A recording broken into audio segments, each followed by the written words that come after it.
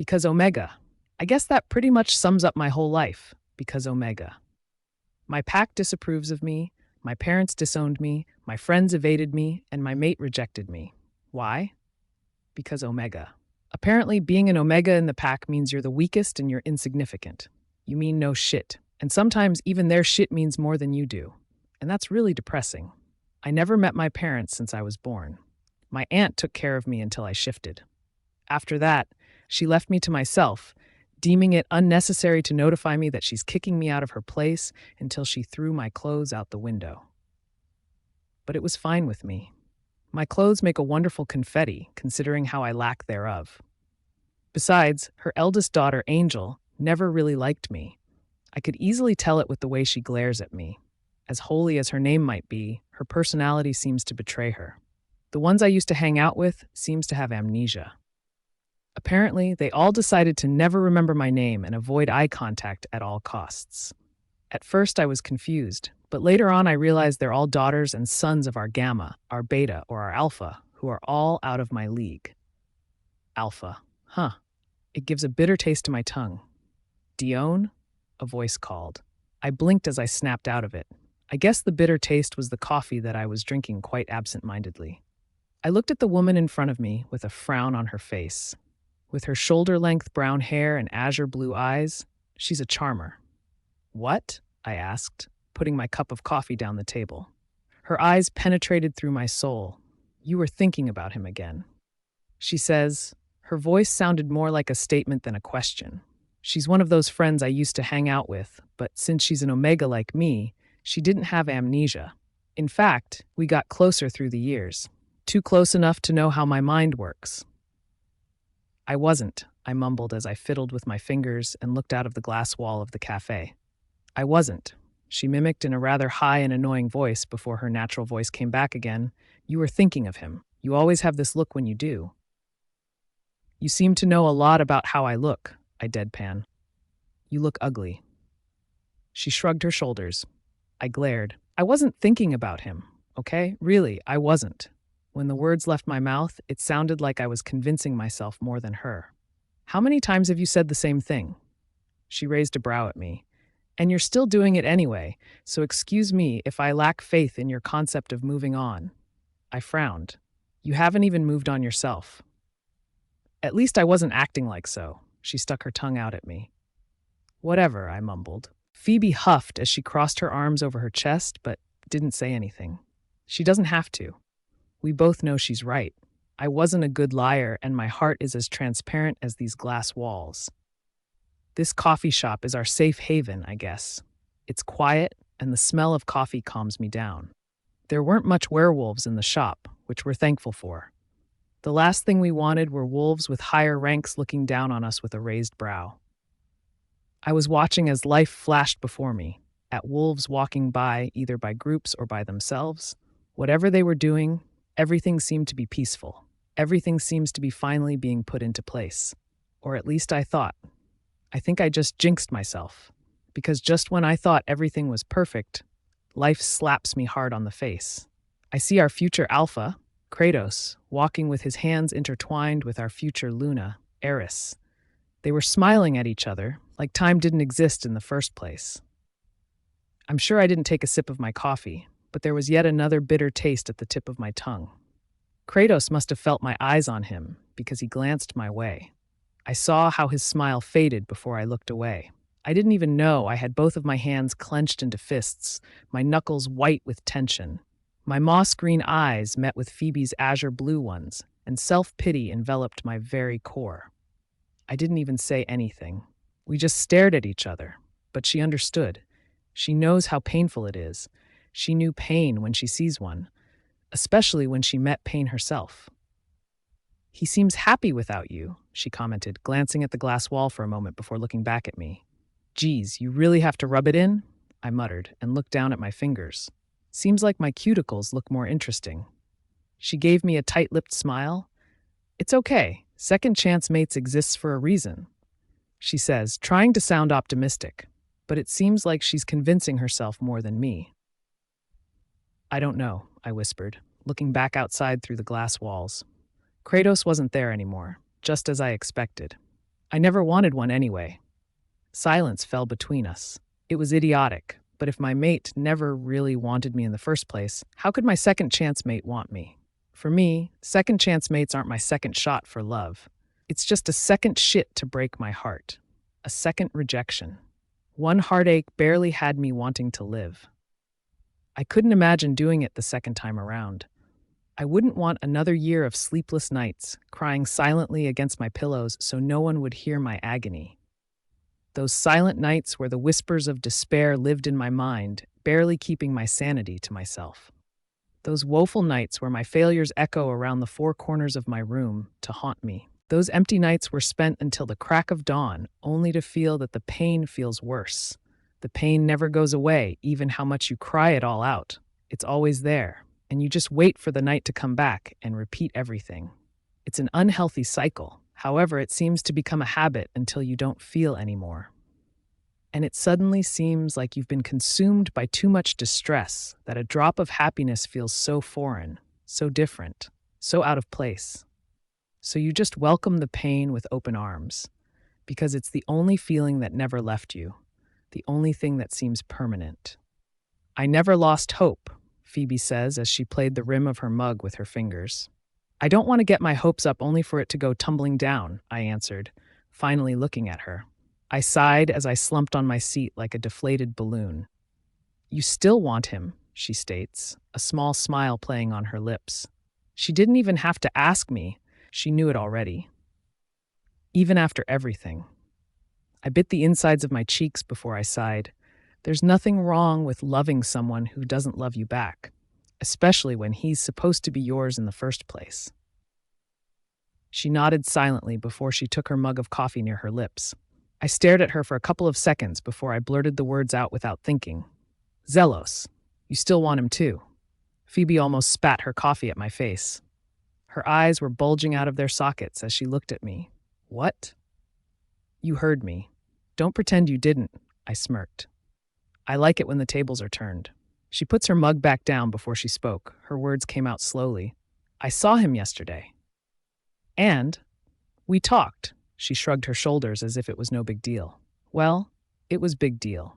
Our mates who rejected us made sure they completely ignore us all the time. It was a miracle that he talked to her, let alone notice her. And, I persisted, he's happy with his chosen mate. And, I sighed, geez, will you cut the suspense and get on with it already? He introduced me to his firstborn pup, you know, the one he had a year ago. Oh, that's, I trailed off, not sure what to say. Depressing? Phoebe finished the sentence for me with a small smile on her face. I know, our topics are always depressing. Because our lives are always depressing. She let out a broad smile. True. No one spoke for a couple of beats until Phoebe bit her lower lip. You would have been a great Luna. I stiffened. I let out a bitter laugh. Kratos thinks otherwise. Apparently, I'm too weak to stand beside him to rule the pack. But I'm an Omega, I shrugged my shoulders, cutting her off. I'm grateful that Phoebe believes in me, but at the end of the day, it's always Kratos' decision that matters. I'm an Omega, and Eris is the daughter of the Alpha in our neighboring pack. It wasn't a tough competition. Kratos could have chosen Eris even with his eyes closed. The way Phoebe's eyes dimmed made me know she understands. She's been rejected by the Gamma of our pack, who chose another Gamma as his new mate, and had pups with her. I could only imagine the torture just by thinking about the fact that I'll be dealing with the same thing when Kratos mated with Eris. I couldn't stand the idea of him having pups with a different woman. Suddenly my coffee isn't hot anymore. Phoebe and I sat in silence, both enveloped with our own thoughts.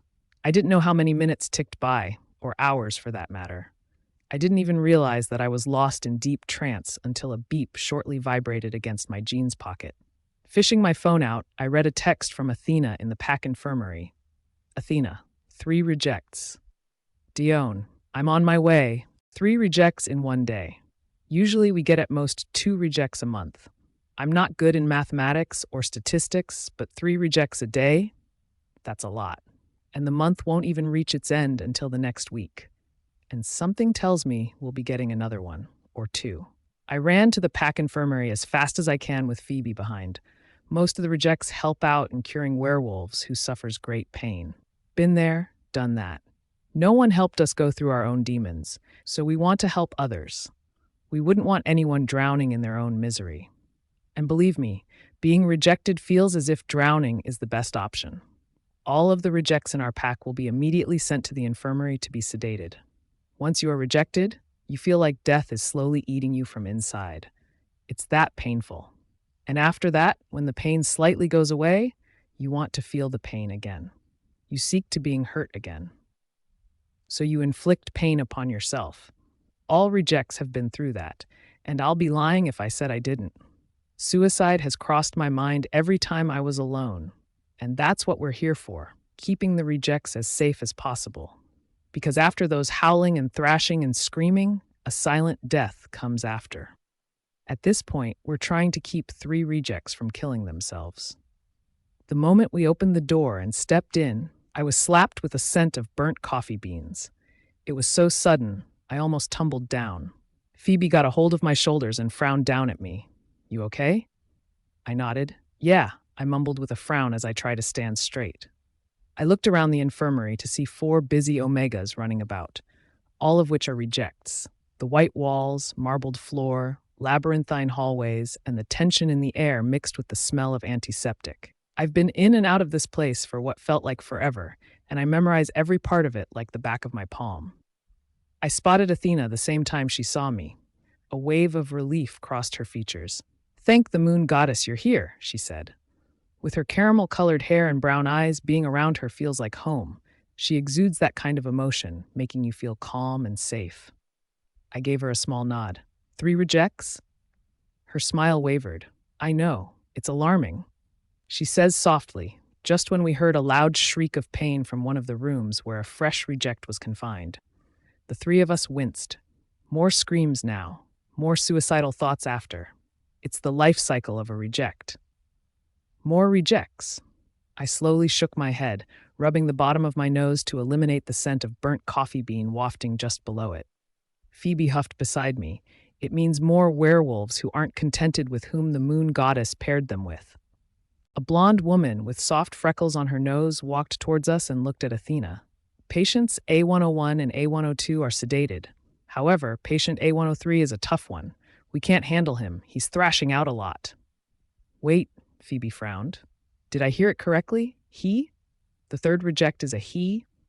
Somehow, my heartbeat quickened its pace. I blinked as I looked at Athena. "Is this true?" I asked, sounding as mystified as Phoebe.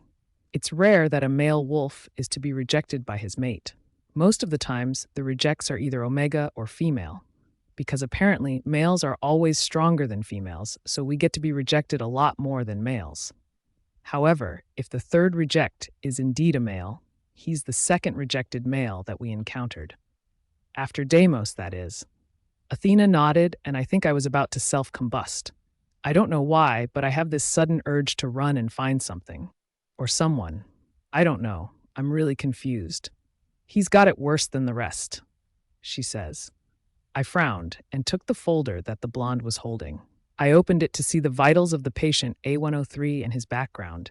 After a couple of seconds of reading, I almost threw the folder and ripped it to pieces. I closed my eyes shut, gripping the damnable file in my hand. I wish I shouldn't have read it. Phoebe glanced at the folder to read it herself. As clear as day, the letters and words mixed together, and they make the perfect sense. Name Atlas. Age, 20 years old. Rank, Omega. Mate, Eris, rejected. I cleared my throat as I looked up at Athena with a stoic expression on my face. At that moment, I was sure to be the 4th reject patient. I want to scream and thrash and howl in pain. Then I want to kill myself right after. They must have read my mind, because Phoebe slung her arm around my shoulder, and Athena gave me a sympathetic smile. Kratos rejected me a couple of months ago, and Eris just rejected her mate. It wouldn't be long until they mate each other and live happily ever after. I hand back the folder to the blonde, her eyes dancing with concern. I guess she wouldn't want to deal with a 4th reject, since 3 is already a handful for them. I looked at Athena, like what I saw didn't matter at all. "We better sedate patient A103. He's a male and an omega. He's more prone to suicidal thoughts." Phoebe nodded. "Being an omega sure pains his ego. Now that he's rejected, I doubt he wants to live." My heart pained at her words. My wolf almost snapped at her. For some reason, I wouldn't want the thought of him killing himself. For some reason, I want to do my best in keeping him alive. For some unexplainable reason, I want to be as close to him as possible. But at the same time, I'm angry. So angry at the fact that my mate is in someone else's arms, and that they're having a future together. Having these mixed emotions is frustrating. The blonde nodded. We need at least 5 to hold him down. When we made our way to the room where the patient is confined, my wolf became more restless, and the scent of burnt coffee beans became stronger. I frowned at these strange behaviors and feelings, but waved them off. It's just nothing. I guess my wolf still hasn't moved on from the truth that we just learned. Reaching his room, Athena slowly opened the door. This time, I did tumble down. My bottom hit the hard marbled floor, and Phoebe yelled my name in panic. "Dione! Oh, goddess Dione!" she says as she tries to help me stand up. Athena also helped me up and stared at me. "Your wolf may still be in shock. Maybe you should rest." I shook my head and massaged my temples as I leaned my body on the doorframe. "I'm fine." "No, you're not," Phoebe argued. I looked at her. "I'm fine, okay?" I turned to look at the room around us and froze as I saw patient A103 being held back by 3 Omegas, including the blonde, on his bed. A single word left my lips, sounding breathless. Atlas. The moment that my tongue rolled with his name, my wolf purred. At the same time, Atlas stopped thrashing around and screaming, but the Omegas still held him just in case he jumped off the bed. He looked over at me and we stared at each other for a couple of beats. Suddenly, there were 3 words that were stuck in my throat. Second chance, mate. My feet worked on its own and came closer to him. We never broke eye contact. When I reached his right side of the bed, my eyes blinked in realization. The reason why my wolf is acting weird, the reason why I'm feeling mixed emotions, the reason is here, lying on the bed with his eyes staring straight at mine. Oh, those beautiful stormy gray eyes, curly raven black hair, Roman nose, and thin lips. I know that look. I've been like that before, and it only takes one to know one. He looks broken, and his wolf wants his mate, his true soulmate. The determination in his eyes mirrored mine. He wants Eris back as much as I want Kratos back. And I knew at that moment that we'll get along just fine. "I'm Dione," I smirked, breaking the silence. He stared up at me. At the sound of my name, he tensed up and anger flashed on his handsome face. "I know you," he spat. "You're Kratos's mate." I almost flinched at his harsh words. Kratos is still a touchy subject to me. I was his mate, not until he rejected me. Exactly, he continued to glare at me, and I started making a victory dance in my mind. "This is all your fault." He began thrashing out again, looking as if he wants to lung out at me and kill me. He has that look of murder in his eyes. Phoebe went beside me immediately and glared at Atlas. How can this be her fault? She's the reason. Atlas kept shaking violently that even Athena had to help in pinning him down. She's the reason why Eris rejected me. I let out a laugh. I've never laughed like that before, so heartily and true. I can't believe my luck. After all those months of torture and heartbreak, I've finally found Atlas, and he finally found me. We're the solutions to our problems. He might not see that now, but I can see various possibilities. Atlas looked at me like I lost my mind. Maybe I did. What's so funny? You, I smirked. Phoebe huffed at Atlas, being in full "I'm your best friend, I'll protect you" mode. Eris was bound to reject you anyway. She got her whole future planned with Kratos. They're happy without you, really. I nudged Phoebe's side with my elbow. "You have to stop rubbing it on our faces." "Sorry," she shrugged her shoulders, not sounding sorry at all. Atlas screamed and thrashed even more. The Omegas were finding it really hard to pin him down now. He's a male and a reject, which makes him all stronger. It was a sight to behold, watching your second chance mate to be as broken as you are, and to want the same thing as you do. True mates. I never wanted second chance mates, and Atlas seems to share the same idea. And I bet he'll like the idea that I'll tell him as soon as he's sane enough. Athena pulled me out of my thoughts when she yelled, "A little help here."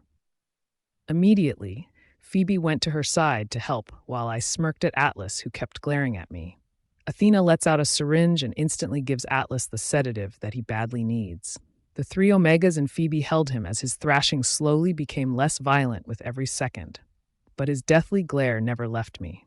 Ever so slowly, his body calmed. They all moved away from him, waiting for unconsciousness to drown Atlas. Before he could close his eyes and drift off to sleep, he muttered something under his breath.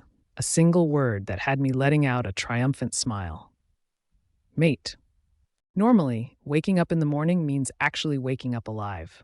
Waking up means having waffles for breakfast. Waking up means seeing Phoebe again. Waking up means bad breath and ugly pajamas. Waking up means watching Kratos and Eris together. Waking up means facing another 24 hours of heartbreak. Waking up means not wanting to wake up at all. Wow, that's depressing. However, this morning begs to differ. I mean, Kratos and Eris are still together, and I'm still going through a heartbreak. But today, there were no waffles and Phoebe. There were only bad breath, ugly pajamas, Atlas on top of me, and his hands trying to strangle me to death. I'm going to kill you, he seethed as his hands circled around my neck. How romantic, I deadpanned.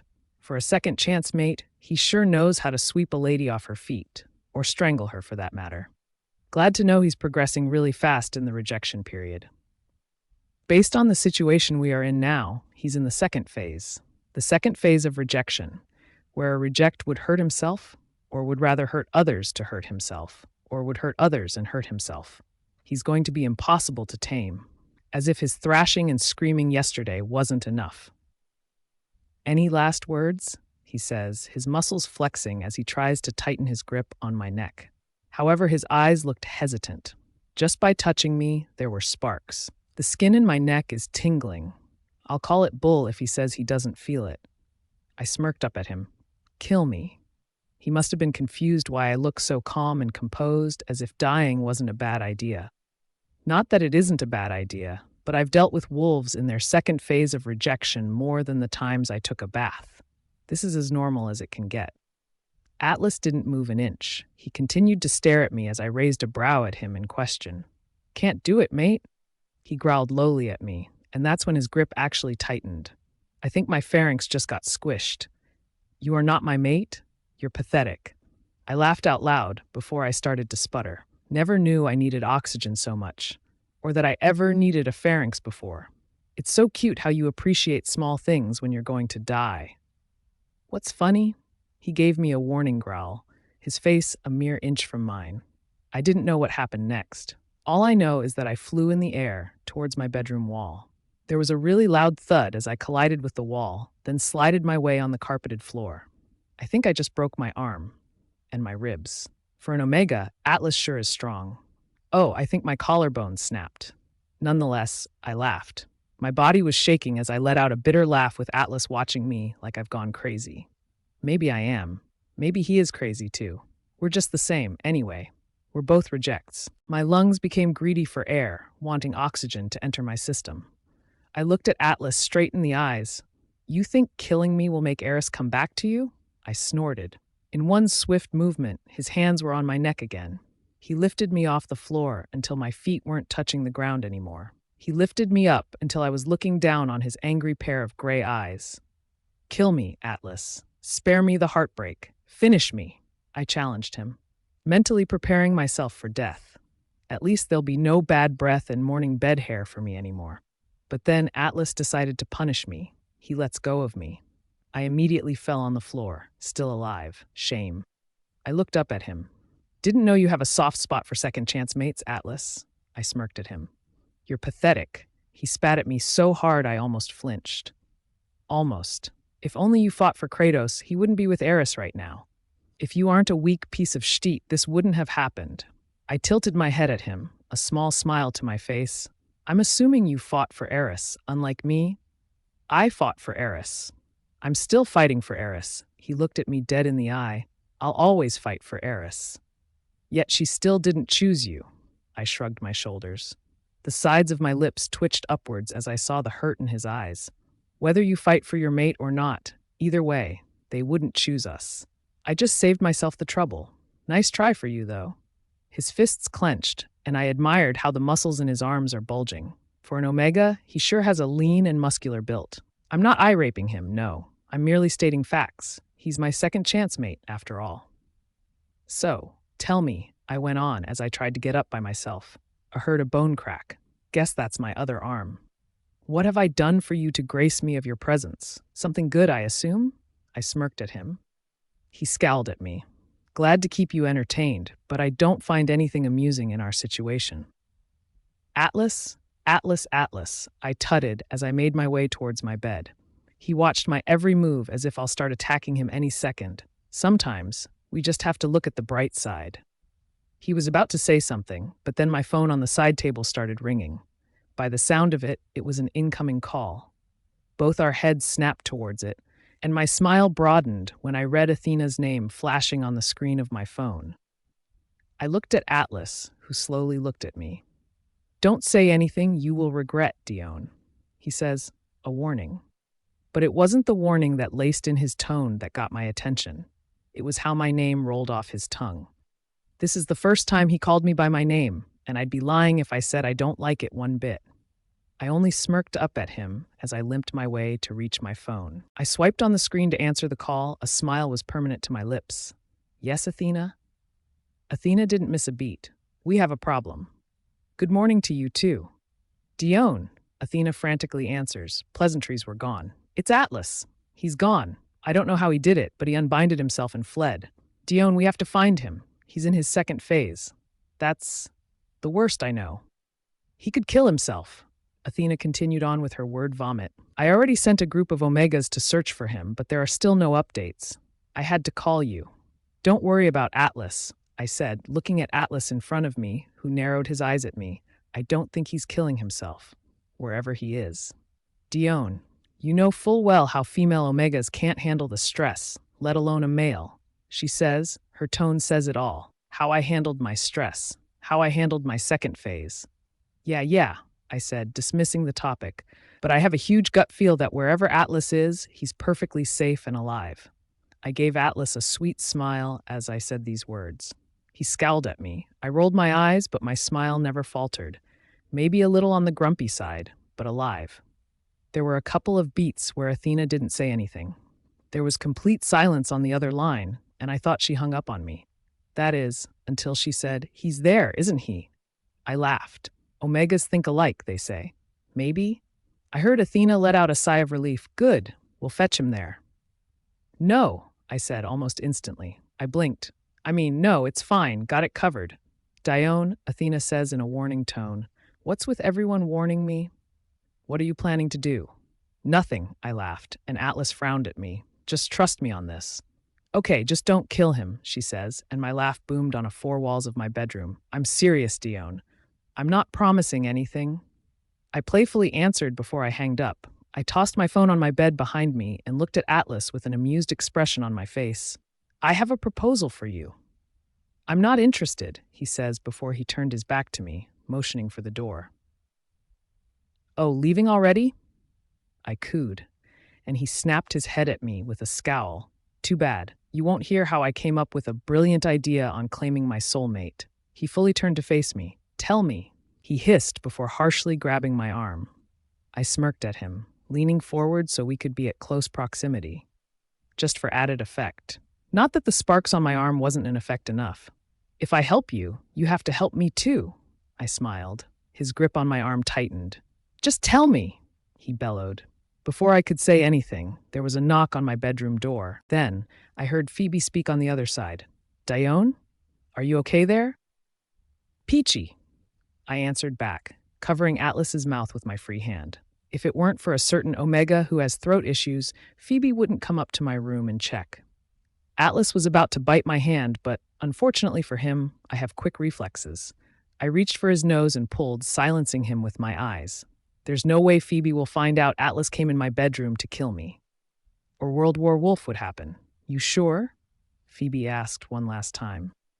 Yes, I'm sure, I said, my hand still on Atlas's nose as he wiggles his face free from my grasp. Can't wait for your breakfast waffles. I'll go down in a bit. I could sense Phoebe's hesitation. She sure feels something is wrong. She's not stupid. Okay, whatever you say. Then we waited as her footsteps faltered and went down in the kitchen.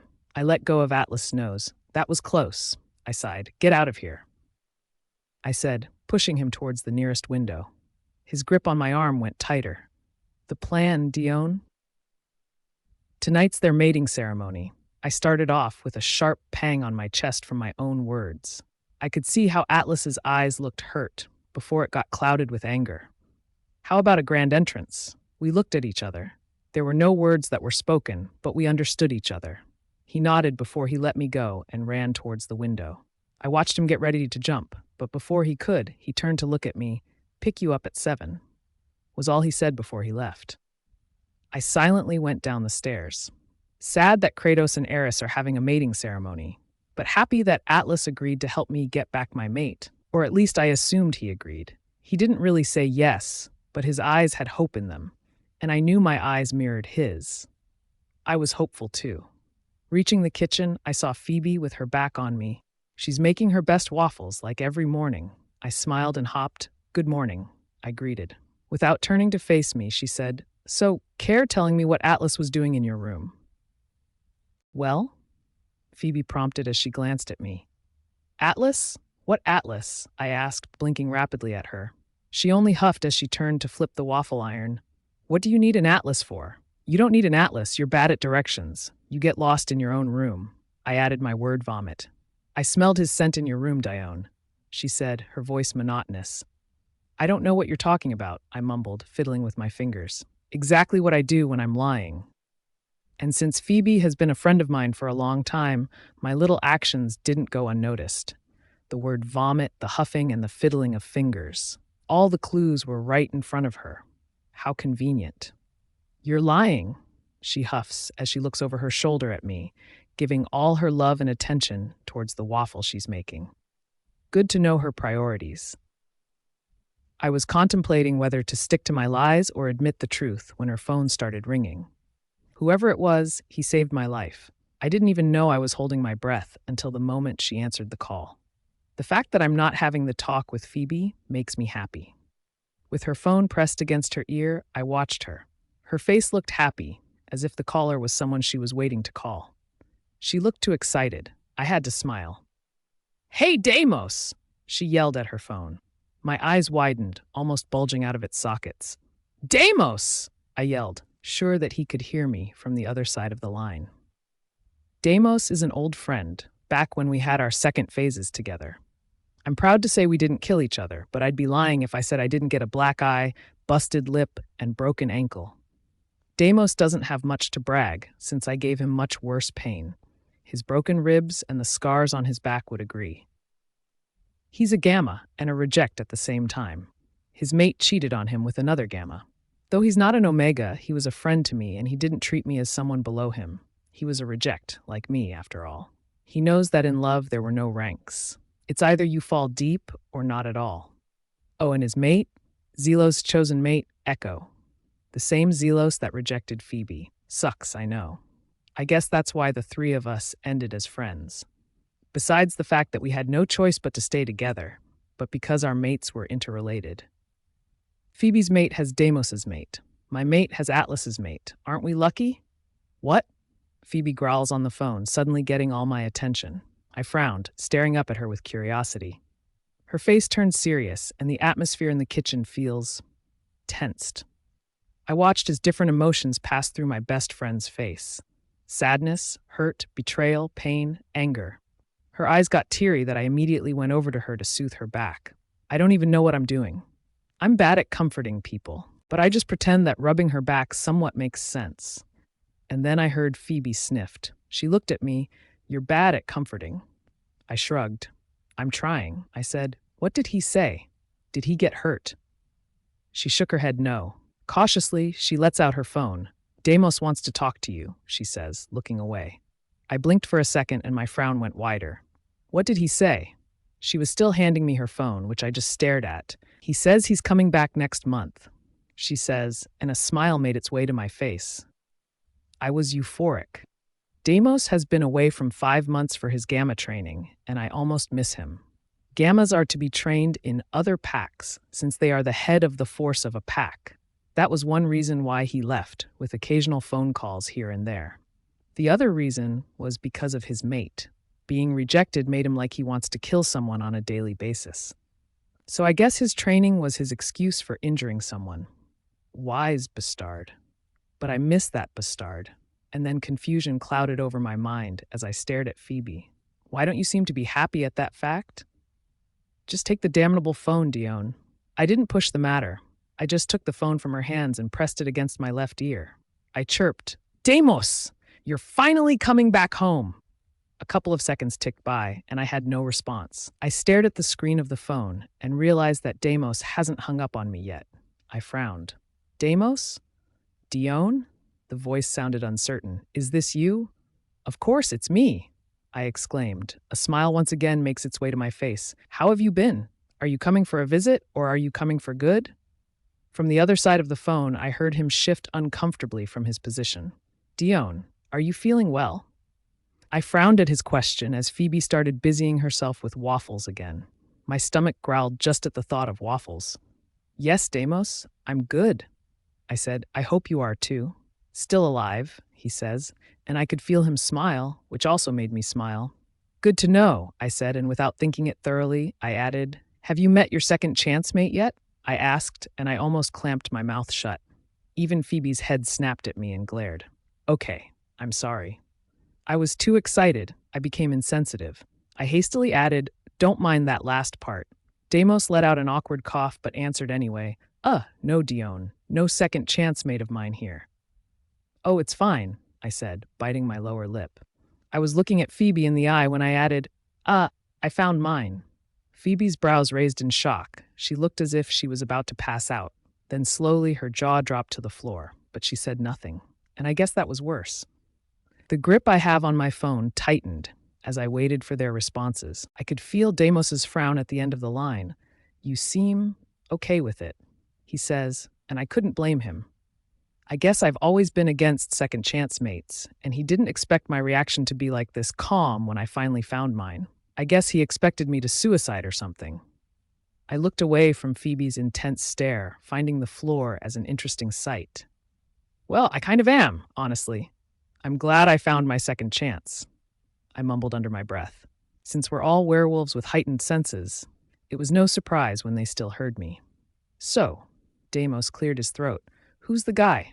A second ticked by. Atlas, I sighed, and I think Phoebe is going to pass out in front of me. He's also a rejected mate of Eris. Correct me if I'm wrong, but there were more uncomfortable shifts on Deimos' part. Isn't Eris your true mate's chosen mate? Yes. And you're telling me that your second chance mate is the true mate of the chosen mate of your true mate? And you're fine with this? I honestly am, I answer, nodding my head even if I know Deimos can't see me. I had to keep my eyes away from Phoebe as she burns holes into my head. So, you're going to accept your second chance mate? I cringed almost immediately. Goddess, no! There was silence. Without seeing the both of them, I could feel the frowns that masked their faces. Deimos cleared his throat. I'm at a loss here. Well, I don't like second chance mates, and Atlas seems to agree with me on that matter. I chuckled awkwardly. He wants Eris back. I want my Kratos back. We could work together as a team, getting our soulmates back. Then we could live happily ever after. Phoebe gave me a disapproving look as she puts the waffles on 2 plates and started bathing them with maple syrup. It was so satisfying, I feel like I was watching an erotica movie or something. The sight was simply a turn-on. I can also feel Deimos's disapproving look. Dione, defying fate can backfire. You, of all people, should know that. It would work, I insisted. I already talked to him and he agreed. Well, sort of agreed. But we're going to help each other. As Phoebe sat on a stool in front of the counter table, Deimos asked, You do realize that it would be hard to resist your second chance mate? That it has the same effect as your soulmate? But not as strong, I pointed out, and I heard Deimos sigh in frustration. Besides, I feel good about this plan. What could possibly go wrong? Well, probably everything. This Atlas guy was just rejected, right? I could feel the gears in his mind turning as Phoebe dug in her tower of waffles. My mouth watered at the sight. Weren't you rejected months ago? 3 months ago, yes. Why did Eris reject her mate just now when she's been with Kratos for 3 months? I shrugged my shoulders. Even if Deimos can't see the simple gesture, maybe they only met recently. We don't really have a certain schedule when meeting our mates, Deimos. Phoebe forked her food quite forcefully. It clashed against the ceramic plate, and I winced with every scrape. But I didn't say anything, because her face didn't look pleased with me for the moment. She has the resting bitch face on, and I'd rather keep my limbs intact, thank you very much. She's angry, isn't she? Demos asked, referring to Phoebe, who might kill me if I so much as blink. I honestly am too. I'm disappointed in your decision. Mates are precious, and yet you. I don't feel good about this. He adds, his hesitation can be heard. You worry too much, I chided, trying to lighten up the mood. Just take care, okay?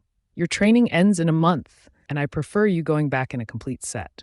The same set when you left. Since Deimos is a Gamma, he's sent to different packs for training.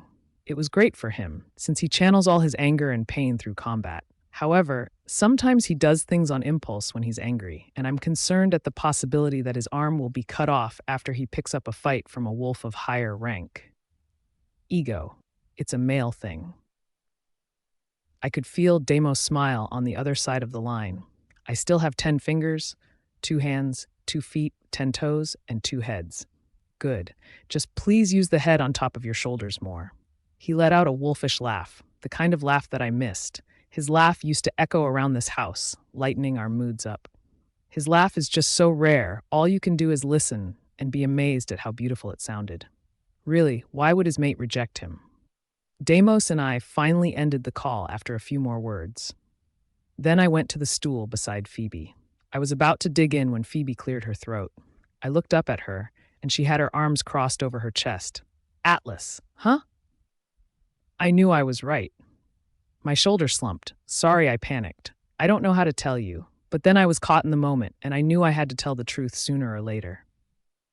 You're rejecting him. I blinked. I don't want him, he doesn't want me. The feeling is mutual, so I'm not rejecting him. You're rejecting each other. I frowned. No, we're only going to help each other find our happiness. Isn't that what second chance mates do? Bring happiness to their broken-hearted soul? Yes, by being together, Phoebe hasn't moved, her eyes stoic. Not by rejecting each other. I sighed. You saw the guy. He wants Eris as much as I want Kratos. We're doing each other a favor. We're doing this for us. No, Phoebe shook her head. You're doing this for you. He wants Eris back, Phoebe. I'm doing him a favor by getting them back together. For your benefit, Phoebe spat out, and I almost flinched, because you know it's going to hurt the both of you in the end, especially Atlas. You know Atlas is as broken as he is already. You know his wound is still fresh, and hurting him again isn't going to help him heal. His mate will heal him, I reasoned out, but Phoebe only huffed in annoyance. Why are you so mad at this? Here you are, given a second chance, mate, while I'm here, waiting for that same chance. But what do I get? She snapped, abruptly standing up, her stool scraping against the marbled floor. A news telling me my mate is having a second pup with his chosen mate. I stared up at her, my mouth agape. I hope you won't regret anything in the end, she finished before storming off to her room. It's time. Tonight's the official mating ceremony of Kratos and Eris, our future Alpha and Luna. I winced at the latter word, leaving a bitter thought at the back of my mind. Yesterday I would have said I don't deserve to be a Luna, that I don't deserve to be Kratos' mate because I'm just an Omega. But then Atlas happened, and boy, are we in for a treat. Since Phoebe is somewhere having a run in the forest with her wolf, I've only got myself to tame my hair. Besides being angry at me for using my second chance mate to get back to my soulmate, she's in a very emotional state right now, considering her situation. I understand how she feels right now. If Kratos ever had pups with Eris, I think I'll have to kill someone. Way to ruin the mood, Dione. My wolf rolled her eyes at me at the back of my mind. But deep down, I knew that there's a possibility that that would happen. A huge one at that, too. If Atlas and I won't do this right, then we're both officially done for. Might as well be roommates with Atlas in a mental institution where we'll spend the last moments of our lives being depressed, thinking how we're never good enough. I was just about to tie my hair up, since I don't really know much about hairstyles, unlike Phoebe, who's upset with me right now, when I heard something. My head snapped at my glass window, where a small stone was thrown. I frowned as I stood up and went to check it out. The glass made a loud thud as another rock was thrown. My frown got deeper as I slid the window pane open and stuck my head out to check who it was. Automatically, my head landed on Atlas with a permanent scowl on his face. His eyes were pure black, signaling that his wolf is just on the surface, probably because tonight's the night his soulmate is going to mate with her chosen. I smiled down at him sweetly. Trying to be Romeo, eh? Didn't know you had it in you. I didn't know he had another extra small rock in his hand until he threw one at me. With a little mutter of thanks for my werewolf reflexes, I immediately caught it smoothly. However, Atlas didn't seem to appreciate that fact because he only huffed. I rolled my eyes at him. That's really romantic of you, Atlas. I sarcastically added, my wolf somehow liking how Atlas' name rolled off my tongue. I inwardly frowned at that, but quickly recovered. Without a word, Atlas climbed up to my window using his werewolf strength. My eyes went wide as I immediately stepped away from the window and watched him fit himself through it. I just hope he won't break it, because that will cost me a whole lot. He smoothly landed on the carpeted floor, and his presence immediately filled the room. I looked at him from head to foot, nodding to myself in satisfaction at his choice of clothes. You clean up well. He didn't say the same thing about me. Atlas only stared at me with an irritated expression on his face like a school assignment he just can't answer. Hurry up, he snapped. I smirked at him. This guy. Pick you up at 7, I mimicked his voice earlier this morning. Is this how you pick your women up? Glad you're not my woman then. Okay, so there are 3 types of mates: soulmates, second chance mates, and chosen mates. My soulmate, who is Kratos, is a moon-given blessing.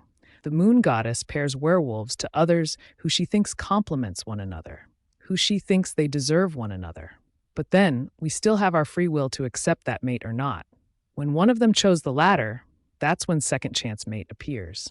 My second chance mate, who is Atlas, is another moon-given blessing. Only this was given after a wolf has been rejected by his or her soulmate. If your soulmate accepts you, then you don't have a second chance mate. Only the rejects have this. My chosen mate, who might be the random guy staring at me right now, is not a moon-given blessing. It comes with the package of our free will. This is the most hated type of mates, since this is the sole reason why soulmates reject one another. It's sad how some wolves don't trust their lives to the moon goddess. I mean, if we all just accept each other, we'd only have one type of mates, and we'll all live happily ever after. But really, that random guy is really staring weirdly at me. Atlas must have felt my sudden discomfort because he snaked his arm around my waist and let out a warning growl at the guy, who immediately paled. I'm guessing the guy was also an Omega. No sane, high-ranking, egotistical werewolf would let an Omega growl at him, so yeah. We've all gathered here to witness the official mating ceremony of the future leaders of our pack. Alpha Ares' voice boomed at the whole pack that circled Kratos and Eris. Without further ado, let us begin. As any other mating ceremony, we all have to stand below a full moon. We only have approximately 10 minutes before the moon shows itself, and Atlas and I have to work real quick. Within those last minutes, Kratos has to make eye contact with every werewolf present. The eye is the window of our souls, they say. Just don't let Atlas enter that window, or he'll throw a rock at it. The point of it is for them to literally see if the pack really approves of the ceremony or if someone wants to challenge the decision. So he has to spend 10 seconds to make eye contact with each and everyone, including me and Atlas. And those few seconds were enough to make a change. I looked up at Atlas and he nodded stiffly at me. We're ready. Kratos and Eris started looking at everyone, and it wasn't long until both their eyes landed on me, with Atlas standing beside me. Both of us stared at them for 3 seconds before Atlas grabbed the back of my neck and turned me to face him. We only have 5 seconds left, so we immediately did what we have to do. We kissed. Not a simple peck, no. A kiss where our tongue danced beautifully, igniting sparks within my chest and dinosaurs in my stomach. It felt so good, it hurt. Even my wolf started stirring at the back of my mind, seeming to connect with Atlas's wolf. I tried to silently count the seconds we spent kissing, but I lost count the moment our lips touched. Was it 5 seconds already? I have no idea. And I don't think I'll ever know, because the next thing I knew, I heard a loud growl before Atlas was torn away from me. I opened my eyes only to see him on the ground, his face on the floor. After kissing me, Atlas kissed the ground. He's starting to be a really romantic person. Another growl broke my line of thoughts, and my eyes landed on Kratos, who was now standing beside me.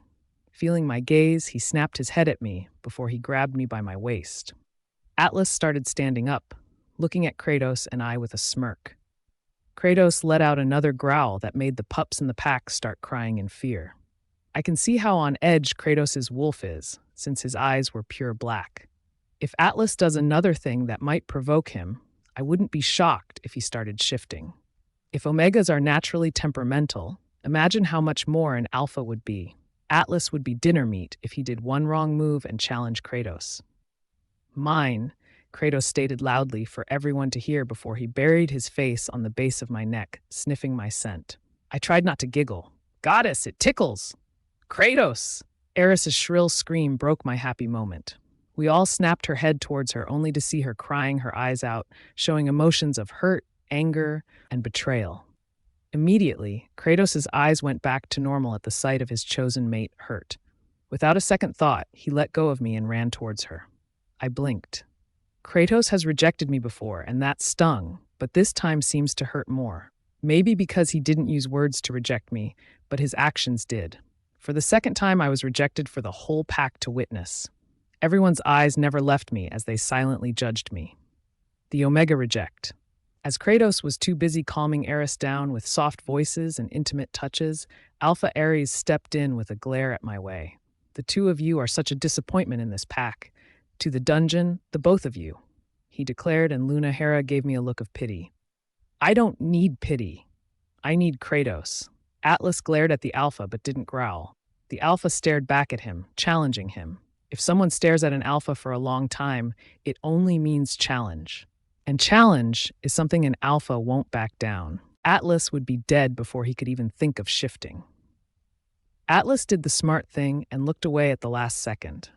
Before I could blink, we were both taken by the pack warriors as the whole pack watched us with mixed looks of curiosity, judgment, and pity. Even I started to pity myself as a huge pack warrior with a crumpled face carried me away. Guess who will be spending the night in the dungeons?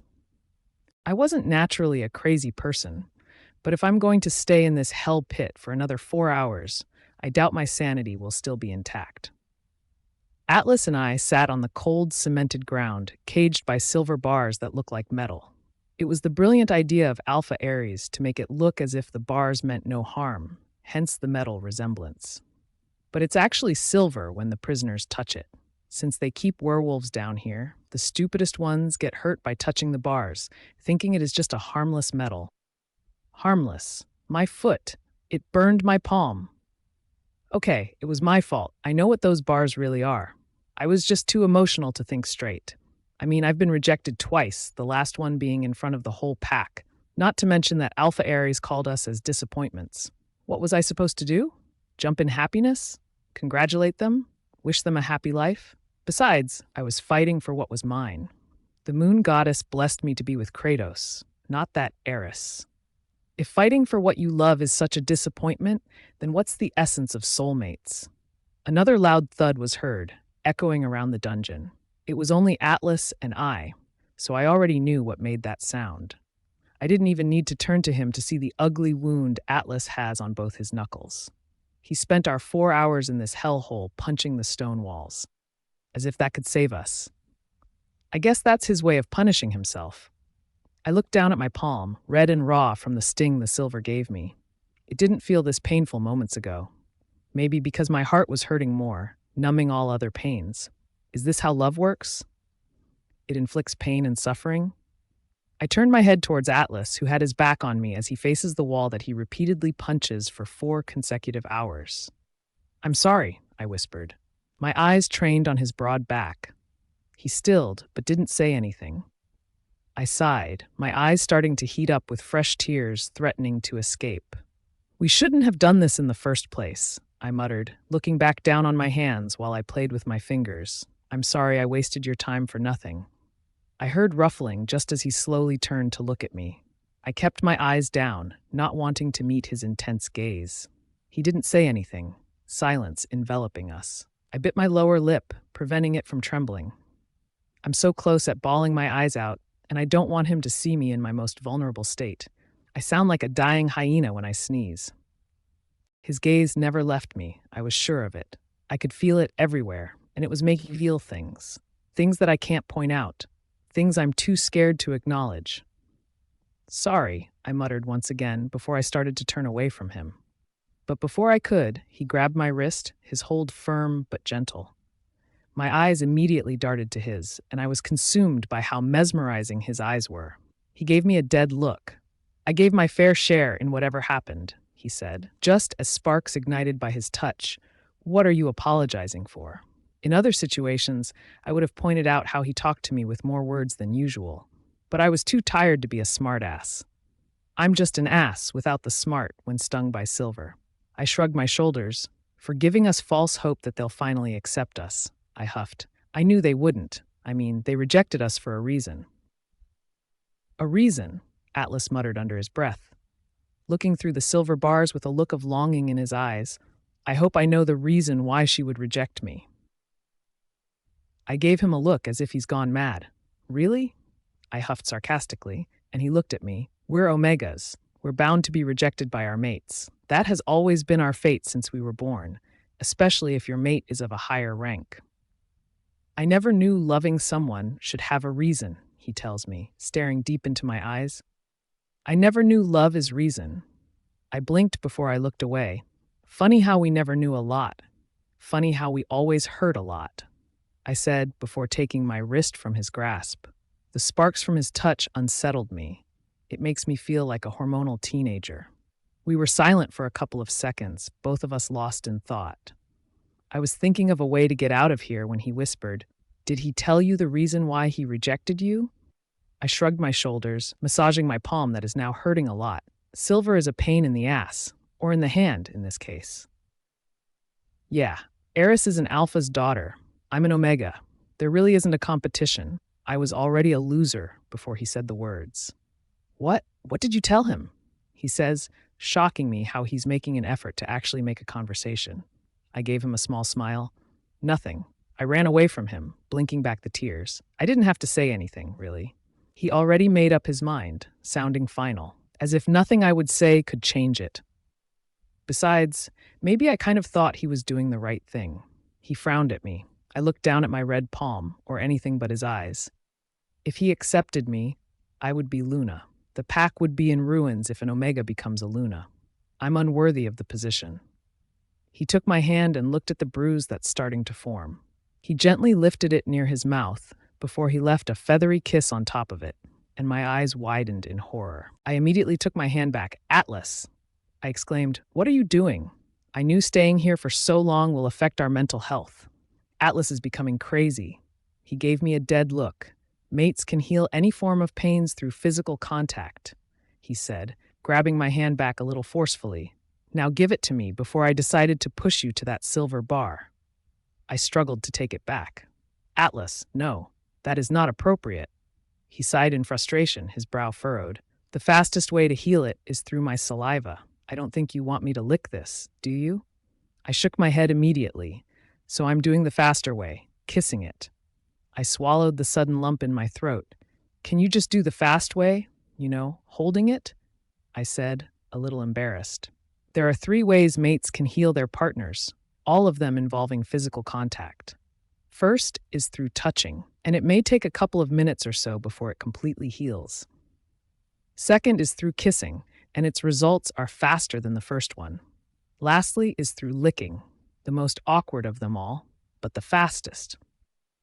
Since we're half wolves, our saliva helps quicken the healing process, like how a dog's would with his wound. I say I'd rather feel the raw pain of the silver while he held my hand than go through the torture of him kissing my palm. I knew he had a point, and he only meant well. He only wanted to take the pain away. He's my second chance mate, and his primal instinct is to take care of me whether he likes it or not. So I completely understand. But I really don't feel like him literally kissing the pain away would be a good idea. He might have sensed the hesitation in my eyes because he sighed before he took my hand in his. Whatever. he mutters, just as he intertwined our hands together, my heart doing a somersault. I tried to even my breathing, which is suddenly hard to do. I could see how our situation affects him, too. His breathing seemed to be labored, and I was glad it wasn't just me who feels as tortured. I looked down our hands and noticed how the blood dried in his knuckles. He must have noticed the wince in my face as I was looking at his wound because his grip tightened. "Don't mind it." I gave him a soft smile. "You know, I've noticed how dungeons can make you talk a lot." I teased him before I poked his cheek with my free hand. His head snapped at me. "Quit it." I poked his cheek repeatedly with my index finger as I let out a laugh. I continued what I was doing, earning a frustrated sigh from him. He looks so adorable when he's mad, especially when I know I'm the reason why he's mad. I was so lost in my own bubble of happiness teasing him that I didn't notice that he turned his head and playfully bit my finger. My eyes widened as I looked at him in shock. "Did you just bite my finger?" He didn't answer. I laughed, not expecting that kind of behavior from him. "Atlas, you bit my finger." His eyes seemed to soften as he watched me laugh my guts out. But I was too busy laughing and having a tremendous time in the dungeons that I didn't notice how his eyes turned hard once more. He didn't look like the Atlas who would playfully bite my finger, or who would volunteer in kissing my palm. He looked like the Atlas who wanted to challenge the Alpha. I stopped laughing, following his line of eyesight. There stood our savior, Athena. "Dione, Atlas," she says, "thank the goddess you're both safe." I smiled at her just as she gave me one back. "Thank the goddess you came for us." But my smile faltered when I realized how Atlas's grip on my hand went tight.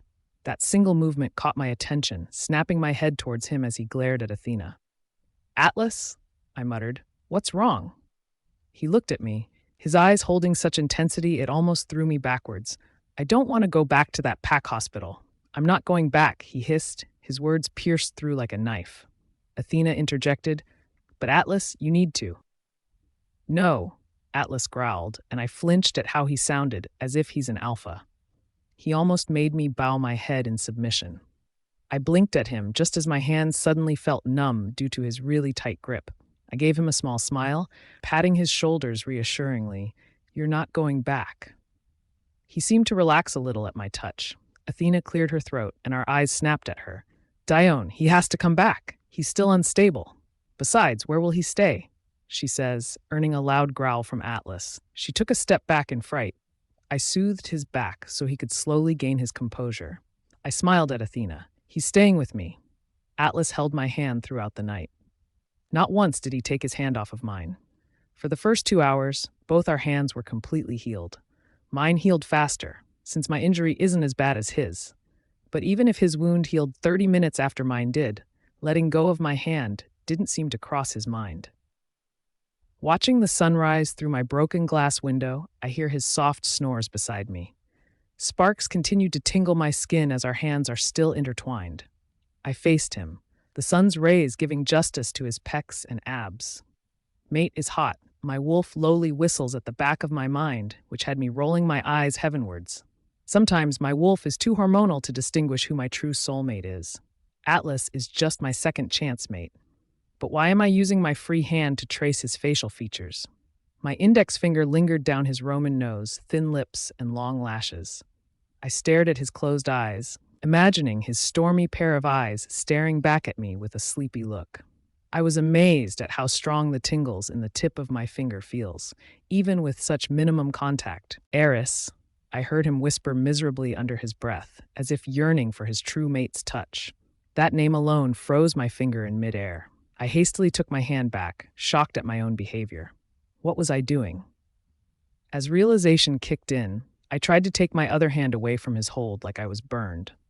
Unfortunately, doing so only awakened Atlas, who's now looking down at me with the same sleepy look I imagined him to have seconds ago.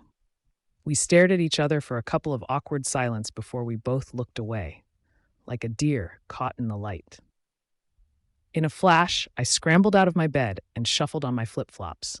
With my back on him, I said, "I'll just go downstairs. Call me if you need me."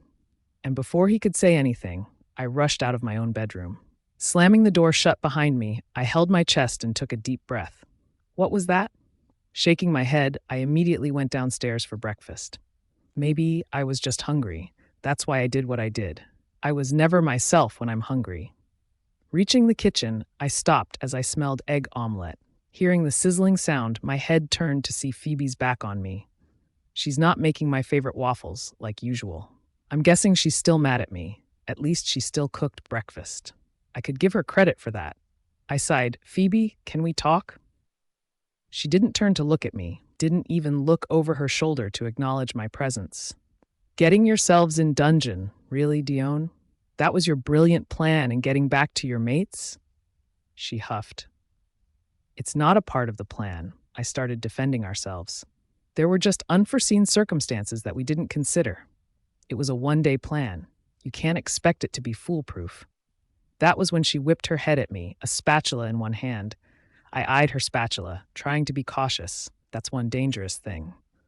"I told you the idea was absurd. You just never listen, do you?"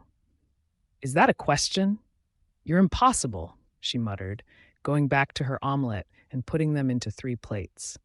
She slammed 2 plates on the countertop in front of me and I frowned. "I'm assuming you also cooked for Atlas?" Phoebe took a metal stool for her to sit on just as she took her own plate. "We wouldn't want him to die, right?" She gave me a bored look just as she dug in her food. I sighed and took the stool beside her. "Phoebe, come on, don't be mad. We'll do it properly next time." "Next time?" Her head snapped at me so fast I thought she might have a stiff neck by now. "You're planning on having a next time? Dione, that's stupid."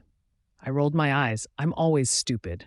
No next time," she said firmly, forking her food violently like how Alpha Aries wanted to punish me last night. "Is that what he's doing here? So you could both easily plan things?" I blinked at her.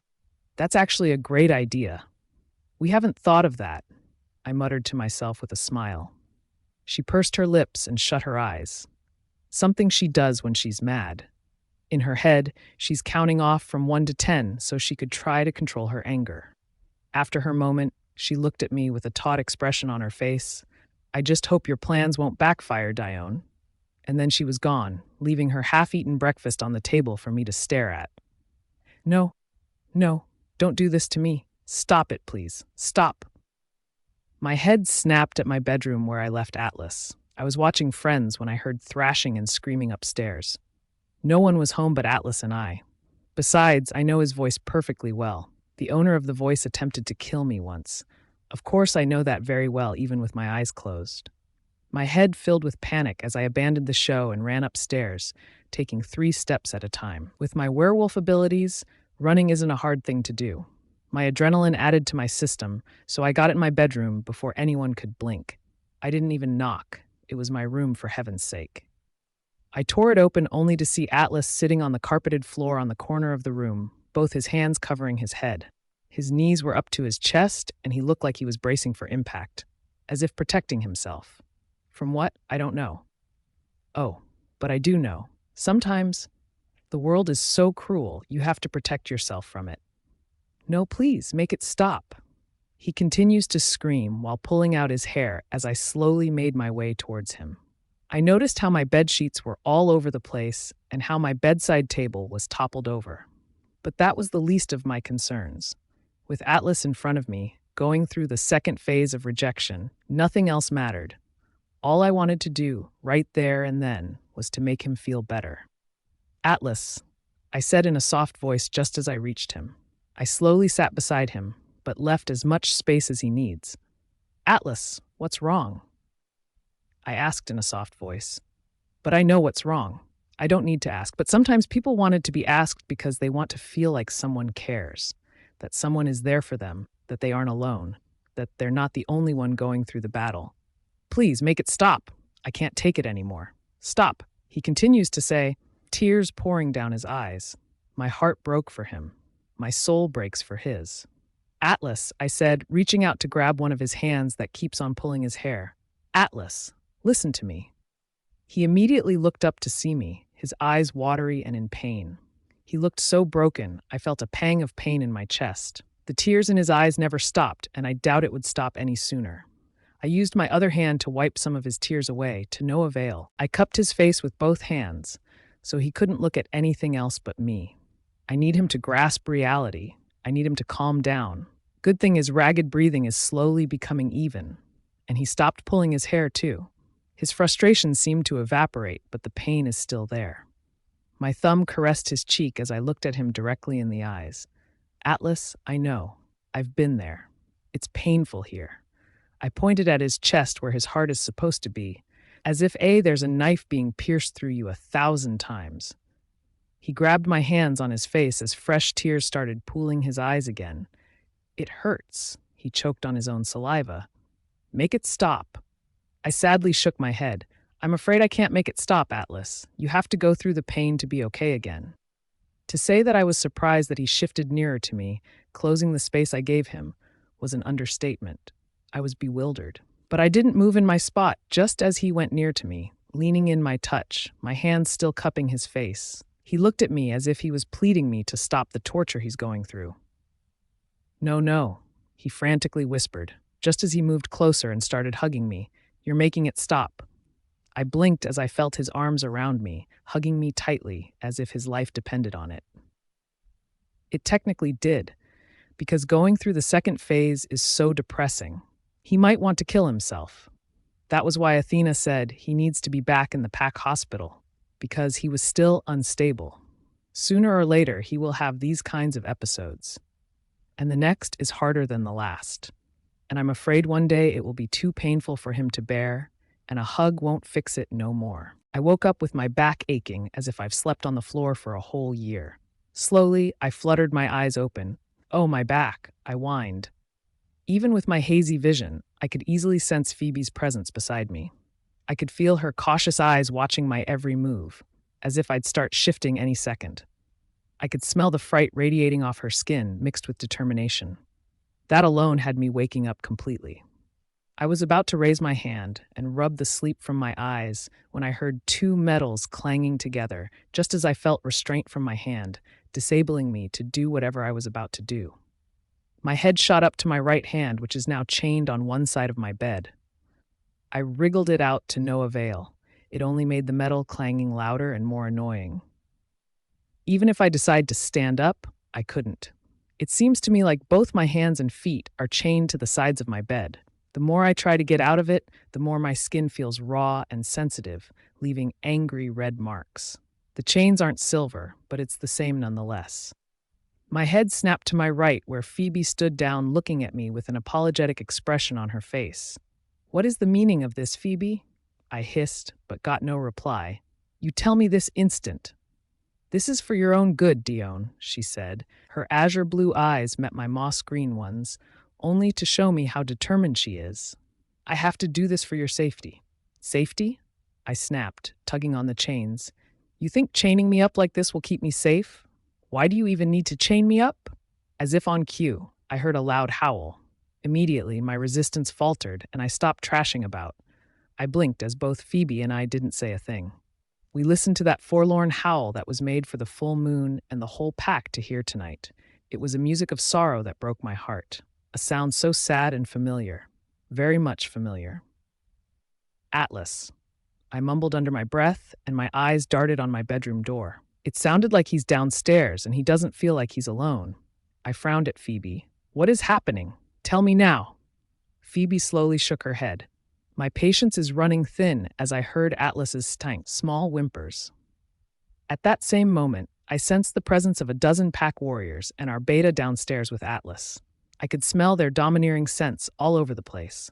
It was too much, too overbearing, too intimidating that my wolf purrs in submission at the back of my mind. We're only an Omega. We're too weak to be sharing the same room as these wolves of higher ranks. My eyes searched for Phoebe's face, to find a flicker of emotion. What is the beta doing downstairs with Atlas? I spat at her, and she almost flinched. Phoebe, I'm telling you, these chains aren't silver. When I get out of here, you won't like it. At that threat, her eyes abruptly clouded with determination and anger as she looked at me. You're not getting out of this room, Dione, she said, bracing for combat. I'll fight you for it. I know something isn't right, and whatever it is, Phoebe doesn't want to tell me. I started angrily trashing around that my queen-sized bed started breaking. Even one of the feet of the bed broke. Phoebe's eyes widened as she took a sharp breath. Then, as if recovering from shock, her eyes were now the mirrors of anger. Her wolf seems to be on the surface because her canines started to show and her wolf fur became visible on her arms. "Stop it, or I will make you," she bellowed. "I'm doing this to protect you." "Protect me?" I yelled back, getting tired and wanting answers. It's not every day that people wake up being chained in bed. Protect me from what exactly? And then I felt it, a sharp pang on my chest. Even my breathing started to be painful, as if my lungs are being cut in pieces with the dullest knife, slowly killing me. As if the oxygen I breathe are knives itself. My breathing became short and ragged that I suddenly don't feel too strong to get myself out of the metal chains. Beads of sweat trickled down my temples as Phoebe looked away from me. "From that," she said, her voice a mere whisper, "I was saving you from yourself." Slowly, her wolf backed off and Phoebe is now completely in control of her body. I knew she was only on her mid-shift to intimidate me. But how could she, when we're both Omegas? Her wolf couldn't try look domineering in front of me for long. What do? I didn't have the chance to finish my question, for another set of pains stabbed me. It seemed like my back aches more as well as my thighs, while the pang in my chest never left. It only made me suffer more with each passing second. This pain seems to be tiring me physically and mentally. "Dione?" Phoebe kneeled on the floor as she started wiping off the sweat on my face. "Oh, goddess, you're getting hot," she frantically added as she held my forehead. "What?" I said as much as my voice could let me, but I feel too tired to even move a finger. "Is happening?" And I welcomed another set of pain just as I heard Atlas howl in agony downstairs. Is he feeling what I'm feeling? What is happening to him? Even with my current state, I seem to have room to be concerned of him. "Kratos," I heard the wolf inside me whimper in pain, but she sounded so far that I almost didn't hear her. Fear of losing my wolf entered my heart, and I start to panic. She sounded so weak and fragile, as if she can't take any more pain or else she would vanish. Being an Omega, our tolerance for pain isn't much. We're too weak to handle too many stresses at the same time. And the chances of me losing my wolf and dying right after is high. "Dione," Phoebe cupped my face as a tear escaped her left eye. "Kratos and Eris, they're currently completing their mating process." Hearing those words, the sets of pain I felt became understandable. However, I can't seem to fight the tears that started to flow uncontrollably from my eyes. My vision became blurry as I started to sob miserably. I understand now. I completely understand why Phoebe had to bind me. She had to protect me from killing myself. Protect me from dying from my own hands. I may look like I've gone crazy, which I probably am, but at the midst of crying, I managed to let out a bitter laugh. "You're stupid," I said. "If you want to protect me, unbind me." "I can't." "Then kill me," I interjected, my anger and frustration getting the best of me. "Let me end this torture and kill me. If you won't, then I will." "No, Dione, I won't let you do that," Phoebe yelled and did what I didn't expect her to do. She slapped me. "I won't let you die. I will fucking kill you if you die," she yelled, but tears also started to run down her cheeks as if she was sharing my pain. I laughed. Her slap didn't faze me. These sets of pain tortured me enough to be numb. I could hear my bones breaking. I could feel my heart being ripped apart. I couldn't see through my blurry vision anymore due to the tears that kept flowing from my eyes. I couldn't feel my wolf even if I tried to reach out. I couldn't find the reason to live anymore. "Let go of me," I heard Atlas growl from downstairs. I could also hear metal chains clanging as he moved. I could feel how he still fights. My watery eyes met Phoebe. "Atlas," I said. "What is happening to him?" "Same as you," Phoebe whispered. "Atlas is probably downstairs, chained as I am. I bet he could feel the same pain I'm feeling. If Kratos and Eris are completing the mating process, we could both feel like we want to die. They are our soulmates, after all. A part of us really dies if someone we love is with someone else." With every touch of pleasure from Eris to Kratos was a wave of pain for me. With every passionate kiss from Kratos to Eris was pure torture for Atlas. We are both suffering as our soulmates go through their night of happiness. How selfish can they actually get? And then I heard him hiss in pain before he started screaming again. "Curse you, Zeus!" Atlas growled just as I faintly smelled burned skin. My tears seemed to stop flowing, even as I continued to feel the heavy aching in my chest. Hearing Atlas, I seemed to forget about another wave of torture that is yet to come and attack me in every way possible. All I could think now is going downstairs and save Atlas, which is pathetic because I can't even save myself. What is Beta Zeus doing with Atlas? I asked frantically, and even then my voice is shaking in weakness. I feel so pitifully helpless. Take me to him. I want to see him. No, Phoebe shook her head. It is the Beta's orders to keep you away from Atlas, and to keep both of you locked in here so you won't go in the way of the mating process. The house is surrounded by pack warriors from inside out, so getting away would be near impossible even if Atlas helps you out. I can't even stand after receiving such pains. I can't even move past Phoebe. They don't need to worry a lot, much less bring more than a dozen pack warriors. Both Atlas and I are Omegas. What chance are we going to have against a Beta, even if we fight 2 against 1? And then I heard it again, another hissing sound. Except this time, it isn't from Atlas. It was a sound made as if a heated metal made contact to skin. I heard Atlas letting out another angry yell, except this time he sounded more exhausted and his voice isn't as loud as it was the first time. After that, the smell of burnt skin wafted under my nose and stayed there. Atlas, I whispered, my eyes growing wide with realization. My head snapped at Phoebe. Is it also part of the Beta's orders to torture us? Phoebe frowned. What do you mean? You're both chained to keep you from doing things such as delaying the mating process like you did before. The Alpha would sure kill you both rather than putting you in the dungeons if you do it again. He said he'd rather have his hands dirty than have an Omega for a Luna. Those words hit me harder than the pain I'm having on my stomach right now, but I swallowed it down together with my non-existent dignity. Then why is Atlas's skin burning? I asked, just as I heard Atlas's whimpers getting so soft and weak. Suddenly, my wolf perked up. I could feel her stirring inside of me, getting awakened by her own anger. I felt myself halfway shifting, my canines and fur showing. However, it seems like my wolf's agenda isn't to intimidate Phoebe like she did with me earlier. It seems like any second now, my wolf will be in utter control of my body, and I have no other choice but to watch. Atlas. My wolf wants to unchain myself and see Atlas. And soon, I heard metal scraping and felt it break from my arms. I can hear Phoebe screaming behind me, trying her best to keep me from going out, but all of it ended in vain. My wolf was too stubborn to listen or even look at her.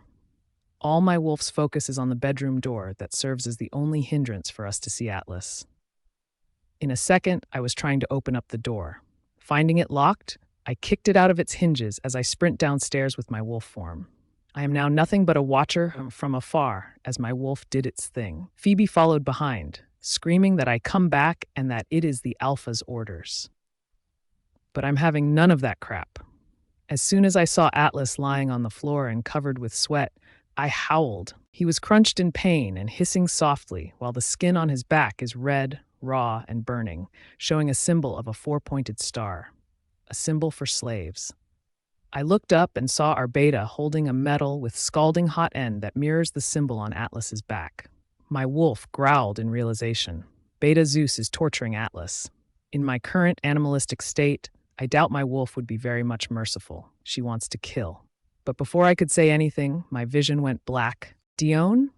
Everything feels like deja vu. I'm waking up with a blurry vision and Phoebe watching over me. My body feels sore and paralyzed, as if something heavy is pinning me down the soft mattress of the bed. The only difference is that I somehow feel comfortable being chained down, and that I'm in the pack hospital, not my bedroom. And why do I feel weird? As if there are sparks all over my body? Suddenly, flashbacks from that day started flooding my mind like an uncontrollable tidal wave. That painful day. In an instant, and without much hesitation, my eyes opened fully, only to see Phoebe looking down on me with a relieved expression on her face.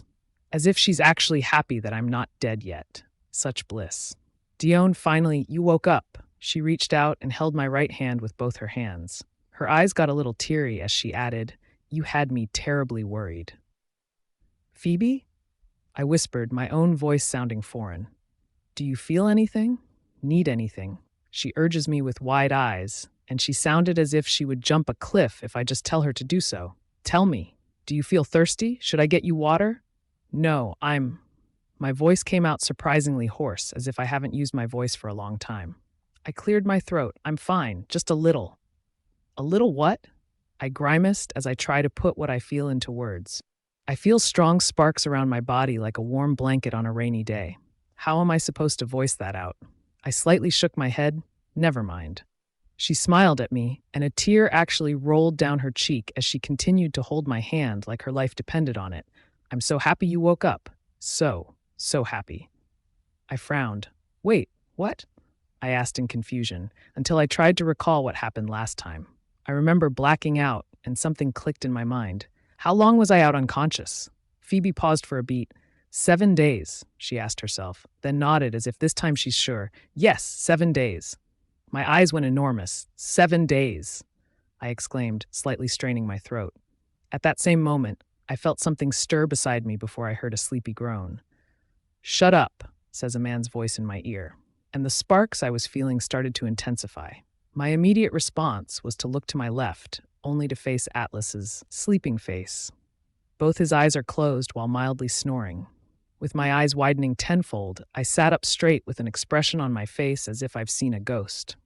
What are you doing in my bed? I yelled as loud as I can. I think the whole pack heard my scream. Now that I realized it, when I woke up, I felt as if something is pinning me down. Looking down on my waist where Atlas's arms snaked over, I assumed that's what's keeping me from moving. Maybe that's where all this feeling of little sparks come from. That arm alone is as heavy as a math book. And believe me, a math book is a dang heavy one. Atlas pulled me back to lay on the bed. Stop moving, he slurred, still sleepy. I laid back on the bed with an oomph before I looked at Phoebe. What is he doing here? I exclaimed. What is the meaning of this harassment? Is it weird that I feel so harassed, but my wolf seems to purr with happiness and excitement? Geez, my wolf these past few days is shameless. Phoebe looked like she's stuck between wanting to laugh her arse off and crying on my behalf. Athena advised that you two should sleep together so you both could recover faster, she explained. Ah, right. Second chance mates. The skin-to-skin touch. Sparks. Takes the pain away. Yay. Phoebe went on. Atlas woke up just the other day. Her eyes went soft a little just as Atlas started drifting off to deep sleep again. He never left your side since then. He might not admit it to anyone, but he wants you to wake up too. At that moment, my respect for him went high. Slowly turning my head to look at his facial features, I smiled. He might be a jerk most of the times, but he's a softie deep inside. A smile broke into my face as I gave him a silent thank you while he snored away. Just then, my eyes landed on his thin lips and immediately looked away. I definitely looked like a tomato right about now. I looked at Phoebe. Did he? I cleared my throat before shaking my head vigorously. Never mind. Phoebe somehow looked like she understood me because she gave me a smug look. Like how best friends do when they know you so much that you don't even have to complete your questions anymore for them to understand. No, he didn't lick or kiss you, just the skin-to-skin touch. My cheeks feel so warm, I think I'm about to explode. That's not what I meant, I exclaimed, startling Atlas beside me. I felt his arm flinch before he let out a warning growl on my neck, and while his breathing is fanning my bare neck, it sent goosebumps on my arms. Well, he seems like he doesn't want to be disturbed when sleeping. She huffed. You look somewhat disappointed, Dione. She let out a devilish laugh while I glared at her. What? Both of you would recover faster if you kiss. You know that. Phoebe is right. Kiss, mate. I heard my wolf happily yap at the back of my mind. Suddenly, her presence is strong, as if we didn't just go through hell a week before. My wolf is becoming too animalistic and hormonal. I'm afraid she'll start embarrassing me sooner or later. I huffed. My kisses are reserved for my soulmate. My best friend gave me a sad smile before she said, I'll just call on Athena so she could check up on your vitals. And I nodded in response. Phoebe up and left, closing the door behind her with a soft thud and leaving me alone in a room with Atlas snoring beside me. Not to mention that his arm is over my waist like a possessive wolf. His breath continues to caress my bare skin, and my wolf stirs in excitement. I had to bite my lip to keep myself in control and prevent my wolf from shifting. Gathering all the courage left in my system, I slowly turn to look at his face once more. But this time, it's because I simply want to stare at him, to memorize him. I want to trace his features with my fingers. I want to remember every detail. I want to observe how peaceful he looks when he isn't awake. I want to witness how he doesn't look so devious and annoying even if he snores. I want to push him off of my bed just because he's taking so much of my personal space. And then, as if reading my thoughts, Atlas's stormy gray eyes opened and met my moss green ones. "Ah!" I exclaimed just before I did what I was just thinking to do. I pushed him off of the bed. Being caught off guard, he rolled down together with the blanket like a huge burrito before making a soft thud on the floor. Yes, he was wrapped around a blanket, like a live burrito. He looked so cute that my wolf wanted to eat him right then and there. In a second, Atlas stood up with an angry expression on his face. What the fuck was that for? He growled, obviously mad about probably everything, like always. I gave him a sheepish smile. Oops. He sighed as he wiped his face with both hands in frustration before he went back to my bed. He started to take up more than half of it, considering how huge his body is. Move, he commanded, and my body automatically gave space for him. I can feel sparks everywhere our skin touches. It makes me feel happy and irritated at the same time. My wolf seems to be enjoying the contact, and it makes me happy. However, it irritates me how, as simple as his touch makes me feel weird things that makes me feel weaker than I already am. Isn't he supposed to make me feel better? Then why does his touch only make my body feel as weak and useless as a jello? I'm glad he had his back on me. I don't think my lungs would know how to breathe if he faces me, our noses barely touching. That would be the death of me. I cleared my throat, having the feeling that I should speak up. Thank you, I said, my voice barely audible. I heard him huff. I didn't do it for you, he gruffly replied. I was feeling rather quite unwell myself, and I want to recover fast, so I had to do it. Through his words, a smile formed into my face from ear to ear. So you only touched me not because you want me feeling well, but because you were sick and you need to recover? Yes. I giggled. Right. Atlas may not admit it, but he cares just as Phoebe mentioned earlier. I know he cares, because he isn't sick anymore. He's fully recovered, yet he still chose to lay in bed with me. He wants me to be back to my healthy self, thus the skin-to-skin touch. I think it's adorable how he tries to deny it, but fails. He looked over his shoulder and frowned when he saw me giggling. I don't think there's something funny about this, he said. Except your face, that is. I pouted and hit his back. Meanie. It was supposed to be harmless. However, he let out a hiss just as his face contorted with pain. My eyes went wide. I'm sorry, did I hit you hard? I asked in panic. No, you're weak, he says through gritted teeth. It's just, he trailed off. And then the image of his back being burned by a scalding hot iron flashed in my mind's eye. I blinked in realization and sat up before I tugged the hem of his shirt. Take it off. What? Take it off, I said, my voice firmer with no room for argument. He didn't move an inch, so I had no choice. I sighed before I tore his shirt open from the back, revealing his back muscles and skin. On the upper right of his back was where the symbol for slaves is located. What the hell? Shut up, Atlas, I growled as I pinned him down. He's protesting a lot, so I had to keep him from moving to take a better look on it.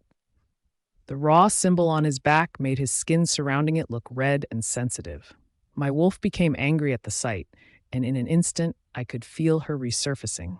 All she sees is red and vengeance. She wants to challenge Beta Zeus to death, as if we could actually stand a chance considering we're Omega and all. Atlas must have sensed the tension radiating off of me because he looked over to me and he sighed. He took my hand and squeezed it. Dione, I want you in full control, he says. Being an obedient wolf, she stopped trying to take over my body and started wiggling her tail at the back of my mind. If we could disown our wolf, I would gladly do so. Her behavior is beyond me. I blinked just as Atlas stared at me. He was searching my eyes, making sure my wolf already backed down. When he's satisfied, he lets go of my hand and showed his glorious back to me. Hold it, he mutters. What? I said, dumbfounded. Hold my back, he says, sounding irritated. Before I could even do anything, he immediately sat up with his back still facing me. You know what? Never mind. He was about to stand up and leave when I grabbed his hand. Pulling him back down on the bed, I placed myself behind him. He didn't say anything as I traced every detail of the symbol, which is engraved on his back. I felt him tensed up but slowly relaxed as I went on. I can feel the sparks on my finger as I touched him. "Atlas," I mumbled as I continued touching his raw skin, hoping it will feel better. "We're mates, after all. This is supposed to help him heal." He paused for a beat before he answered softly. "Yeah?" Eating my own nervousness, I dared bring up a very sensitive topic, about Kratos and Eris. Atlas looked over his shoulder to give me a soft smile. A smile that has gone through a lot but still wants to finish what he started. "We'll fight," he says, just as determination filled his eyes. "We'll keep on fighting, right?" I gave him a smile, but it seems like I'm choking at my own saliva. I can't seem to find my voice to respond, so I only nodded my head silently. The thing is, I don't want to fight anymore, and I don't know why. Do I want to continue fighting? I kept tracing Atlas back mindlessly as I drowned in my own sea of thoughts. Don't I want to fight anymore? We barely fought for anything, but why do I feel like already quitting? What did we do anyway, besides kissing in front of our soulmates to provoke them? Nothing. We even ended up in the dungeons. Is that even considered fighting? I'd say it's called being pathetic. Atlas is right. We should continue making plans. I didn't know I was too caught up with my thoughts that I was putting a lot of pressure on his skin. I earned a loud growl as my finger pressed on the sensitive part of the symbol on his back too hard. My hand instantly flinched away with my eyes wide. "What the fuck?" Atlas hissed angrily before he grabbed my hand and pulled me onto him harshly. "What the actual fuck?" Landing sloppily on his lap, my hands immediately went around his shoulders for support. Or I would have fallen off of the bed. Since he's sitting on the edge of the bed, if Atlas decides to let go of me, I'd definitely end up on the floor. So I did the most sensible thing a werewolf with incredible reflexes do: hang on to him. I frowned at him as I was circling my arms around his neck while I sat on his lap. What was that for? He equally frowned at me. "It feels like you were poking my back with a knife," he growled as his big arms locked on my waist, igniting sparks between us. I raised a brow, ignoring how my wolf seems to like our current position with Atlas. "It's not like I was trying to kill you." He narrowed his eyes infinitesimally. "How would I know?" He muttered, just as I feel intense sparks all over my waist where his hand is. "You'll be the death of me anyway." Patting his shoulders, I nodded. "Yes, I should be the only one allowed to kill you, okay?" I said as his body went rigid. "So protect yourself from everyone else. I don't want them to take the honor of having to kill you away from me." "As if I need protection," he huffed in all his egotistical self. "If a normal human being is prideful, imagine how a wolf could be. Plus, he's a male wolf. That makes his ego a lot worse." "Really?" I deadpanned. He growled with his mouth dripping with pride. "I can kill anyone who stands in my way." I rolled my eyes. "You sure stood a chance against Beta Zeus that night, huh?" I snapped sarcastically, and his head whipped at me, his eyes turning obsidian black, signaling me that his wolf is on edge. "You need protection as much as I do." "I don't," he says. His voice sounded richer and deeper. His wolf is definitely triggered. "It's a good thing we're second chance mates, or I would have died then and there." I sighed, softly cupping his face. "Atlas, be in full control, please." In an instant, his eyes turned to its normal color. The same pair of stormy gray eyes looked at me, except this time his pupils were slightly more dilated than usual. But I know Atlas is in charge. He shrugged my hands away from his face and looked away with a frown marred into his face. His jaw was taut, and he looked tensed. It was the first time I saw his wolf in control, and my wolf is loving it. I tilted my head at Atlas. "You know I'm right, don't you?" I asked softly. "I mean, if I want to stay alive, I'd rather not trigger any wolf now, do I?" He still won't look at me, but his arms around my waist went tighter. "Shut up," he muttered under his breath. I huffed, but a smile formed on my face as I playfully poked his left cheek with my index finger like I did in the dungeons. "Aw, is Whittle Atwas getting angry?" I cooed. "Stop it," he grunted, but doesn't sound angry at all. He actually sounded like he doesn't want me to stop. He's acting all macho bravado around me, but deep inside, he's a softie. I continued poking him while giggling. Ah, Whittle Atlas is as soft as a cotton candy. Dione, he gave me a warning growl, but I could see both ends of his lips twitching upwards. My wolf stirred at the sound of my name rolling off of Atlas's tongue. If I let my wolf take control now, she might actually start to get turned on and be hormonal. It's so scary how my wolf can actually rape Atlas. But what scares me most is the thought of Atlas letting my wolf do whatever she pleases. I blinked at Atlas. It was a rare sight to see him fighting the urge to smile. I poked his cheek once again. Come on, smile. Why are you always grumpy? Only 'cause you're here, he huffs. My mood drastically changes at the sight of you. I used both my hands to reach his cheeks and pinched both of it playfully. You're mean too. Aren't you such a sweetheart? I chirped. He was watching me with a dead expression on his face while I continue playing with his cheeks. Sweetheart? Never knew you find a guy who wants to kill you sweet. I laughed. Yes, I find a guy who wants to kill me, but stayed beside me on my bed to ensure that I'm alive, sweet indeed. I lightly patted his cheeks with a soft look on my face. Atlas looked at me with a shocked expression on his face. I saw his cheeks getting tinted red, and his pupils started to dilate a lot that the color of his eyes were barely noticeable. He sheepishly looked away and cleared his throat. I watched as his Adam's apple bobbed up and down. Why does he suddenly look so nervous? Blinking my eyes for a couple of seconds, something dawned in me. Atlas? I mumbled, and I felt his breath hitched. Did you just blush? He huffed, but he never met my gaze. He continued to look at everywhere but me. Blush? At this point, he was blushing more. What nonsense! I don't even like you. Oh, why did I sound so disappointed? I shrugged my shoulders. I know. No one spoke for a few moments. It was utter silence. There was nothing but me on his lap and his arms around me. It was a comfortable position, even if it seemed like it doesn't. I didn't dare move, because Atlas isn't moving either. We're both stoned into place, and whoever will make the mistake to move a muscle would seem to break our solitude. And I don't want to break it. I actually feel like staying in this position for a long time. Well, that was until I felt something poke the sides of my thighs. Slowly, ever so slowly, I looked down to see whatever it was that poked me. However, my eyes bulged at what I found out. And that was when I realized that it's not just Atlas's ego that seems to be astoundingly huge. That thing that poked the sides of my thighs is enormous. At the mere sight of it, I felt my cheeks heat up. For some reason, something got stuck in my throat, enabling me to breathe properly. My heart started hammering so fast. I can feel my face getting red and warm, getting mixed emotions. As cliché and unoriginal as it may sound, but I feel butterflies in my stomach. I doubt that's because I'm hungry, but he's delicious. Get a taste?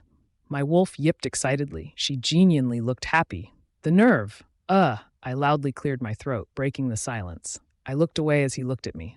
For some reason, I feel so embarrassed. Atlas?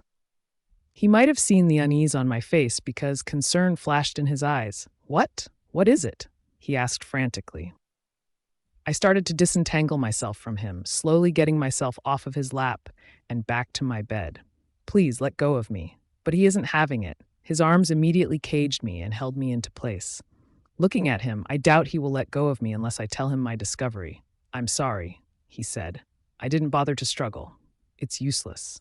I'll only end up wasting my energy. Why are you apologizing? I'm sorry if I offended you, he lets out in one breath. I barely caught it. He looks away with a sheepish look on his face. I mean, I didn't really mean it when I said I didn't like you. I like you, but not like you. I just like you alive and not dead. But not really like you. He sighed. I blinked up at him. Did I really look that disappointed when he said he didn't like me earlier, that he thought I was offended? Did he think that the reason why we weren't talking after that was because I was mad? Looking at his eyes for answers, I almost cursed when I saw it. He really did thought I was upset when he said he doesn't like me. He thinks the reason why I want him to let go of me was to get away from him. Geez, why is he thinking this way? I don't even like him, either.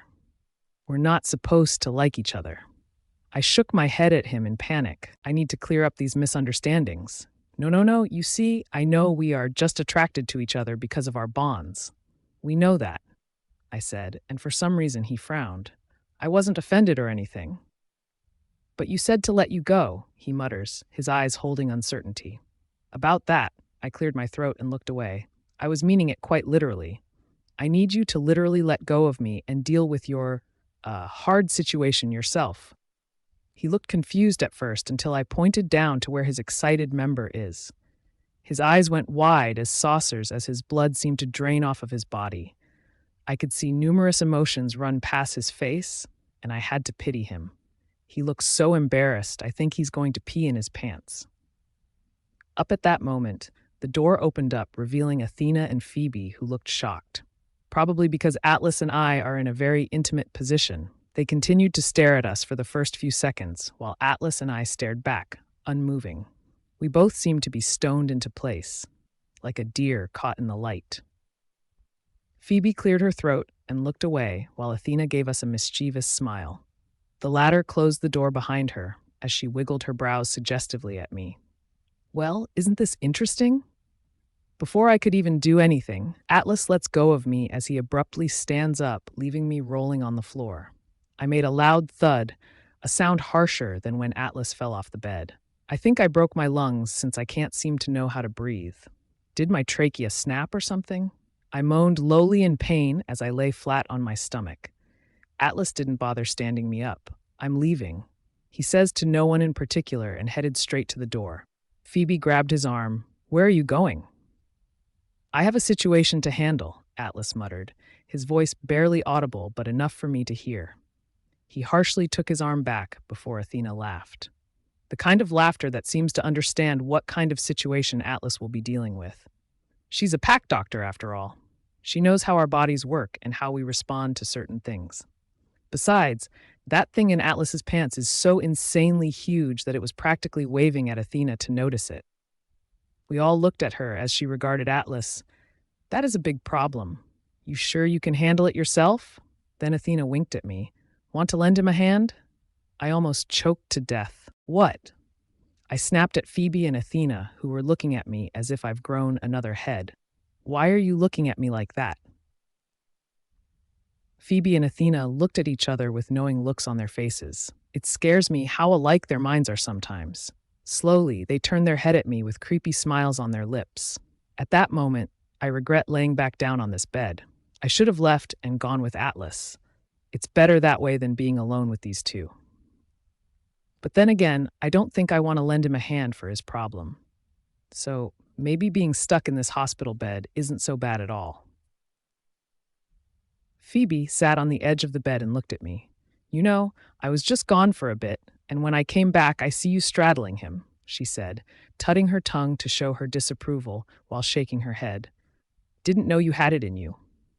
My eyes went wide. I immediately sat up from the bed. I wasn't straddling him. Athena cut me off with her booming laughter.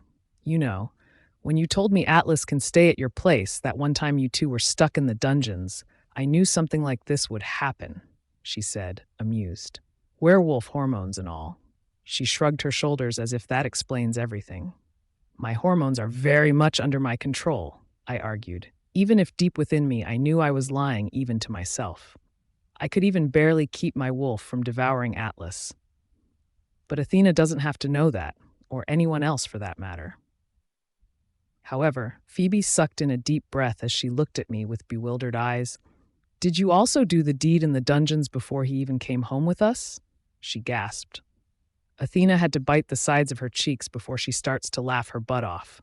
Yeah, Dione. I mean, you two were alone in a dark, secluded place where no one could hear you. She winked at me. Doing the nasty, eh? So, that's why you brought him home with you, Phoebe exclaimed. And that's also why you shared the same bed that night, too. I remember, because his scent was all over you that morning. My eyes went wide and started to shake my head, but I had no chance to answer because Athena started squealing like a dying vacuum cleaner. He was that good? Phoebe grabbed Athena's arm with a concerned expression on his face. Do you think they'll have a pup soon? She asked, looking somewhat horrified. I don't think I'm ready to be called Aunt Phoebe yet. I was massaging my temples as I said, Are you two done yet? You're giving me a headache. They both laughed at the same time, but they were looking at me as if they were done making fun of me. So I took it as my cue to speak.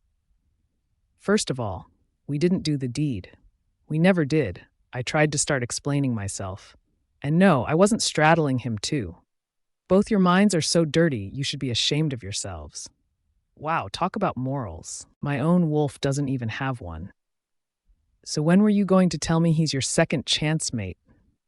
Athena gave me a small smile, and my eyes immediately went to Phoebe. The latter raised her hands up as if surrendering herself to the cops. I didn't tell her.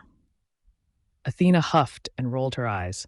I already knew about it since the dungeons incident. You two were pretty obvious with the way you look at each other and all. I gave her a tight-lipped smile.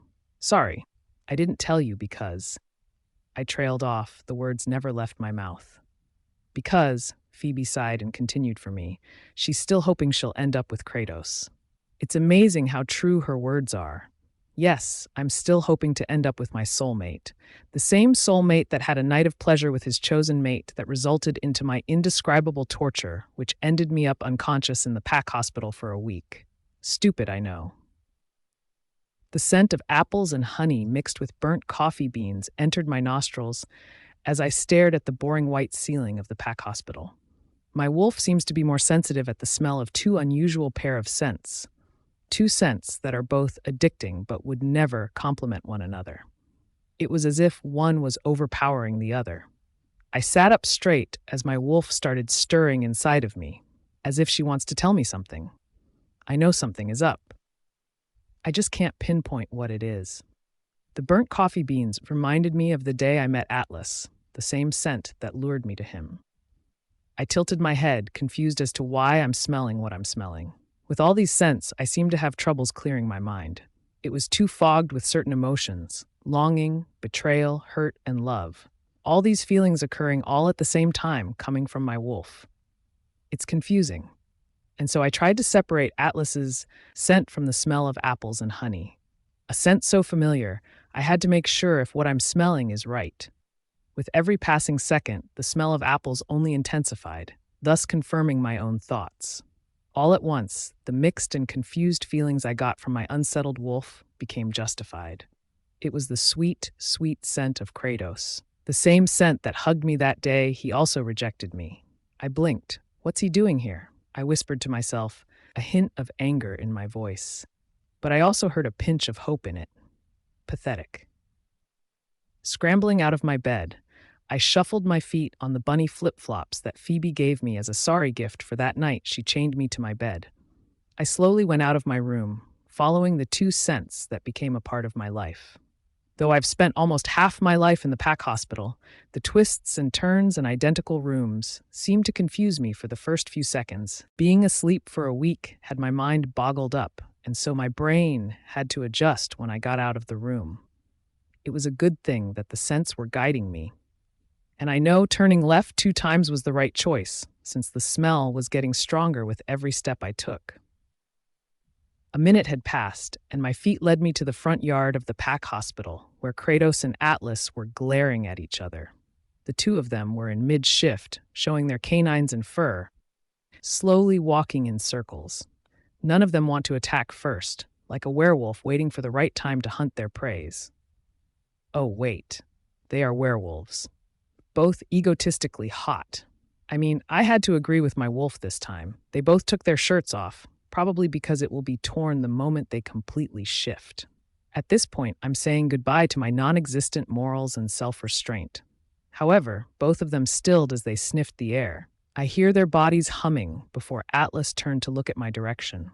I know he smelled me and my scent, and my arousal too. This is humiliating. But before I could speak, I heard Atlas growl, catching Kratos' attention.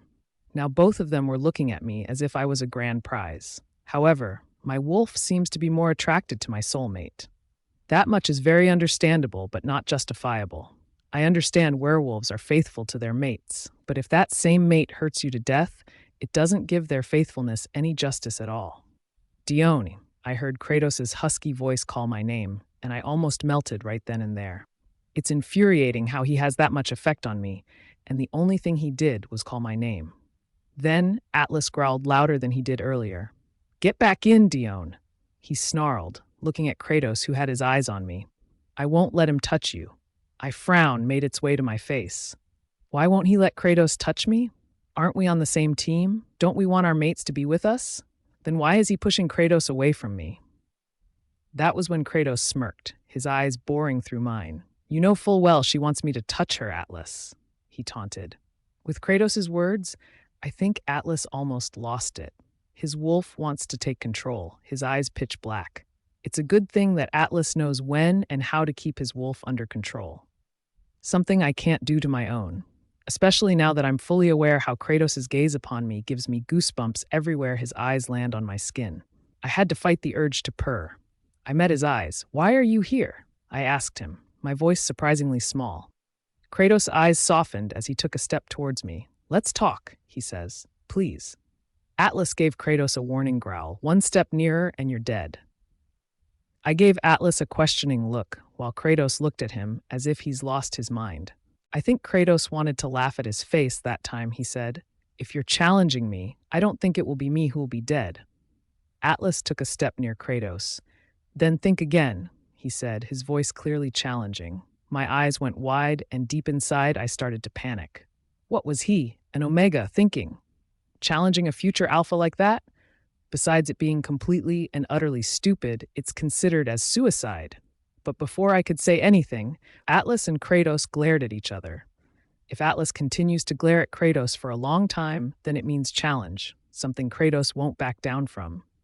Atlas, look away, I shouted, but Atlas only glared at Kratos harder. I was growing more frustrated and impatient with the passing seconds. What are you doing? I said look away.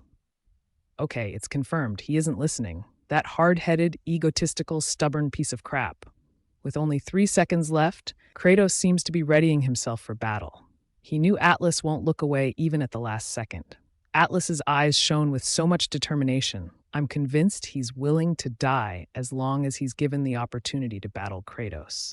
2 seconds left and an idea came into my mind. An idea so absurd and, in a way, suicidal that I almost sounded like Atlas. A second left, and I heard both their challenging growls and grunts. And up that moment, I knew I had to do what I had to do. And so when they started to fully shift into their werewolf forms, I ran towards them with my bunny flip-flops. They were about to clash at the same time. I jumped in the middle, using my small frame as a stupid attempt at trying to stop them. They didn't expect my meddling, so I guess that's why Atlas clawed my arm instead of Kratos' face. He hadn't realized it was me who he hurt until I hissed in pain. I landed on the floor, grunting in pain. It may be a stupid attempt, but at least I think it worked. I mean, I know it worked. If it didn't, I wouldn't be seeing Kratos' bare feet in front of me. Now it's best I be careful not to look up or my innocence will be tainted. They did completely shift, so their clothes were ripped apart.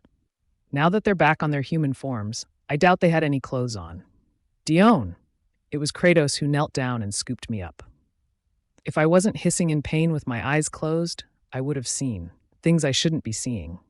The only thing I knew it was him was because he smelled like apples and honey. He lightly tapped my cheeks. Open your eyes, please. And so I did.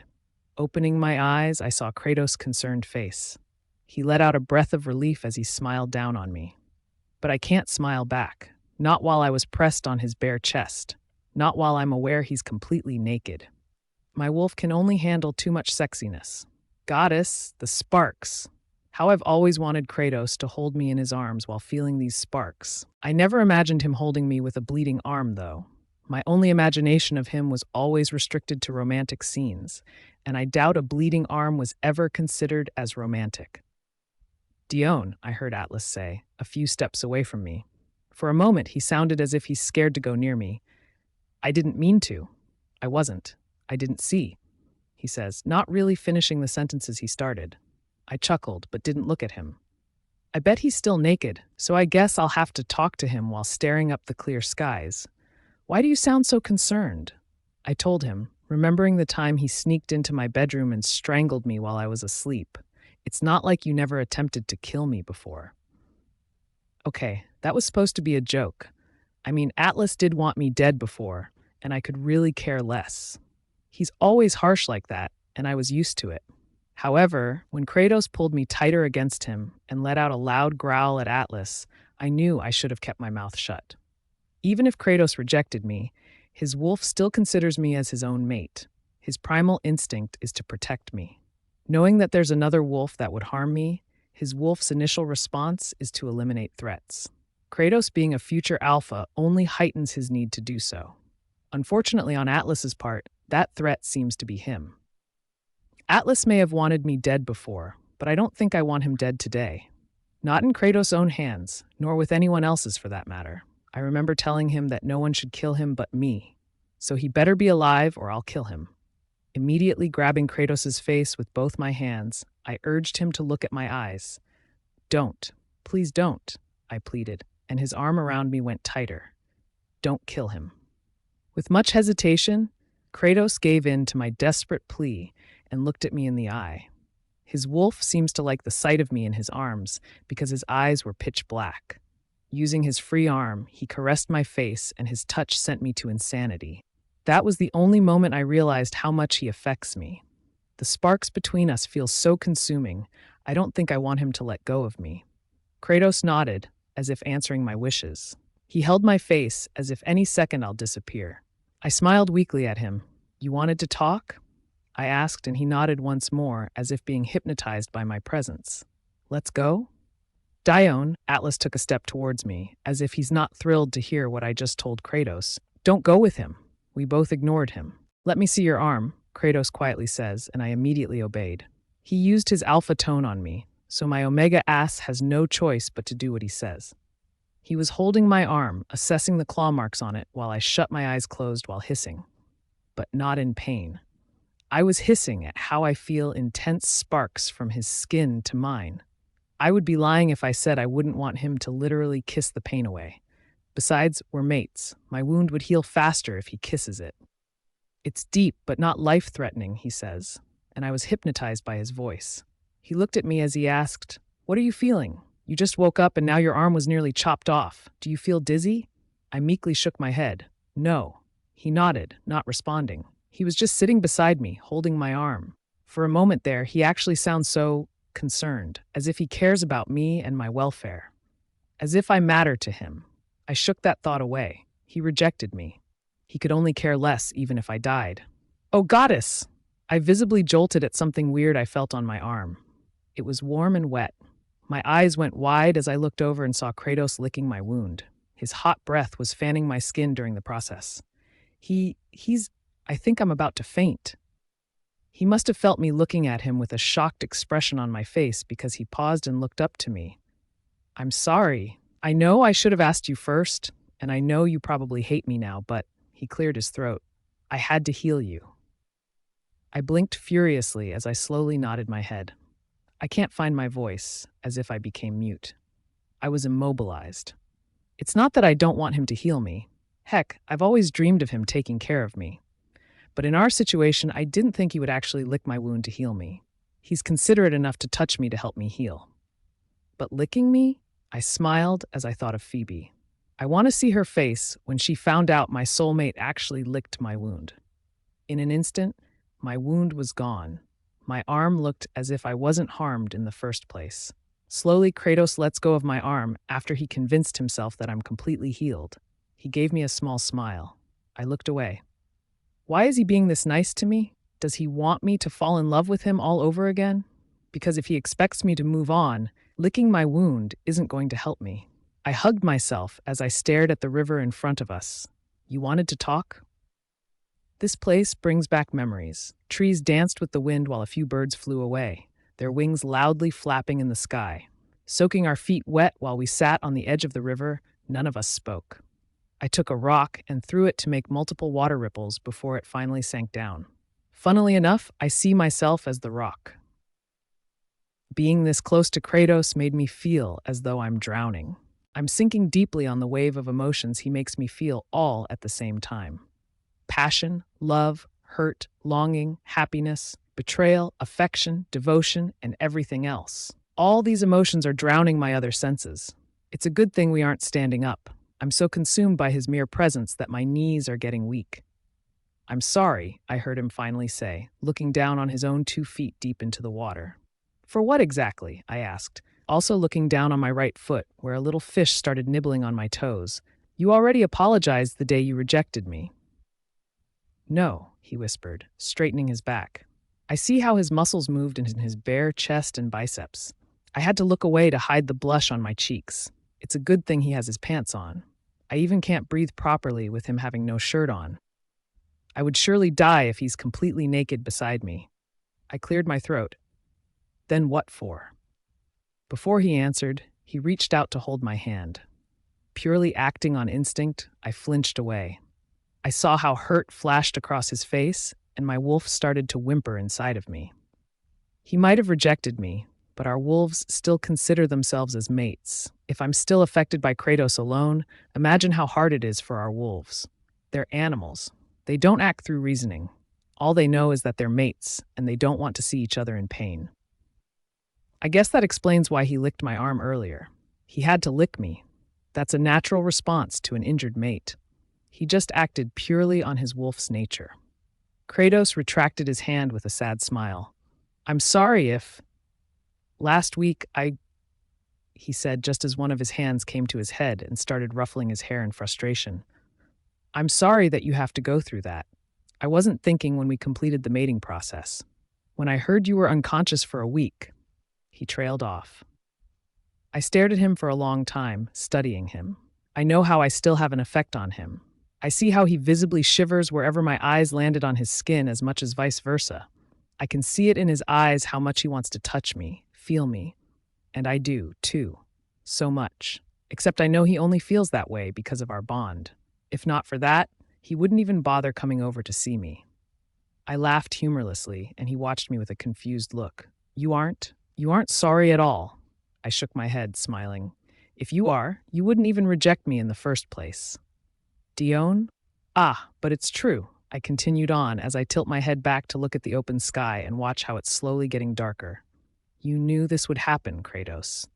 Rejecting me, you knew I would get hurt, or worse, die. You knew I'm only an Omega, and my pain tolerance isn't much compared to yours. If I would be with another man, it would just be as if I was pinching you. However, I looked at him with a sad smile, my vision getting a little blurry. Why does every time Kratos and I have a conversation, it always end me up crying in front of him?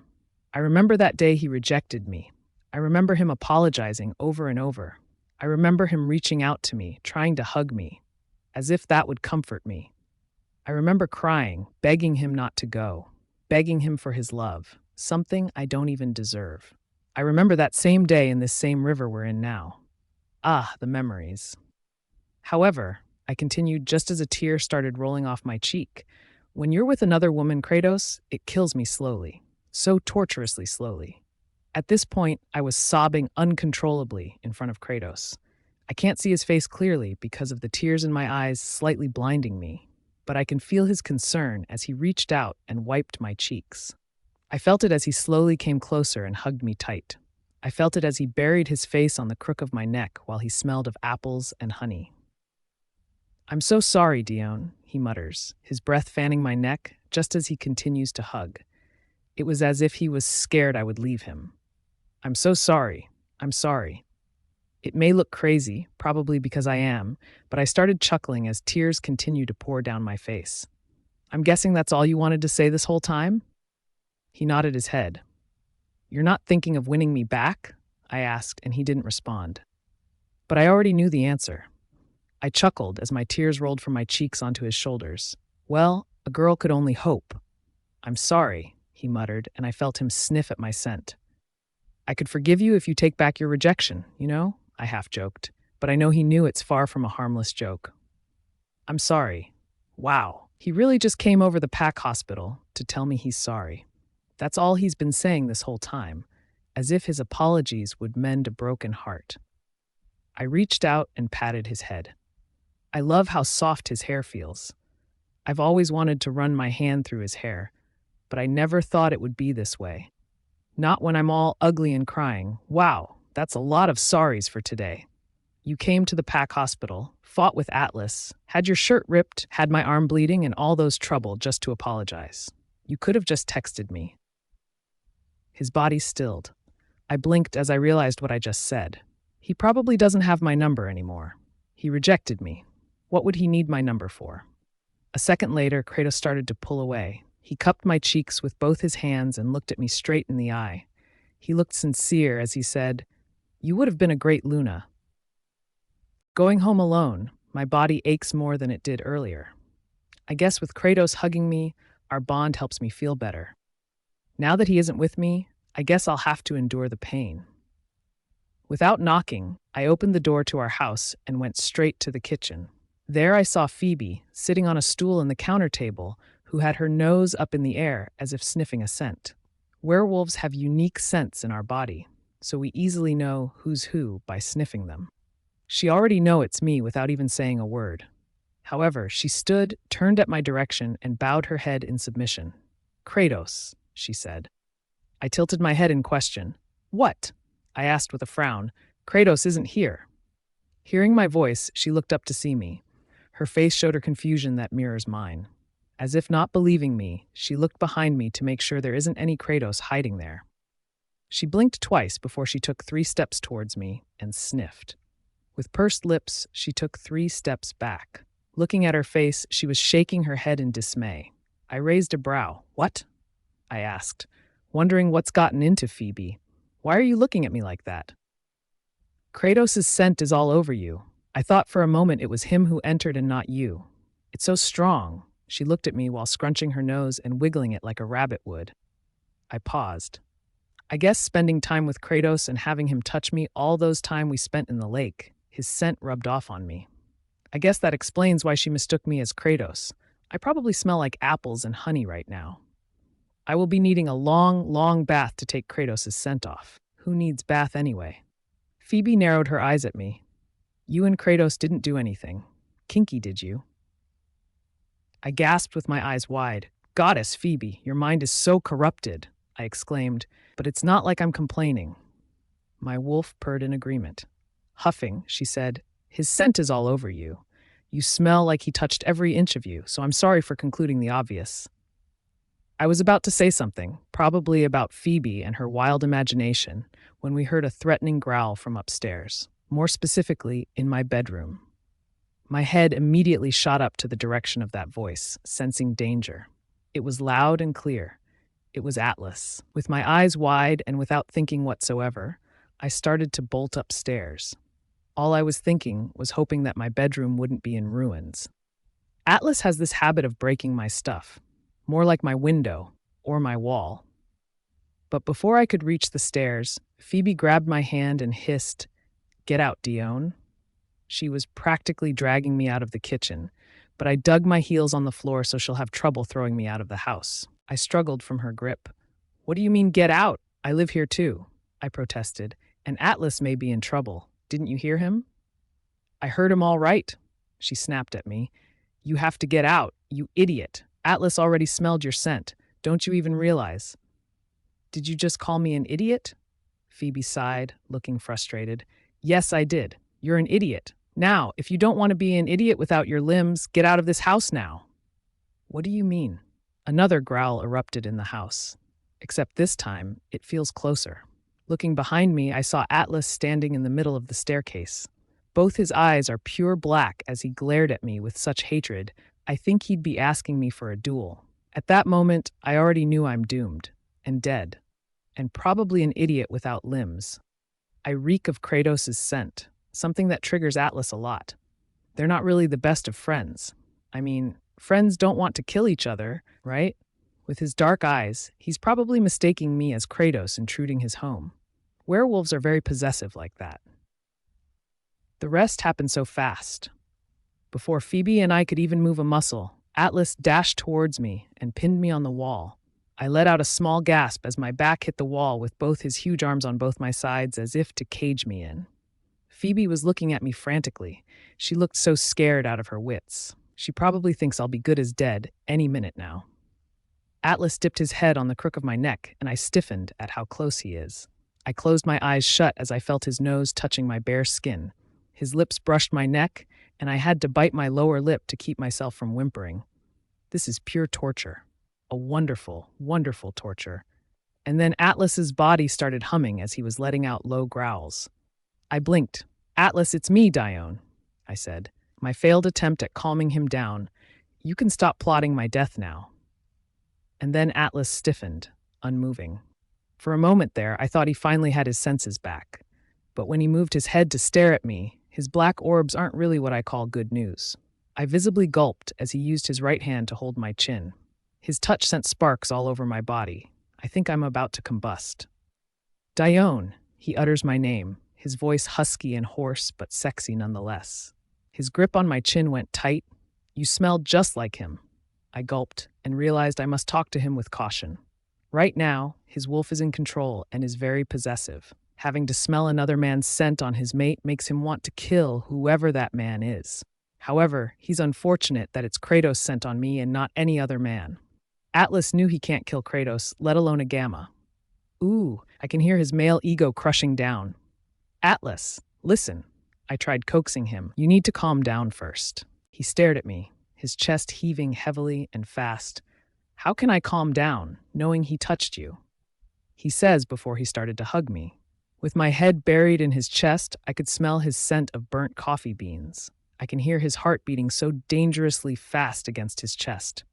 Being a werewolf, his body is naturally warm, so it's actually comfortable having his arms wrapped around me.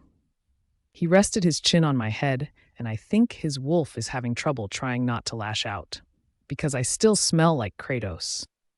He hugged me tighter, and I doubt I can still breathe. Both my arms lay limp on my sides, unable to move them. He started sniffing my hair before he started growling lowly. My hand tried its best to reach out his back and pat him 3 times. I don't know why I did that, or the logic behind it, but I think it worked. He calmed down a little. Look, Atlas, I get why you're like this, I muttered, but please be in control. Your wolf is physically dangerous right now. He paused, probably trying to fight control of his body over his wolf. But at this moment, I knew his wolf wasn't going to let him. I could easily take control if you don't smell like Kratos, he growled in frustration. I frowned. Too bad, because I want to stay smelling like apples and honey, I huffed. I've always wanted to smell like this. At that point, I immediately knew I shouldn't have said that. Phoebe facepalmed herself, probably thinking how much of an idiot I am. I think she's already preparing a eulogy for me at my funeral. Atlas growled so loud, he sounded as if he wants to challenge every high-ranking wolves in our pack. If there's a scent you should be soaked permanently in, that would be mine. He's hugging me so tight as if he's rubbing his scent on me. No, no, no! I started to struggle away from his grasp. I don't want to smell like burnt coffee beans. I gasped loudly as I felt him lick my ears. His lips stayed there as he whispered, Oh, just imagine the things I can do to replace his scent with mine. My wolf, being imaginative and all, started purring in delight. Unacceptable. Atlas! I exclaimed, continuing to struggle as if it made any difference. He won't budge at all, and I'm in full panic mode. Atlas, no. This isn't you. I felt him stiffen. He stopped hugging me tightly and kept his tongue away from my ears. It was as if I slapped him hard with realization, though I silently wished I actually slapped him hard on the cheeks just because. He slowly lets go of me, staring down at my body as if assessing any injuries. Without warning, he grabbed my right arm and examined it. I was confused for a moment, asking myself why he suddenly had an interest with my arm. It was until he let out a loud, aggravated growl that I finally understood. 1 second, he's all soft, and then the next, he's all growling, showing his esophagus. He's so bipolar, I can't even. However, I kind of understand him. Controlling our wolf is a rather hard task, especially in his case. He's so triggered, I doubt his wolf would let him have perfect control of his body. His head snapped at me, so it's completely gone, huh? He asks regarding the wound that was once on my arm, but now all he sees is my arm with skin so soft. No one would think a wolf clawed at me. I didn't say anything. He lets go of my arm only to punch the wall just behind me. For a moment there, I thought I would be receiving that punch. He licked you, he growled. He fucking licked you. Fixing that hole in the wall would probably cost a lot, but whatever. Phoebe visibly jolted at Atlas's outburst. Atlas, calm down, you're going to hurt her, she pleaded. She's another Omega, so excuse her for being scared shitless. I totally forgot she's still here. With her words, Atlas's eyes turned to its normal color, stormy gray. Those words were all it took for Atlas's wolf to stop being all scary. He's my mate after all, and he doesn't want me being hurt. especially not by his own hands. Geez, Phoebe could have said that a lot earlier, and this problem would have been solved in no time. I didn't know I was holding my breath until I let out a sigh of relief. For an Omega, Atlas sure is as scary as a Gamma. And that's saying something. Atlas took 2 steps back, invading my personal space no more. However, he was still looking at me as if I kicked his balls or something. And then his gaze went back to my arm. For a moment there, I thought his wolf was about to resurface. I was thinking of running out of here for my dear life. But then it's a good thing he fought his wolf for control. Phoebe went beside me and wrapped her arms around me. She looked at Atlas. "What were you thinking? You looked like you want your own mate dead," she exclaimed. However, Atlas was too busy staring at my arm to care about what Phoebe is saying. I'm guessing his wolf doesn't take it lightly how another wolf touched and licked me. It was his natural animal instinct to be possessive of me, to keep me only to himself. He doesn't take lightly of other males being intimate with me, especially not other males licking my wound while he only can touch it to ease the pain. Can't even kiss it. So I think that's another blow to his ego. Slowly, ever so slowly, he took a step in front of me. My automatic response was to whimper and take a step back. I guess I'm too scared to deal with Atlas's changing moods right now. His emotions are overwhelming him a lot, and so all over the place that I don't know how to deal with him anymore. He stopped, stunned by my reaction. That was when I saw the regret in his eyes. I saw how he feels so stupid scaring me like that. I saw how he feels so lost, thinking I wouldn't want to see him again. I saw how he feels as if I was rejecting him. Me, a reject, just as he is, rejecting him. "Dione," he says, his voice barely audible. He reached his hand to me. "Please." I stared at his hands, contemplating if it would be a good idea to take it. He still looks emotionally unstable right now. If he so much as find anything else that has to do with Kratos, I think he would snap again. But he looked at me with a broken look on his face when he said, "Please, Dione, his scent on you is killing me." His voice broke at the end, and my wolf whimpered. "We don't want to see him in pain, too. He's also our mate, after all." Phoebe stood between us, covering me from Atlas, "And you nearly killed her, too." She snapped, her stance ready for a duel if ever Atlas decides to challenge him. But he didn't, and I'm glad because of that. He only looked over behind Phoebe and stared at me with a forlorn expression that I almost wanted to run and hug him. "Please," he pleaded, sounding as if any second now he's about to cry. "It's okay, Phoebe," I softly told Phoebe as I walked around her and took Atlas's hand. "I don't think Atlas would want to hurt me." "Right, because he didn't just almost punch you back there." I shrugged my shoulders. "True, but you should be thinking about how to fix that wall by now. Because I'm not paying." "Fuck, it's so cold." Aw, Atlas." "What?" he asked, his voice in monotone. Like he doesn't really give a flying fuck. "That hurts." I glared at him over my shoulder. If I wasn't fully naked right now, I would have strangled him. Good, because I intend it to be. I huffed in aggravation, but not because Atlas is rubbing my skin so hard that it feels raw and sensitive. It was because of the fact that I'm completely and utterly naked while I'm soaked in the bathtub with my back on Atlas. I feel so vulnerable with him giving me a bath like this. And I hate it. The thing is, Atlas is so bothered by Kratos' smell on me that he had to do something to take it away. And the only thing that would happen is if I take a bath. The water literally washes scents away. He's just overreacting by scrubbing my body. I've been soaked in the water for an hour. The scent is gone. "Oh, come on, you love it," my wolf whispered in delight as Atlas continues rubbing my back harshly with a cloth. "No, I don't love it. This is harassment." His hand has been all over my body for the past hour. He may not be seeing it all since my back was on him all throughout, but he's feeling it. And the reason why I'm letting him continue to do this is because I'm scared he'll start to lash out again and break another wall. If Atlas would have another one of his outbursts, we'll be broke due to wall repairs. Right. No one's going to buy that excuse, Dione. My wolf rolled her eyes at me just as Atlas took my right arm and started rubbing it more harshly than he did with other parts of my body. That sounded so wrong. "What the heck are you doing?" I took my arm back and hugged myself. I looked down at my arm, all red and raw. I started to lightly touch it, and it feels as if Atlas was trying to skin me alive. Give me back your arm, Dione, Atlas says, his voice coming out as a warning. Don't make me make you. I went on full fetal position, all curled up with my knees meeting my chin and my arms around myself. My wet hair was sticking on all over my face, doing nothing to help me of my nakedness. Atlas has been harshly scrubbing Kratos' scent off of my body for an hour now, and you'd think he'd be convinced that I don't smell like apples and honey now. He's a wolf. He can practically tell that I smell like roses and vanilla, the same scent of the liquid soap that he's been using on my body all the while. But no, he had to rub my body over and over again, as if it's not hurting me. It feels like my skin was being pulled off of me, and I can't even move because I was naked. I was scared he'd see parts of me that he shouldn't see. Parts of me that I reserved only for my soulmate, which is sad because I doubt Kratos wants to see it anyway.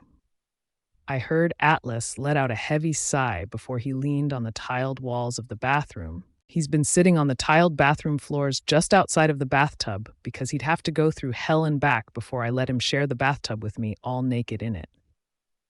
Slowly looking over my shoulders again, I saw his eyes was closed as his head rested on my cold wall. He stayed at that position as he said, "This is stupid." He let out a humorless laugh. "I shouldn't even care." I snorted. "Not going to deny that. You are stupid." "I'm not supposed to care if you smell like him or other males out there who wants to screw you over," he spat out.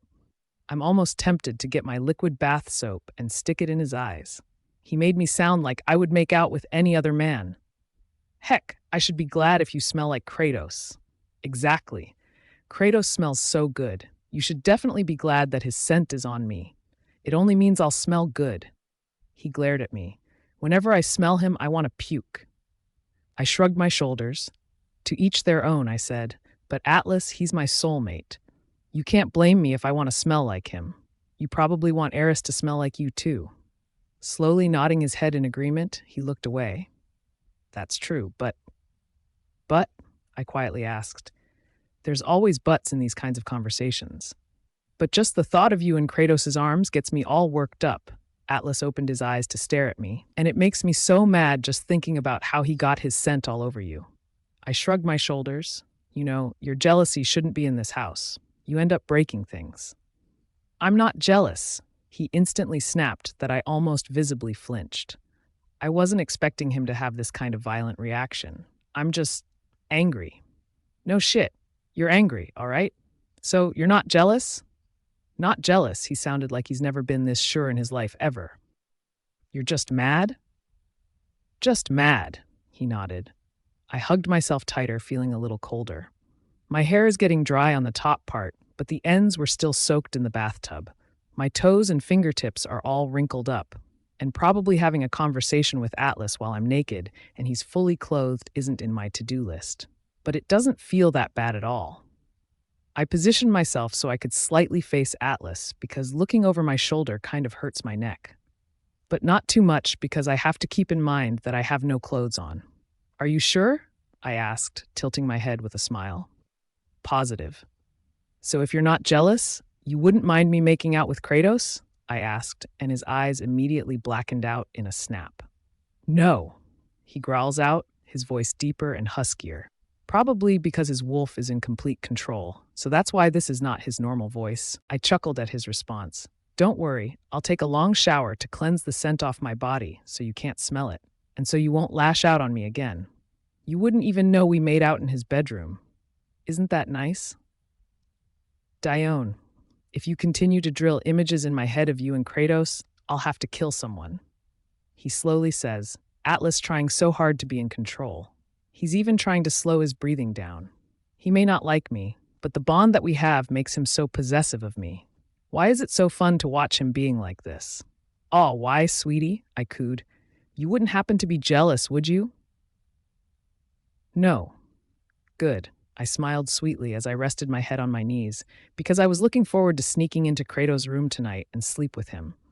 Ooh, it will probably take me more than an hour to take his scent off of me. Okay. I was purposely riling him up. I know Atlas doesn't really give a sheet or two with me. He probably wouldn't even so much as to wink if he found me dead in the woods. But his wolf and my wolf are connected. They are somewhat bonded, and I doubt his wolf would want me dead. So right now, it was Atlas's wolf that's getting riled up at the thought of me being with Kratos. All his insecurities are coming up just by thinking about how his girl can be easily snatched away by an alpha who can probably kill him without a thought. And watching him get all worked up is funny, because Atlas is a naturally grumpy guy. Seeing him this vulnerable is a rare sight. However, I never expected him to react in a way that he'd jump at me in the bathtub. Atlas, in all his clothed glory, jumped in the bathtub with me. I can't sleep. It's 2 a.m, and I can't get a wink. How can I, when Atlas is snoring away loudly beside me? The dude immediately slept the moment his head met the pillows. And I can't blame him. He's been growling the whole day, being angry and punching walls and all. He's mentally and emotionally exhausted. Another reason I can't sleep is the fact that his arm is over my waist, trapping me. I haven't moved from this side position since he insisted we sleep together. I've been feeling his warm breath on my back through my shirt for hours, and I'm getting unwanted tingles all over my body. I mean, okay, it's not like it's the first time we slept in one bed, but his arm is so heavy I can't lift it up. It won't even budge. His hold is so strong I can't even go to the bathroom. At 12 midnight, I even had to fight the urge to pee, or else I would have peed in the bed. Apparently, he took my words seriously when I told him I'm going to sneak into Kratos' bedroom. I rolled my eyes. If sneaking into Kratos' bedroom would be that easy, I would have done that a long time ago. But no, it had to be guarded by the park warriors. Everyone in the pack knows that. So I really don't get the possessiveness of Atlas here. "Atlas," I whisper yelled, "get off of me." I tried to struggle and wiggle away from his grasp. He suddenly stirred, but only for a moment. His arms didn't even move away from my body. I think it only made it feel heavier than it was before. Don't blame me if I start getting traumatized by beds soon, because I always end up being chained or trapped in bed. Atlas made a low, sleepy groan as his arm on my waist became tighter. I think he squished my small intestines. "Eris?" I blinked. A couple of beats went on, and I had the audacity to actually look shocked, as if I don't already know that Atlas speaks his mate's name when he's asleep. This isn't the first time I heard him say her name while he's sleeping on my bed, so it shouldn't really surprise me. Should it? Nah, it shouldn't, I answered myself, not bothering to lower my voice. An alarm would blaze off and Atlas would still be snoring away anyway. He always says Eris' name even with his eyes closed. He probably dreams of her right now. Lucky Beach. Ha, get it? Bitch? Like a female dog? I'm so punny. Okay, let's be honest here. The main reason why I can't sleep is because of our position. Atlas is spooning me, and I don't think my wolf or my ovaries can take it any longer. I had to get away from here. But then again, how can I? Just by looking at Atlas's huge arms around me, the farthest I could be from him is a centimeter, because not exactly a distance enough for my fallopian tubes to recover. Guess who'll be pulling an all-nighter? I'll give you 3 guesses. Well, someone woke up on the wrong side of the bed, Phoebe comments, just as I dug in my waffles and shoved it in my mouth. More like on the floor, I mumbled, murdering my food with my fork, while the side of my face bulged with what I'm chewing. Not only did I not have much sleep, but Atlas, that bastard, kept kicking me off the bed. Now I remember telling him to let go of me, but I don't remember telling him to do that in the most violent way possible. I even have a bruise on my left elbow that one time I landed on my left arm and hit my elbow on the floor. I also hit my knee on one of the feet of the bed during the process. The best part, Atlas didn't even wake up even when I screamed. Wearing a frown, I took the maple syrup in front of me and poured some on my plate. I can't believe him. Now I have bruises all over me. Phoebe was eating beside me on the countertop, but froze in mid-swallow of her waffles. Your sex was that rough? With her words, I accidentally squirted more maple syrup in my waffles than necessary. We didn't have sex, I hysterically exclaimed. She tilted her head with an innocent look on her face. What I heard last night doesn't support your notion. What? I heard, "Aw, Atlas, that hurts." And then I heard a bang in the bathroom before a loud splash of water from the bathtub followed, she said, pointing her fork at me. while she squinted her eyes. You a naughty girl. I almost hit my face on the countertop. I completely forgot that I'm living together with werewolves who has heightened senses, including our hearing. Of course, she would hear everything. But the thing is, we can all block noises. Apparently, Phoebe didn't choose to block ours. Privacy really isn't a thing in this house. You could have blocked the noise, Phoebe, I sighed, massaging my temple with my free hand. This is beyond my past stress levels. And miss all the fun? I put the maple syrup down with a thud. We didn't do anything fun. He was just giving me a bath just to make sure Kratos' scent comes off completely. She smirked. Were you naked? What? Of course, I frowned. Is taking a bath with clothes on a thing? You would know. Atlas took a bath with his clothes on. I saw them in the laundry basket all drenched and wet. She shrugged her shoulders, showing me a smug look that I want to wipe off. Doing it in the shower, eh? Blood rose up to my face. The tip of my ears probably look red by now. We didn't have sex in the shower. It took you more than 3 hours in the shower, Dione. Even if you did take a bath, I doubt that's the only thing you two did. She let out a giggle. A lot can happen in 3 hours. Just remembering last night gets me angry. Atlas really won't let go of me in the bathtub. We stayed there for God knows how long until I don't feel my legs anymore. I've had cramps the moment I stood up. But Atlas? Oh, he had that wolfish grin on his face that makes me angrier. That bastard didn't want to close his eyes, so I had no choice but to keep the hug for ages. It was pure torture, I'm telling you. Yeah, well, sorry to disappoint, I said, forking my neglected waffles. But no, I don't plan on having pups with him, says me, whose ovaries nearly exploded with him only touching me last night. Exact reason why condoms are invented, she pointed out. Then she looked at me with wide eyes. Wait, you two did it without protection? No, because there's nothing in need of protection, Phoebe. I started shoving waffles in my mouth again. This is what they call stress eating. Nothing happened between us. No sex? She asked, and I shook my head no. No making out? Not even a peck on the cheek? No and no. She lets go of her fork and propped her elbow on the countertop. Resting her cheeks on her hand, she pouted, "That's just sad."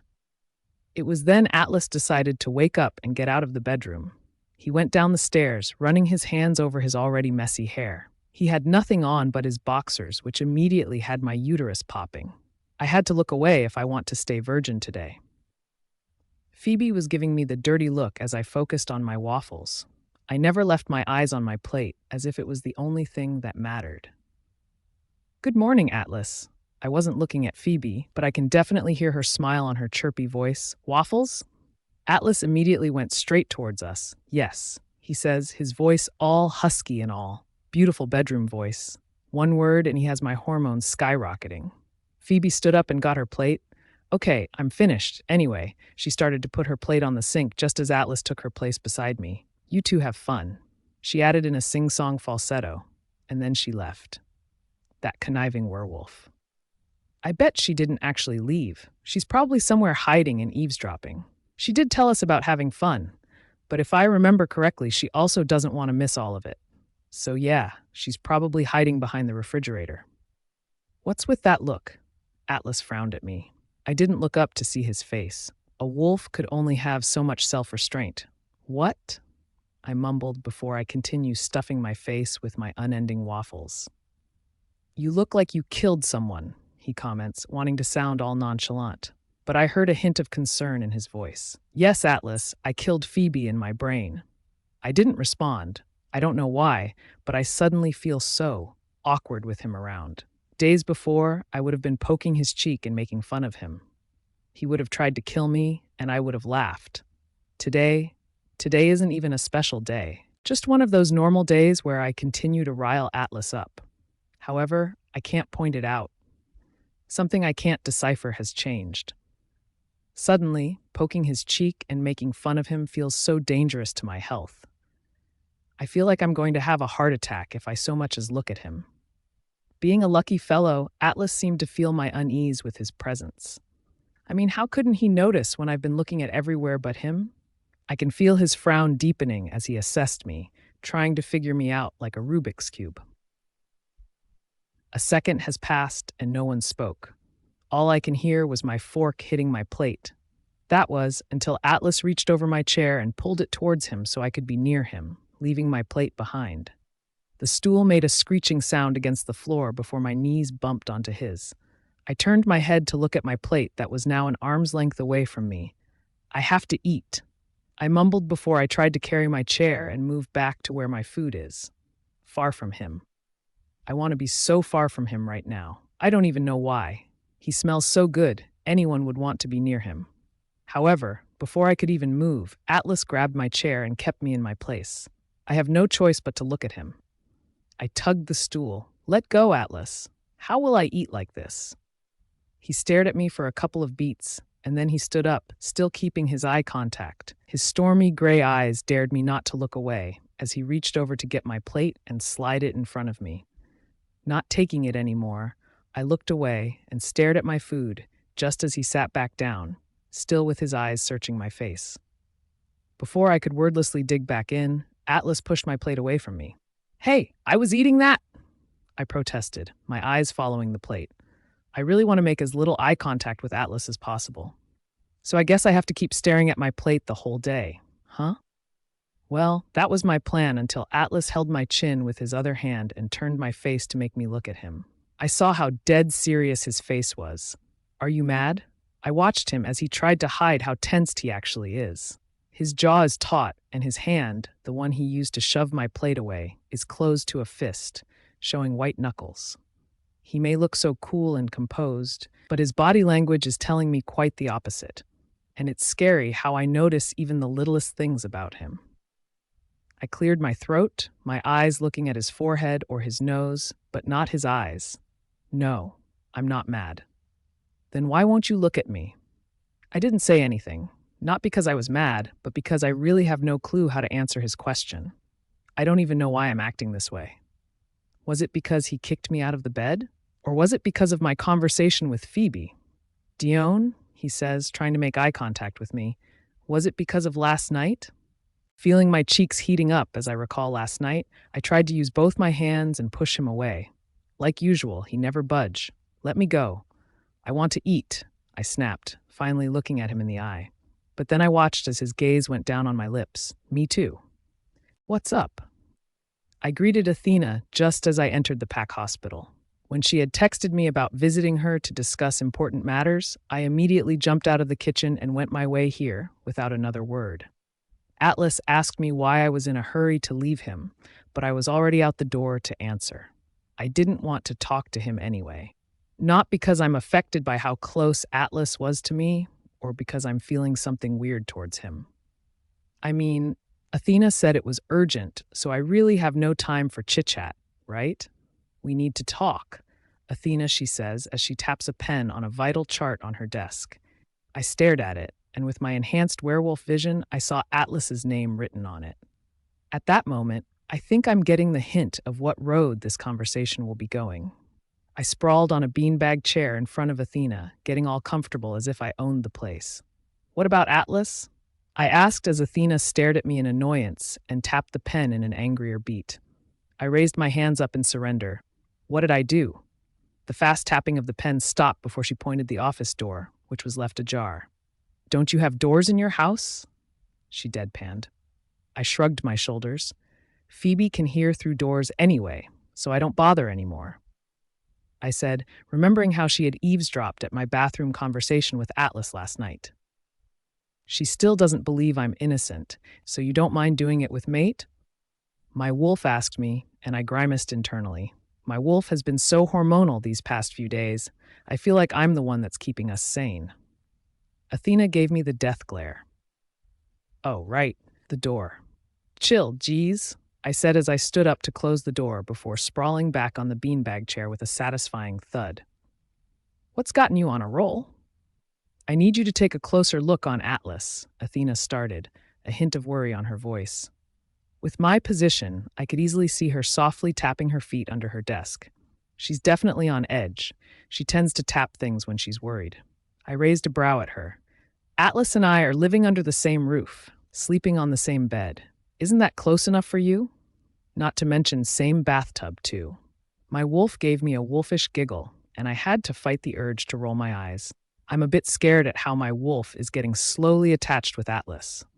I bet if he says jump, my wolf would lick him and ask how high. But aren't you curious? Athena says, snapping me out of my own thoughts as she opens up Atlas's vital chart. His last episode of his second phase was the one you reported that happened in your bedroom. No other episodes happened after that. I blinked. Now that you've mentioned it, yeah, no worse episodes followed. Just a couple of his mood swings, and that's just about it. I added after a beat, you know what? Actually, he has anger management issues. His mood swings are dangerous. Second phase type of dangerous? I slowly nodded my head. A bit, yeah. He could go from not punching to punching everything. There's no in between for Atlas. My eyes landed on the little succulent plant on Athena's window, which reminded me that I needed to fix mine because it has been broken since Atlas punched it. That jerk didn't even bother fixing it before punching the wall last night. That guy is a financial pain. Athena wrote something on the chart before she looked up at me. I think he's already transitioning to third phase. My brows burrowed in confusion. Already? It hasn't been that long. The longest phase of the rejection period is the second phase. It's the phase with the most emotional trauma and conflict and pain and everything that goes with it. Usually, wolves tend not to go past second phase. It's either these wolves have already hurt themselves to the point of suicide or hurt others to the point of getting killed by the pack warriors. Because in second phase, a wolf either hurts himself, hurts others, hurts himself and others, or hurts others to hurt himself. That's where the third phase kicks in. After all that emotional and mental discord, the brain tends to shut down. So if a wolf went through so much activity in the second phase, the third phase is a rather calm phase. This is where the wolf would be quiet and would rather like to be alone. The wolf tends to overthink. Usually, this is where insomnia and loss of appetite comes in. Some wolves have mistaken rejected wolves to be cured during this phase because they tend to be more obedient. They don't refuse medications as much in the earlier phases. Some even stop fighting for their soulmates and give up. So with all the calmness in the atmosphere, not everyone can sense how dangerous this phase is. In the earlier phases, it was the rejected wolf versus the pack nurses. In this phase, it'll be the rejected wolf versus his own. I must admit, it surprises me how he went through the second phase so fast. I thought this will go on for a few more months, Athena goes on, but uncertainty was written all over her face. But we shouldn't get our eyes off of him still. He's surprisingly strong for an Omega to recover this fast. Ugh, I rubbed my face with both my hands. Third phase. I hate this phase. I'd rather have Atlas wanting to kill me than have him all quiet and not wanting to kill me. I don't even know why. Look at the bright side, at least he won't punch through walls anymore. I tried to consider it, and Athena actually has a point. Plus, it would be easier to avoid him if he won't end up wanting to slit my throat every second. Why was I avoiding him? I have no idea. It just slipped my thoughts. But then again, I can't avoid him because I have to give him a closer look. Why is my life so complicated? I tilted my head up and stared at the ceiling. After dealing with his annoying tantrums, I'll be patting his back for him to burp now. Atlas is such a baby. Athena gave me a glance. At least that's progress. Don't worry, he'll soon grow up. Once he's mature, he can live by himself and leave you. At this rate, he'll be leaving you in 2 months. After that, you'll be a proud mama. She gave me a small smile. The cycle of life. My eyes slowly met Athena's, and I have no idea what she sees in mine because she blinked as if she doesn't believe what she sees. But a question was stuck in my throat that doesn't seem to get its way through my lips. Would I be proud when he grows up and leave? I spent the whole day in the pack hospital. Athena has been urging me to go home at 7 in the evening, but I stayed until 9. After our conversation this morning, I honestly have no idea how to face Atlas. It's not something he did or say. It's not him, it's me. As cliché as it sounds.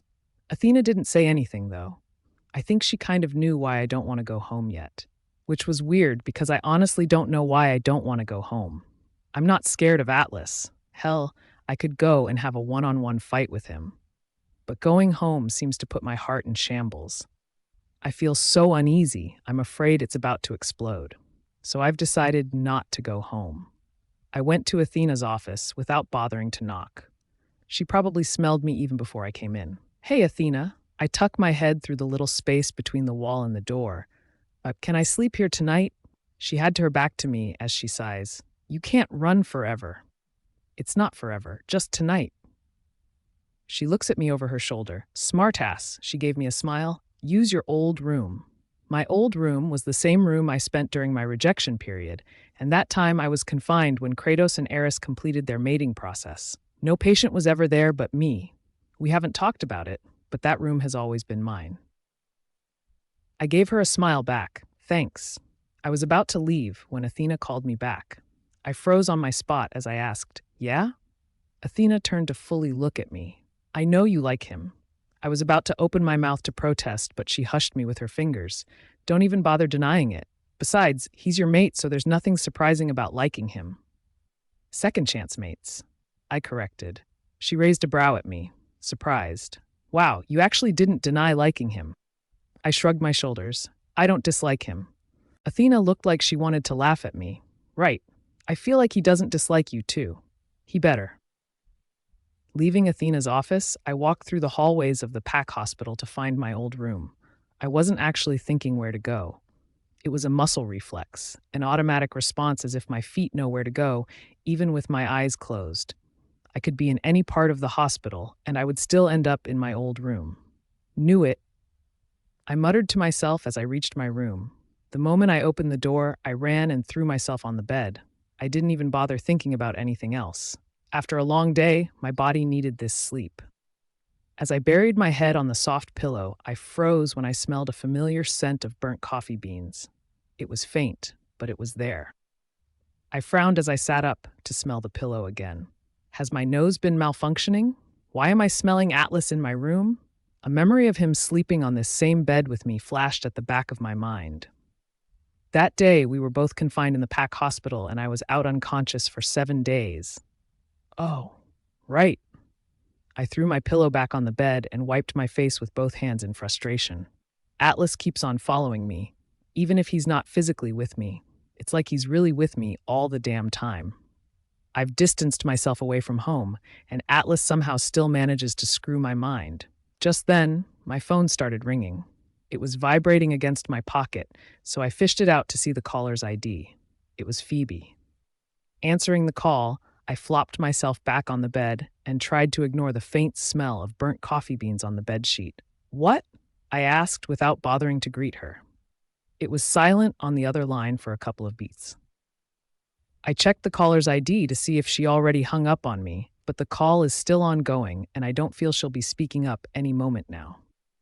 Phoebe, if you're going to ask me again, I'm telling you, no, I didn't have sex with Atlas.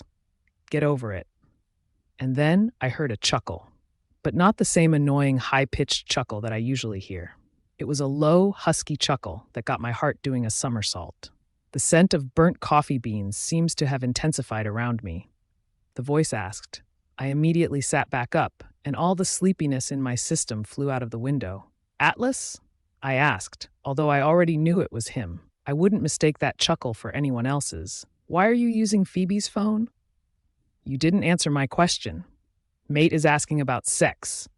Yay, pups! My wolf purred at the thought, and I think it's dangerous for her to be out with Atlas's wolf with me not in full control. Or else I would really end up with pups. What? I blinked. No, absolutely not. Definitely not. Of course not. Why would you even ask that? Even with him not with me, I could feel the smile on his lips as he said, You sounded disappointed. I am most definitely not. When are you going home? I tried to bite the smile that seems to form in my lips. You just miss me, do you? My facial muscles kept tugging the two ends of my lips upward as he answered, No, I don't. I'm just not used to not hearing your annoying voice. Yeah, you definitely missed me. I heard him huff. You know what? Never mind. Before he hung up on me, while I clamped my mouth shut, trying not to laugh my butt off, I couldn't sleep. Didn't even catch a wink. I felt like I was kind of used to sleeping with a big man beside me, such as Atlas. That sleeping without him feels weird. Like the bed feels too big and cold and lonely. So at 5 in the morning, I decided to just go home because I found it useless to sleep if I'll be waking up at 7 anyway. But the moment I stepped foot in the house, I immediately started to question my decisions in life. And then seconds later, I questioned if my libido can handle what I just saw. I knew I should have gone home a little later when I saw Atlas with his shirt off as he walks to and fro in the living room. He looked so disheveled and so all over the place. His hair poked to different directions as if he's been raking it with his hand all night. "Atlas," I mumbled under my breath. It was barely audible, but he heard me. I knew he heard me when our eyes met, and with the bags under our eyes, we both knew none of us had a good night's sleep. He finally stopped pacing back and forth, staring at me with a facial expression that I can't decipher. Well, maybe the reason why my brain can't seem to process anything else is because he isn't wearing any shirt at all. My wolf is purring at all his naked glory, too hormonal to think properly. I was thinking maybe it's my lack of sleep that has caused unhealthy thoughts in my mind to go haywire. Yeah, maybe I just need some sleep and my wolf would be less, perverted. "Dione?" Atlas uttered, sounding out of breath, as if he'd ran 1,000 miles and back again. He looked at me as if I'm just his imagination, as if I'll be gone if he just so much as blinked. "Hi." "Hi," I heard myself say, my voice sounding surprisingly small. I do not sound like myself at all. We were enveloped with silence for a few seconds when we heard a little thud of a glass in the kitchen. Both our heads snapped at its direction, our bodies getting ready to fight a seeming intruder. However, a nanosecond later, we heard Phoebe's voice. "Both of you need to chill." "Phoebe?" I asked, a frown etched on my face. "When did you get there?" Slow footsteps came from the kitchen to the living room where we stand. We saw Phoebe on her pajamas while rubbing the sleep on her right eye. "About 3 minutes ago. Was feeling thirsty, so I decided to go down and drink a glass of water," she says, looking at me then at Atlas. "But you two looked more thirsty than I am." "What are you talking about?" Atlas snapped, and I looked at his direction to see that he is now properly clothed. I sighed. Either in relief or disappointment, I'm not so sure. Phoebe looked at me with a smug smile on her face. "Geez, too much sexual tension in one house," she says before walking back upstairs. "You both need to fuck it all out," she says before she beamed with laughter as I felt my face go tomato red. None of us spoke for a couple of beats, even after we heard the soft thud of Phoebe's bedroom door close shut. And even if I can't see Phoebe, I can feel her smirk from where I stand. I feel betrayed by my own best friend. "Hey, Snickerdoodle," Atlas finally says, and my head snapped at his direction. "You didn't go home last night. Where were you?" I crossed my arms across my chest. "Snickerdoodle? Really?" I said, trying my best to do a poker face and keep myself from laughing. "You didn't answer my question," he deadpanned, and at this point he crossed his arms over his chest as well. I tried not to point out that his stance made him look bigger, manlier, and sexier. "Yeah, no, that's not my wolf speaking. I actually believe he looked sexy for someone who hadn't a proper sleep until 5 in the morning. I probably look like a vegetable in front of him right now." I huffed. "Well, Grumpy Pants, I came from the PAC hospital. There were a lot of patients who I needed to attend to, so it took me forever." "Okay, there weren't that much patients. I just chose not to go home early. I know I lied, but I won't admit to him the fact that I feel nervous and uneasy just thinking that I'm going to spend the day with Atlas in one roof. Although it's a bit too late for me to feel and say these things at this moment, but I haven't actually given it much thought since yesterday." "And you decided to go home today?" Atlas raised a brow at me, which then caused me to frown. "Oh, wow. Would you rather I won't go home today then?" I said, suddenly feeling the want to leave. Which is so stupid because this is my house and I'm the one who's leaving. I turned my heels to go back out of the house when I was suddenly pinned against the wall. It was too fast. I didn't even realize what happened, even if I saw Atlas in front of me, caging me in with both his arms on my sides. I felt the cold, hard wall against my back as I looked at Atlas's gray eyes, which is as cold and hard as they look into mine. "Where do you think you're going?" he muttered under his breath, sounding dangerous, as if I'd be dead meat if I so much as breathe. "Back to the PAC hospital. Get proper sleep. Take care of patients," I said, a frown on my face. What in the world does he want now? He wants me to leave, and then doesn't let me leave?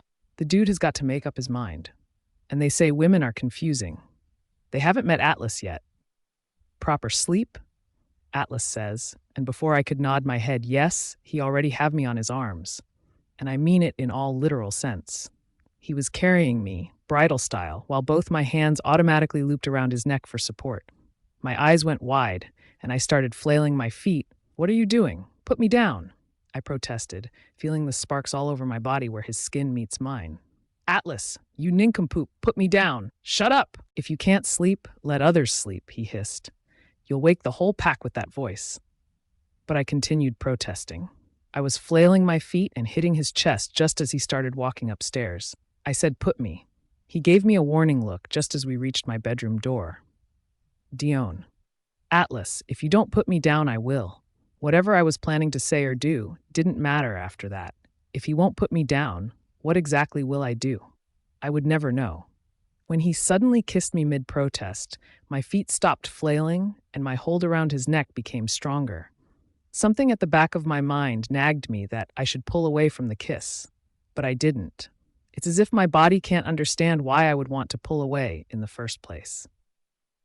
I honestly blame my lack of sleep for my delayed reflexes. If I had a full 8 hours of sleep, I would have pulled away from him quickly. But I didn't have an 8-hour sleep, didn't even have a wink, so I guess I have a valid excuse for not pulling away from the kiss. This was the second time we kissed, but there was more spark, more intimate. We didn't kiss for show. We didn't kiss in front of our soulmates to make them jealous. No schemes whatsoever. We just kissed. Slowly, ever so slowly, Atlas pulled away. His eyes are pure black, and I think mine are too. I tried to tell myself that maybe my wolf, who is happy jumping at the back of my mind, is the reason why I didn't bother the kiss. Yes, it was my wolf, not me. If not for my wolf, I wouldn't want it anyway. At least that shut you up, Atlas says, his voice hoarse just as he opened the door and closed it behind him with a kick of his feet. The door made a soft thud just as Atlas slowly put me down the bed. Now, sleep, he says. He actually expects me to sleep after that kiss? I blinked at him as he climbed onto the left side of the bed. I felt his weight dip onto the mattress beside me. I felt the heat of his body radiating against mine. The bed doesn't feel big or cold or lonely. It was just right. Like I could actually sleep and feel safe, even if my bedroom window is still broken and invite intruders. Atlas draped his arm on my waist, his breath fanning the back of my neck. I was his little spoon. And even if I can't see his face, I know he has his eyes closed in contentment. And at that moment, I didn't feel nervous or uneasy around him anymore. But I guess my body was a little bit stiff because I'm still not used to feeling sparks all over my body. Atlas tightened his hold on me. I said, sleep. You're not going back to the pack hospital until I say so. What? Why? He didn't say anything. I'll go back if you don't tell me. He took a deep breath, as if keeping himself from wanting to pull his own hair in frustration. Why would you even want to go back to that place? He asked me as if I've gone insane. I was confined there once, and I don't want to be back. Yeah, that's why he ran away and went to my house through my bedroom window and strangled me in the morning. How could I forget that? That's one romantic move from a second chance mate. Well, I won't be confined there. I would be helping Athena with taking care of the patients. Phoebe and I always help out, so I really would come back there, especially if needed be. You can help Athena in taking care of patients even without going back to that horrid place. What? How? I raised a brow in confusion. I heard him make an irritated skeng sound before he said, Aren't I technically a patient in the pack hospital too? Stay here and take care of me instead. I woke up alone on my bed. You know how those one-night stand feels? Where a guy and a girl does something special at night, but then they both wake up to an empty bed and spend their separate lives alone and never meet again? Felt it just about now. Except Atlas and I live in the same house, and we will definitely meet again. And that we didn't have sex, my wolf emphasized, sounding as if she was disappointed by that fact. Well, what was I expecting? Morning cuddles and breakfast in bed? Yeah, right. Unless, of course, I'm Eris then, Atlas would rather die than treat me like so. Which is, of course, understandable. She is his soulmate still. I slowly sat up on my bed, putting both my hands on my face. Ugh, I groaned as I tried to shake away the sleep in my system. Well, I heard Phoebe's voice, and I looked up to see her smug look as she leans against the doorframe. Good afternoon, sleepyhead, she says. It amazes me how she just somehow always pops up in places unnoticed. Good afternoon? I blinked, and as it slowly dawned on me, my head turned to look at the window. I saw the sky in its red, yellow, and orange glory, with a hint of magenta and blue along the horizon where it meets the packland. I overslept? No shit, Sherlock, Phoebe answered in a duh tone. In full panic mode, I scrambled out of the bed. Why didn't you wake me up? I asked, sounding hysterical as my blanket somehow looped around my ankles to keep me from going out of bed. I have to go back to the pack hospital. Well, as ordered by His Highness, I shouldn't wake you up. What? Phoebe snickered as she looked at me, as if she's finding my current situation amusing. Glad to know at least one of us is happy. Well, Atlas said, and I quote, "Don't wake her up.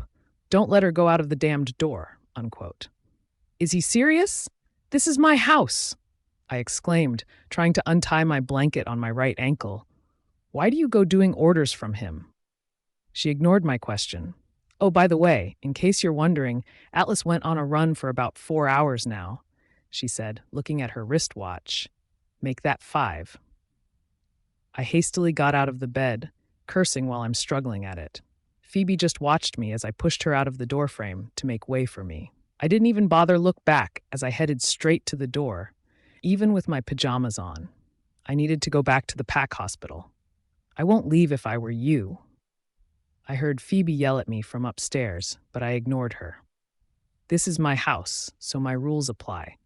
You ever have that feeling of disappointment when receiving a gift and opening it only to find out it was an empty box? That's what I exactly felt the moment I opened the door to go out. Disappointment. Except that the door wasn't empty on the other side. Atlas stood in front of me, a blank expression on his face. He was bathed with his own sweat and was breathing quite heavily. Okay, if I were to receive someone like him as a gift, I wouldn't be that disappointed. But maybe not now when he's blocking my way. Move, I told him as I tried to shove him out of the way. But of course, I only looked like a nincompoop because he didn't even move an inch. I glared at him. I said move. He silently looked at me, unmoving. Atlas, get out of the way. I frowned at him, and he looked at me dead in the eye. At this point, I'm already getting more and more irritated at him, so I started hitting his chest. Move! Didn't you hear me? I heard you, he says calmly as he grabs my hand to stop from hitting him. His gaze never left me the whole time, and I would have melted then and there if only I wasn't already irritated at him. I took my arm back. Then why won't you move? For a moment, he looked like he was about to argue. There was a flash of anger and reluctance from his eyes for a couple of beats, but it was gone as fast as it came. It was so fast, I convinced myself that I was just hallucinating and seeing things. Must be because of oversleeping. He opened his mouth a little, as if he was about to say something, but then closed it shut as he moved to the side to make way for me. I blinked, confused. I'm not saying I'm complaining, but I'll be lying if I said I didn't expect him to lash out on me instead of actually listening to me. I looked at him, unsure. Thank you? I said, and it sounded more of a question than a statement. I watched him as his eyes suddenly looked at everything but at me. It was as if there was a switch and boom, he doesn't want to look at me, as if he's afraid of my existence. He looked like he would have flinched if I so much as touch him. I raised a brow. Are you okay? He nodded his head. I frowned. I tried to reach out to touch his face to make him look at me, but he swatted it away like he would burn. That reaction from him wasn't what I expected, and I know he can see how shocked I was. I can see the wave of shock even on his part, as if he was also surprised by his own actions. He seemed frantic as he looked at my surprised expression. His face turned from shock to realization to panic, then regret. Funny how I can see it all on his face in just seconds. Sorry, he stuttered as he looked away from me. I didn't mean to. I blinked at him, unmoving. We stood there quietly. I watched him as he fidgets with his fingers, looks at anything but me, and squirms in his spot. He looked like he desperately needs to be away from me. At that point, I didn't know what to say. I didn't even know if I want to say anything at all. His eyes flickered at me for a second before he looked away again, as if checking for a new reaction from me. He sidestepped me so he could enter the house as he says quietly, "I'll just go inside." I stood there as I heard his quick footsteps enter the house and into the bedroom. I can feel the confusion that my wolf is feeling within me. And though I know she would want answers, I doubt she even know what to ask in the first place. Why did I want to go out again? Oh, yeah, Pack Hospital. But then my feet didn't seem to want to go there anymore. I didn't know what I did next. All I remember was going back in the house, slamming the door shut behind me, and stomping my way to my bedroom where Atlas went. I won't forget Phoebe in the kitchen smirking at me while munching some popcorn like she's about to witness a show. Which she probably would. Opening the bedroom door, my eyes landed on Atlas, who was laying on my bed. He sat up straight as he saw me walk in and kicked the door behind me. My eyes never left him as I said, "What the fuck is your problem?" "What the fuck is your problem?" he asks back, a brow raised. Seconds later, before I could even respond, he adds, "I'm sorry," and he actually looked sincere. He sounded so calm, so composed, so not him. And it somehow infuriates me how he's different in over a night. "What do you mean you're sorry?" I lashed out as I went towards him and hit his shoulder. "What the hell are you playing at?" He rubbed his face with both his hands as he sighs. His voice was muffled as he says against his hands, "I'm not playing whatever. I said I'm sorry. That's it." "I know that. I heard you," I said, sounding pissed off. His head snaps at me. "Then what the hell is the big deal?" "You," I snapped back, pointing my finger at his face, not even scared if he decides to break it in half. "You're the big deal." "The fuck did I do? I apologized already." "Yes, and you normally don't," I exclaimed, frustrated. "You usually break windows and walls. You shout at me. You want everything your way. But now, in just over a night, you go apologizing? The fuck?" He cocked a brow at me. "So you want me breaking more windows and walls?" I blinked. "No, that's expensive." "You want me to shout at you?" I looked at him and realized that from shouting and fighting, we're now talking calmly. I sat at the edge of the bed with my back behind him. "No," I answered. "I guess I'm just not used to you being like this." "Dione," he calls out my name, his voice low and sexy. It sent chills down my spine, as if my name rolling off his tongue was the only thing that could keep me sane.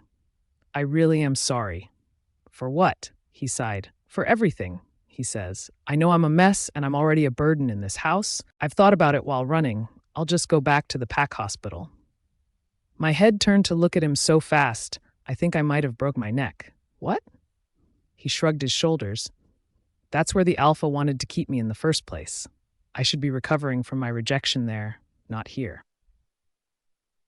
"You're staying here," I said against my gritted teeth. My hands clawed the bedsheet in anger. I don't even know why I was angry, but the thought of Atlas leaving me has got me and my wolf on edge. Atlas huffed, "Why would you keep me here? We both hate each other. If I stay here, we're just waiting for the day where we'll start killing each other." "Didn't we already start killing each other since day one? Moreover, Athena told me to keep an eye on you here." He nodded. "And she could keep an eye on me herself when I'm back in the Pack Hospital." "You said you hated it there." "Just because I'm going back doesn't mean I love it there." "Then why the fuck are you going back?" I yelled, and I didn't know what happened next. All I know is that I jumped on him, and my hands found its way to the collar of his shirt. With him underneath me, I looked at him with so much anger. "We have plans, Atlas." "Plans?" he asks, laying still and very stiff.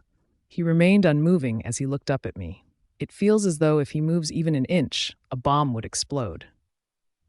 I looked at him in disbelief. "You said we'll fight. You said we'll get our soulmates back. You promised. Now you're not going anywhere. You're keeping your words before I shove it down your throat," I hissed. "Got it?" He looked at me for a couple of beats. My room fell in utter silence for what felt like forever. For a moment there, I thought he wasn't going to say anything. But then he moved. He took my hands from his collar. "Let me go," he says quietly. My grip on his shirt tightened. "Let me go, Dione." He looked at me with hard eyes. "Leave me alone." And I gave him the same look as I said, "No, don't touch me." he says, before he pushed me with all his might, and I saw myself flying towards the other end of the room. I didn't even realize he pushed me so hard until my back hit the concrete wall. And maybe until I felt some of my ribs get broken as my body slid down the wall to the floor. Or maybe until my vision blacked out. Slowly opening my eyes, my vision was blurry for the first few seconds. Then, as if a camera finally setting into focus, my eyes met Athena's own pair. She looked down at me with worry, but at the same time, she looked relieved that I was alive. The fuck is she relieved about? Being alive sure as hell isn't comforting when your life sucks. These days, I feel like I always end up getting injured and then waking up days after. It's as if I'm meant to go through the same kind of bullshit over and over again. Even I'm surprised that I'm not dead at this point in my life. Exactly how many ribs do I have to break before I die? How are you feeling? Athena asked me softly, like how she normally asks one of her patients. I raised a brow. The hell you mean, how am I feeling? I croaked, my throat hoarse from days of sleeping without water. I'm feeling like shit, that's what. Feeling like my back was permanently glued on my bed, I tried to shift in my position. But then I looked on my left to realize that Atlas was lying beside me with his arm draped around my waist. I guess they used him for my quick recovery. Again. Well, isn't this all too familiar? Someone said, and I looked towards the door only to find Phoebe inviting herself into my room with a smirk on her face. Don't you think? At that moment, Atlas decided to pull me closer to him and hug me tighter. His breath was fanning my neck, and my left side was feeling the heat coming off of his body. I swallowed the sudden lump in my throat. Very familiar. You finally decided to wake up, Phoebe says as she stood beside Athena, watching me with her arms across her chest. I wish I didn't, I muttered. She was looking at me like she heard what Atlas and I were arguing about. She probably already knew I would end up like this. Again, damn werewolf heightened senses. How many of your bones are you planning on breaking? Because I heard we only have 200 bones, Phoebe says as she sat at the edge of my bed, and you've broken quite a lot already. 206 bones, Athena pointed out. Well, isn't that good news? Phoebe shrugged her shoulders as she looked at Athena, then to me. More for you to break. I rolled my eyes. Ask this nincompoop beside me. He's the one breaking it for me. The fuck is your problem? What the hell are you playing at? You're the big deal. Phoebe mocked me, and I glared at her. If you keep testing Atlas's patience like that, you'll end up breaking all 206 bones. What did I tell you about eavesdropping? I hissed. It's not eavesdropping if you're fucking yelling it out. Phoebe rolled her eyes at me, then pointed at Athena. I probably would have heard it still, even if I visited her in the pack hospital. Privacy, my ass. Athena was looking at me while she chews the insides of her mouth. It was like she was contemplating whether or not to tell me something really important. My body felt cold as a thought came in my mind. Did she actually hear it all the way to the pack hospital? No, that wouldn't be possible. Right? I looked away from Athena. What is it, Athena? Spit it out. She cleared her throat. Phoebe told me everything that she heard, she started off, and my head snapped at the bitch who only raised her hands in surrender, but with a smirk on her face. Maybe Atlas is right. He should be back in the hospital for a closer look. I raised a brow, just as Atlas snuggled closer on my neck, his lips lingering on the part where my skin is most sensitive. Isn't this close enough for you? Just after I said those words, I felt Atlas plant a soft kiss on my neck, and my heart flipped. I was stiff for the first few seconds when Atlas uttered, "No, it isn't," and then he kissed my neck again, knowing all too well what it does to me. Fucking tease. Athena cleared her throat and looked away while Phoebe balls her hand against her lips to cover her laugh with a cough. I glared at her, but she ignored me and looked at Atlas. No, but you said you wanted to leave Dione here? You said so yourself, before you threw her against the wall, that is. Phoebe, I hissed. Atlas stiffened beside me just as my best friend shrugged her shoulders. I'm just clarifying what I heard. Athena looked at Atlas. You're welcome in the Pack Hawk Hospital, Atlas. You could move back in any time this week. Atlas seemed to pretend to not hear what Athena told him. He disentangled himself from me as he announces, I'm just going to go for a run. Phoebe raised a brow. Again? You've been going out for a run thrice every day. My brows furrowed. Thrice a day? Phoebe nodded her head. Every day since you're stuck in bed, she says. You've been out for 5 days, just so you know. I'll just go out so you can talk about me more, Atlas says before he went towards the broken window and shifted into his wolf during his mid-jump. Landing on the ground with all 4 of his paws, we watched him run straight into the forest. Ah, the window's still broken. Dione, Athena called my attention. This is what I've been telling you. Atlas is slowly isolating himself. The 3rd phase.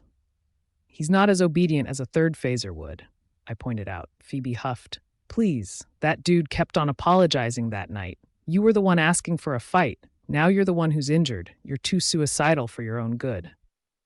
Will you shut up? I snapped. Tell me, why is he always going on a run? Thrice a day? Shouldn't he be exhausted to death at that point? Phoebe shrugged her shoulders. He doesn't seem tired when I see him go back home. Actually, he smells quite nice whenever goes back, like he took a bath with ice cream and lavender bath soap. I frowned in confusion. Atlas isn't one to take a bath smelling like ice cream and lavender. Or is he? Ice cream and lavender. I saw Athena frowning as she looked like she was trying hard to remember something. Where did I smell that before? She asks more to herself than to anyone else. But before she could remember, Phoebe's phone went off ringing in her pocket.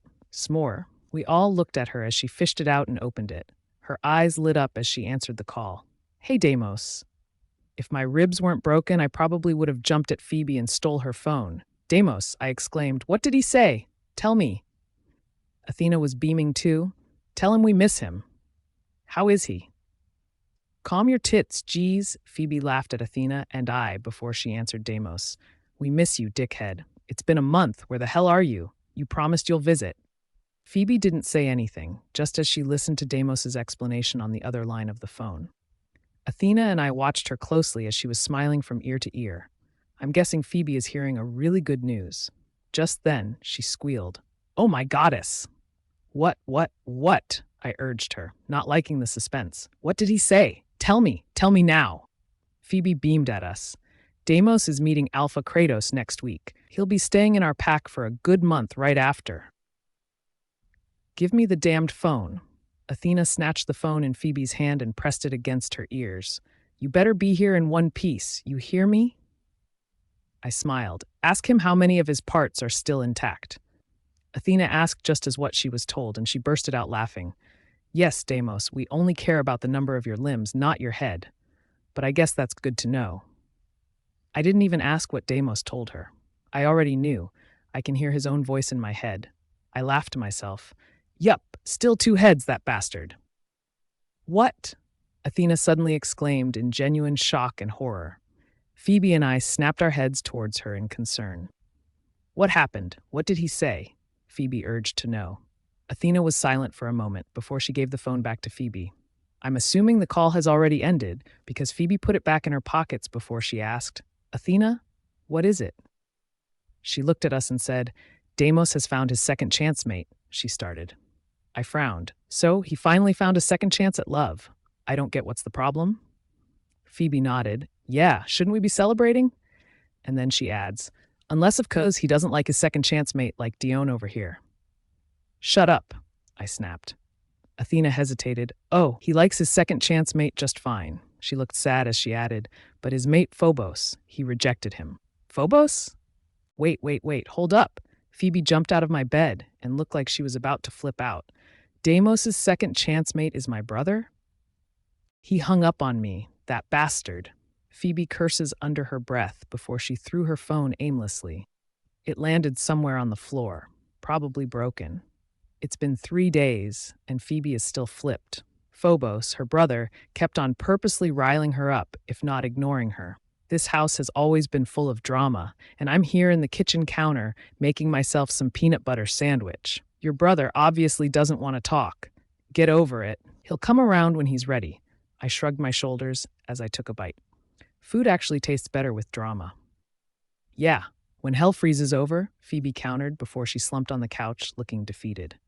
She stared at the sandwich in my hand. Hey, make me one of those. Yeah, when hell freezes over, I stuck my tongue out on her. She glared at me and I feigned innocence. What?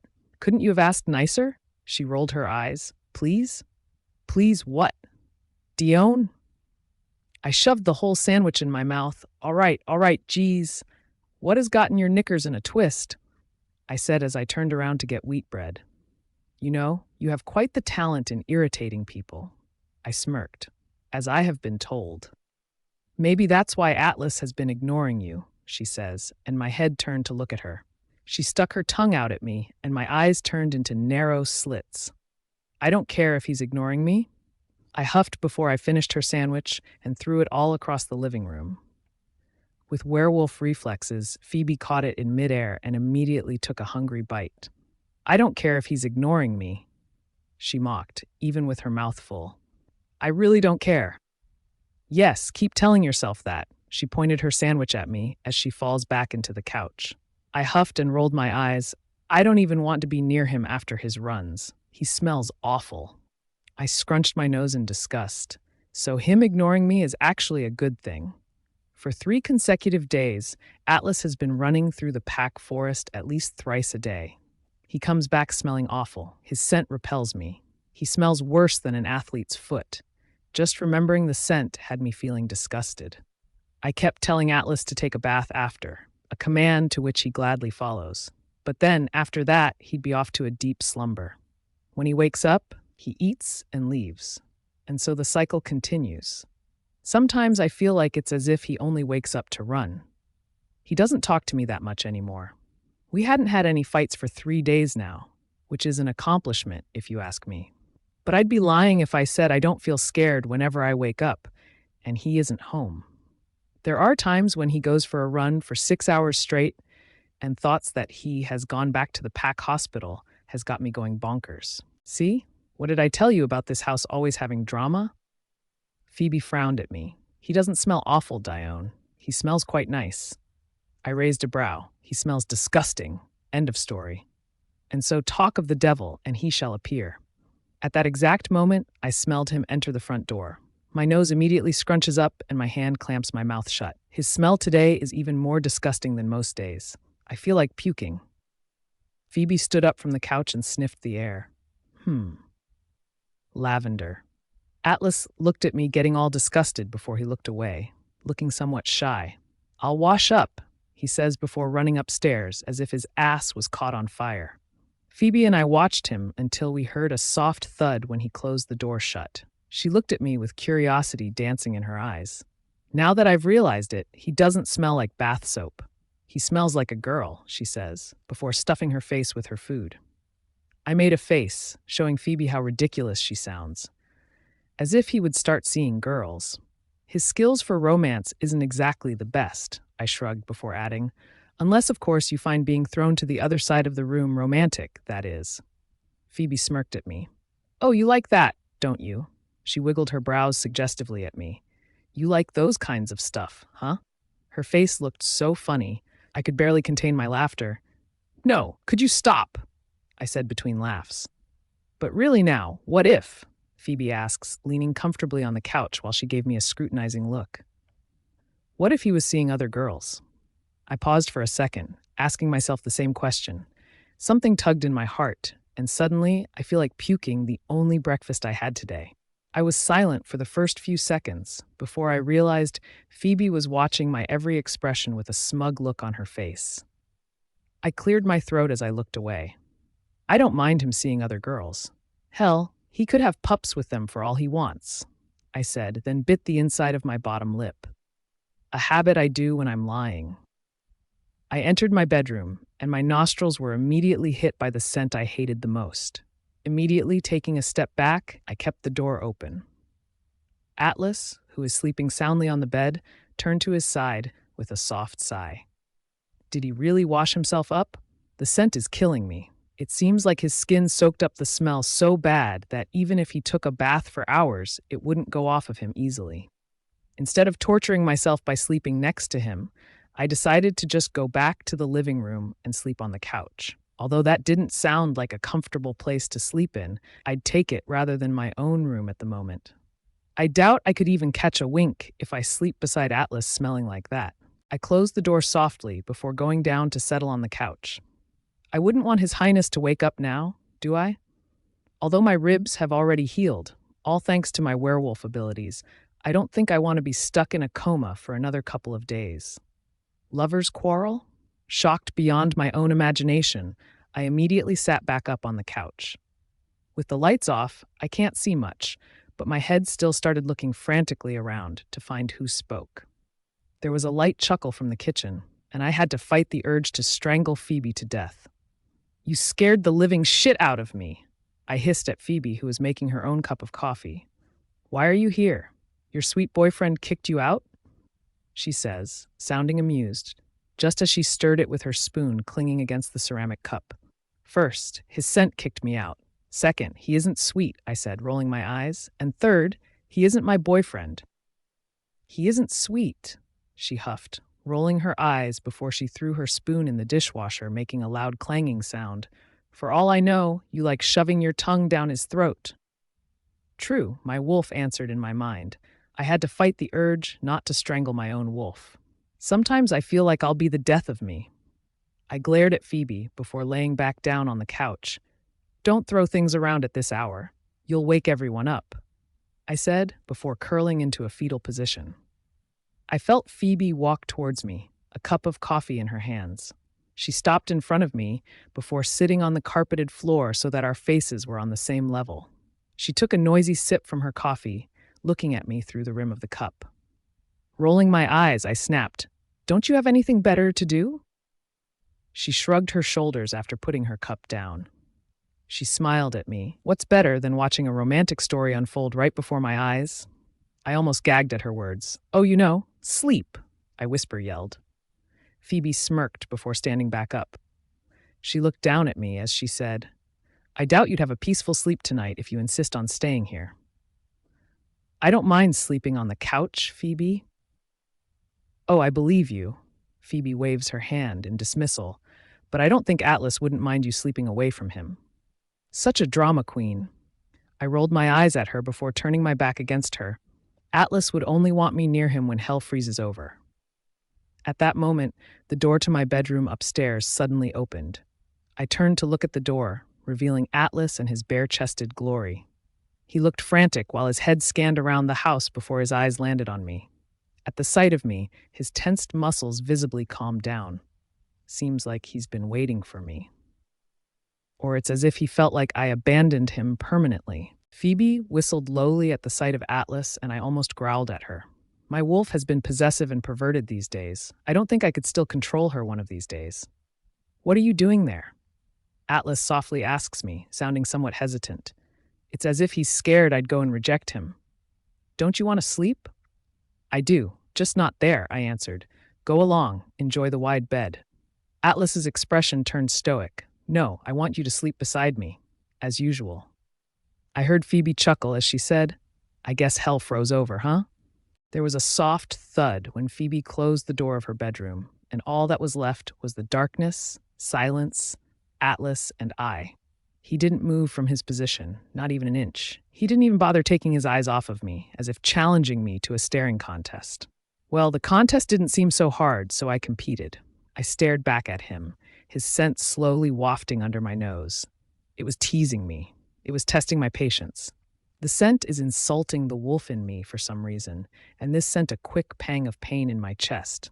I was staring at Atlas in confusion at this moment, not sure why I'm feeling this way. Why is this scent so repelling? Why isn't it fading as time flew by? Because honestly, I feel like the more I stare at Atlas, the stronger it becomes. I can't even smell Atlas's true scent, like he was completely covered by lavender and ice cream. I almost gagged. For the first few seconds, I tried to ignore it. I tried to think that what I'm smelling were apples and honey, but the scent of lavender and ice cream was too strong that I started imagining rotten apples and sting of bees. I can't help but look away. Now I don't know what bothers me more, his scent or the fact that I lost our mini staring contest.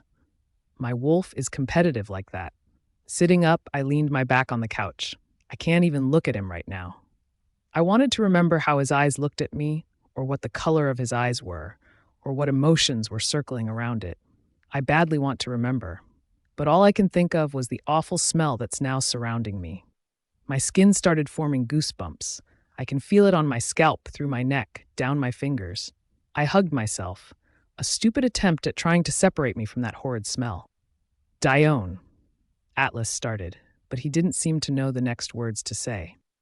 I waited for a couple of beats if he'll continue, but it seems like even he doesn't know what he wants from me. I closed my eyes, hugging myself tighter. I can't look at him. For some unexplainable reason, looking at him suddenly pains me. Atlas, I softly said against the silent darkness, please leave. Dione, he says, his voice sounded like a mixture of pain, worry, frustration, and a hint of guilt. I curled up in my position, my knees close to my chest. I put my forehead on top of my knees, my hair falling on the sides like a curtain shielding me away from everything. The scent, Atlas, I mumbled, not sure if he could hear me. Please leave. I didn't hear him say anything. I didn't even bother looking up to see what he'll be doing next. Every second that passed by, my wolf feels weaker and angrier and sadder. For some reason, this feels like being rejected all over again. I think I'll have to ask Athena what the hell is happening to me. But before I could move another muscle, I felt him. I felt Atlas in front of me and knelt on the carpeted floor so his face would be on the same level as mine. I felt his warm arms wrapping around me like a soft blanket. His hug feels all too familiar. My wolf even let out a small whimper inside of me. I shivered under his touch, and I know he felt it too. These days, I felt like we were too far from each other, even if we were living under the same roof. We barely talked or see each other. He was too busy running, and I guess it wouldn't hurt to admit that I missed this nincompoop. But just when I wanted to hug him back, his scent came punching me square in the face. I scrunched my nose in disgust as I hastily pulled away from him. I didn't bother hiding my expression as I saw hurt flash in his eyes. What the hell is wrong with you? Atlas says, his voice sounding frustrated. He raked his fingers through his hair, a little harsher than normal. I can see it in his eyes how much he wants to hold me, how much he wants me to be in his arms, and I want that too. But the smell is just triggering me so much, I feel like killing a whole pack, even with me being an Omega.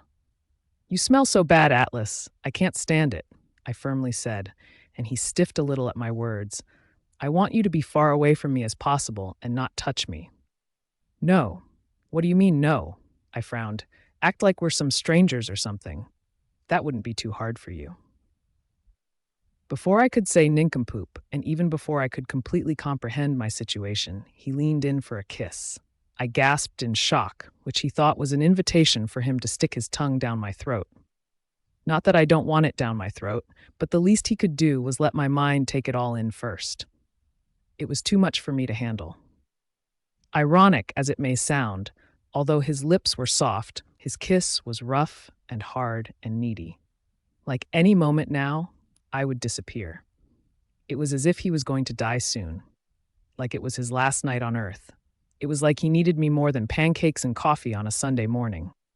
But him being this close, his scent was too overbearing that his kisses felt no different from him beating me up to a pulp. My wolf is getting weaker, not because she's enjoying the kiss, but because of the scent slowly draining all of her. I wanted to pull away, but Atlas wasn't having it. His kiss only became harsher, and his hold on me became tighter. I tried pursing my lips as I hit his chest with closed fists to no avail. He was too strong, and I was getting weaker by the second. My strength isn't enough to hit him square in the face. So I bit his lip. I bit it so hard until we both tasted his blood on our tongue. That's when he pulled away. I immediately went on the other side of the couch, trying to be far away from him as possible. I clamped my mouth shut with my hands, trying my best not to cry. I don't even know why I feel like crying. My emotions are so all over the place, I don't even know what to feel exactly. His scent isn't helping either. He looked at me with so much hurt in his eyes, I almost wanted to cup his face and just devour his lips. I wanted him so bad, and I know he feels the same. But if looking at him pains me already, I doubt my wolf could handle it. You, he says, swallowing the sudden lump in his throat. I watched his tongue lick his lower lip where it was bleeding. You want to get away from me that badly? He asks. His voice cracks slightly at the end. Fuck. I'm so conflicted, I'm starting to hate myself. His scent repels me. If he comes nearer, it hurts me for some reason. but I don't want him to leave me at the same time. Just imagining him leaving me makes me want to claim him right here, right now. Atlas, I don't.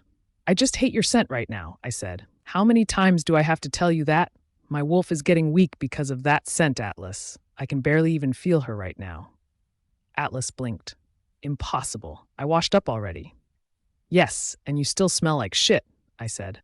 Without saying anything, he stood up. His gaze never left me as he slowly walked closer to me, his hands reaching out. I squirmed in my seat, not sure if I should take it. I looked at him, my eyes gleaming with uncertainty. He sat on the couch beside me as he took my hand in his. He looked at me straight in my eyes as he said, "How about you wash me up?" My wolf has never been the most behaved when it came to being close to Atlas. Usually she was the one looking for trouble, and usually that was when Atlas had his clothes on. Imagine the torture I'd have to go through when my wolf is near Atlas without his clothes on. I knew my wolf was never modest and has outright wanted to claim Atlas as hers. But sometimes I feel like I have a demon inside my head instead of a wolf. I don't even know what's the difference between the two anymore. Both of them will be the death of me. You're overly dramatic, says my wolf with a roll of her eyes as if she isn't overly perverted herself. They say your wolf is the mirror of your human soul, but in animal form. I doubt my human soul anything near identical to hers. When Atlas took off his shirt, there was something that bothered me. I don't know what it is, but it feels like there was something wrong with his back that I can't point out. He didn't have scars or whatsoever, and it's not the mole on the lower right of his neck. And it's not because I'm slowly becoming perverted like my wolf as well. It's just, it seemed different. But then again, maybe it's just me. Maybe Atlas smelled so bad, the scent hit my brain and started giving me hallucinations. I was angrily scrubbing Atlas's back, leaving his skin raw and sensitive. But I didn't stop, and he didn't even bother making me. He was in the tub while I kneeled on the cold, tiled floor of the bathroom. Although my wolf insisted that I join him in and have fun, I don't think that's the wisest idea. The water in his tub, I made sure it had bubbles. I don't want to be seeing something I shouldn't be seeing. And I don't want my wolf giving me mental images of things I don't want to see. Yet, my wolf made sure to point that out. I rolled my eyes. It has been 2 hours since I washed the scent off of him, and it's gone about half an hour ago. I'm sure the scent is completely gone because my nose isn't getting all scrunched up like before. But I'm still here, practically skinning Atlas alive. Lavender and ice cream scent is giving me anger management issues. I ignored the sparks as my fingertips brushed the naked skin on his back and continued doing what I'm doing. With his bare neck in full view, my wolf has given me insane ideas such as claiming Atlas right there and then. So I had to keep myself busy before I actually consider that idea. I didn't know I was glaring at his skin until Atlas reached on his shoulders and held my hand. I almost instantaneously froze when he did that, sending me waves of sparks as he held my hand with his cold and wrinkled ones. 2 hours in the tub made his fingers like that. "I think we're done here," he finally says. I immediately took my hand back and stood up. "Yes, I'll go get your clothes," I said, and before I could turn around to leave, Atlas grabbed my arm. I looked down at him with a raised brow. "What? Are you still mad?" he asked, and I shook my head. "So will you not push me away anymore?" he asked once more. "No, the scent is gone. You're good," I said, and he lets go of my arm, leaving it cold and wet. He nodded his head, and I turned around to leave. But just as I reached the door, a realization hit me like a tidal wave. I turned to look back at him. Actually, no, we're not done yet.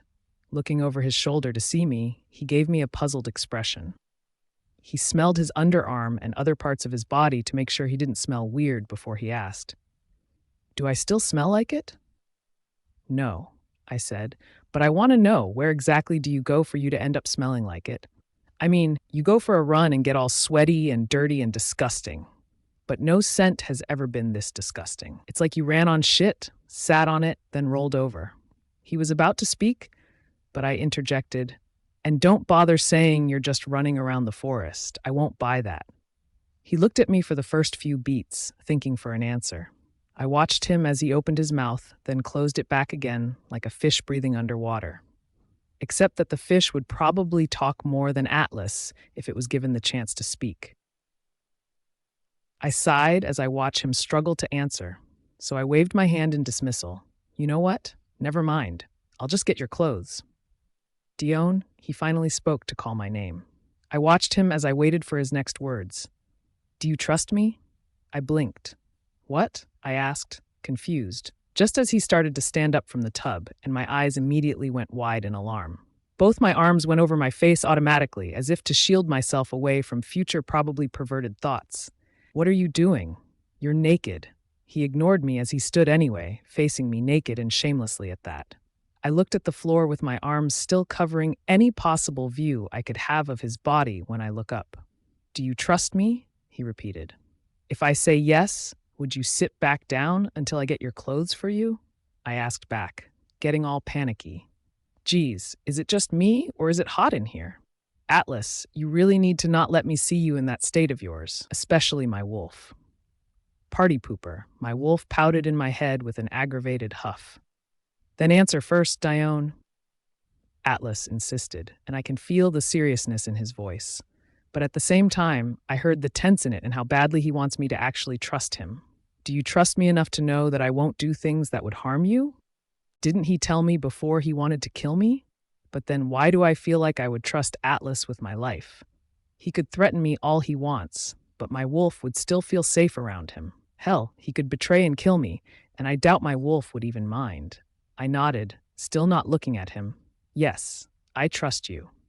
Atlas decided he's not done questioning me yet and continued to torture me when he asked, would you take anyone else's words over mine? Atlas, can we talk after you're dressed? I asked back, just when I can feel my wolf stirring inside my mind. She wanted to take control over me, and that was never a good sign. I don't think I could answer properly with you all naked in front of me. He sighed, but he nodded in understanding. To be completely honest, I'm surprised he didn't insist any further. Normally, he would insist things go his way and then start breaking walls. But he didn't, and I was thankful for him, nonetheless. I immediately rushed out of the bathroom like my ass was on fire. I needed to breathe. Getting all his clothes for him, I went back in the bathroom and handed it to him. I was about to let him dress himself as he puts his shirt on when I caught a glimpse of his full, bare back. And at that moment, a realization finally hit me like a tidal wave. I finally realized what was ticking me off earlier. It wasn't the mole on his back or the urge to mark the side of his neck. Hell, it wasn't even the lavender and ice cream scent that had me hallucinating. It was the empty space in his back. He had no scars. His slave mark is missing. Have you ever liked someone that you became so observant of them? Even if you don't admit it to yourself, deep in your heart you memorize their entire being, that you familiarize yourself with their every inch, like a mole on their back or the way they avert their gaze when they're lying, or even hearing their laugh inside of your head, or maybe even a slave mark on their back, perhaps. I've never admitted it out loud to anyone, not even myself. Not until now, that is. But I like Atlas, not just the attraction I have for him as my second chance mate. I realized I'm connected to him more than I realize it.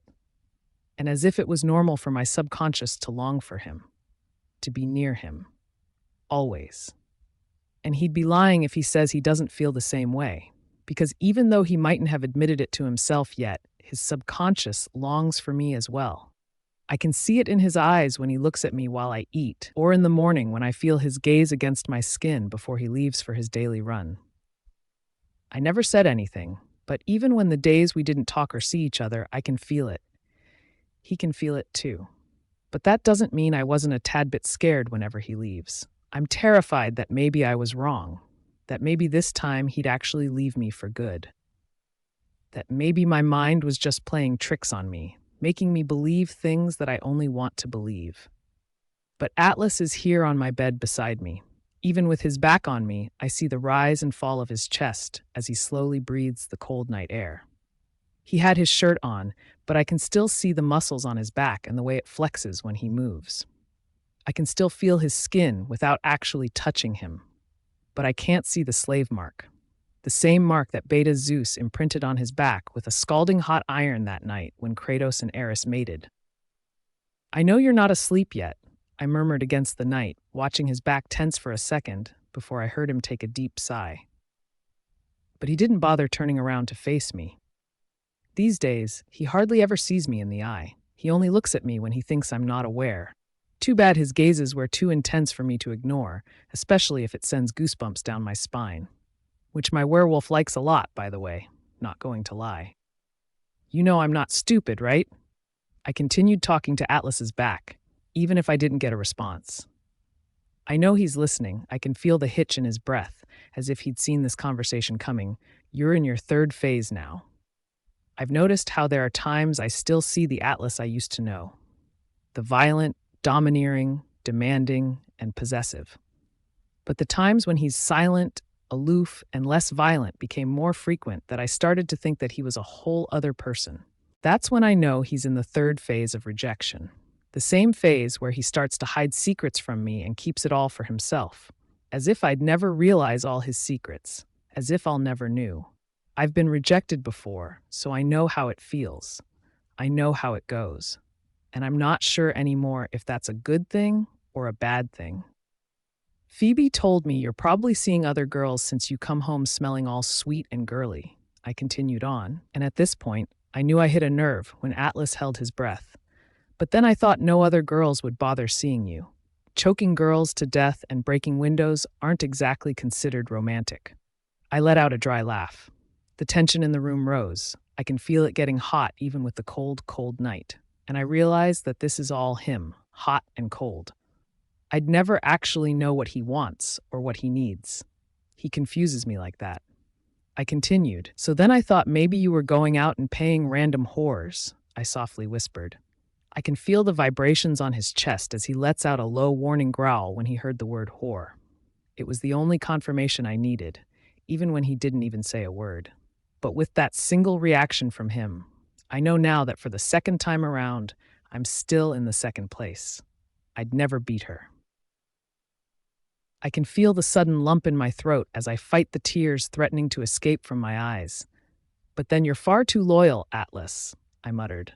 You're not seeing other girls or whores. Eris isn't any of those two. At that moment, I clamped my mouth with both my hands as tears streamed uncontrollably down my face. My vision started to blur, just as Atlas decided slowly turn around to face me. But before he could completely see the mess that is my face, I put one hand on his back to stop him. Can you not look at me? I pleaded, my voice trembling. I attempted to sound like I wasn't crying, but I guess I was failing miserably at that, hearing Atlas's soft whimpers. He sounds like he wants to turn around and hold me in his arms to comfort me, but can't. I'm a bit ugly at the moment. I let out a humorless laugh as I wiped my nose with the back of my hand. I can see him clenching his hands on the bedsheet, trying to compose himself. How? He asked. I rubbed my thumb on his back. The slave mark is gone, I said. I assumed Kratos took it back. I added, and I heard him cuss under his breath. He might have forgotten that minor detail when he let me wash off Eris's scent off of him. The slave mark could only be gone if you already have served your purpose, and only the Alpha can have that authority. I guess that's why they marked him the night Eris and Kratos mated, because they were so certain she'd bear a child, and they would need Atlas when that time came. How can I be so stupid to overlook that fact? She needs me, Atlas says when my hold on his back became tighter, sounding troubled himself.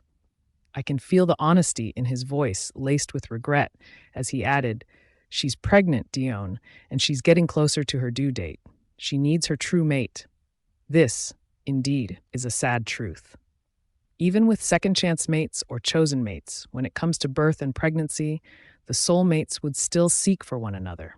They would only feel true comfort when they spend time together until the woman finally gives birth. Although it is not necessary that they touch, but they have to see each other and spend hours to satisfy both their needs. That's why Atlas always go for a run. His wolf just needs to see his true mate. I understand. I nodded against my pillow, even if he can't see me, my tears still going on like waterfalls.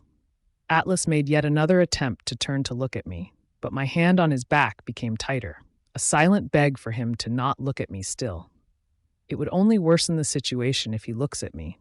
I doubt I could ever stop crying if he does. Dione, just let me hold you, Atlas says, his voice breaking at his last word, and my heart breaks even more, knowing that his heart breaks for me too.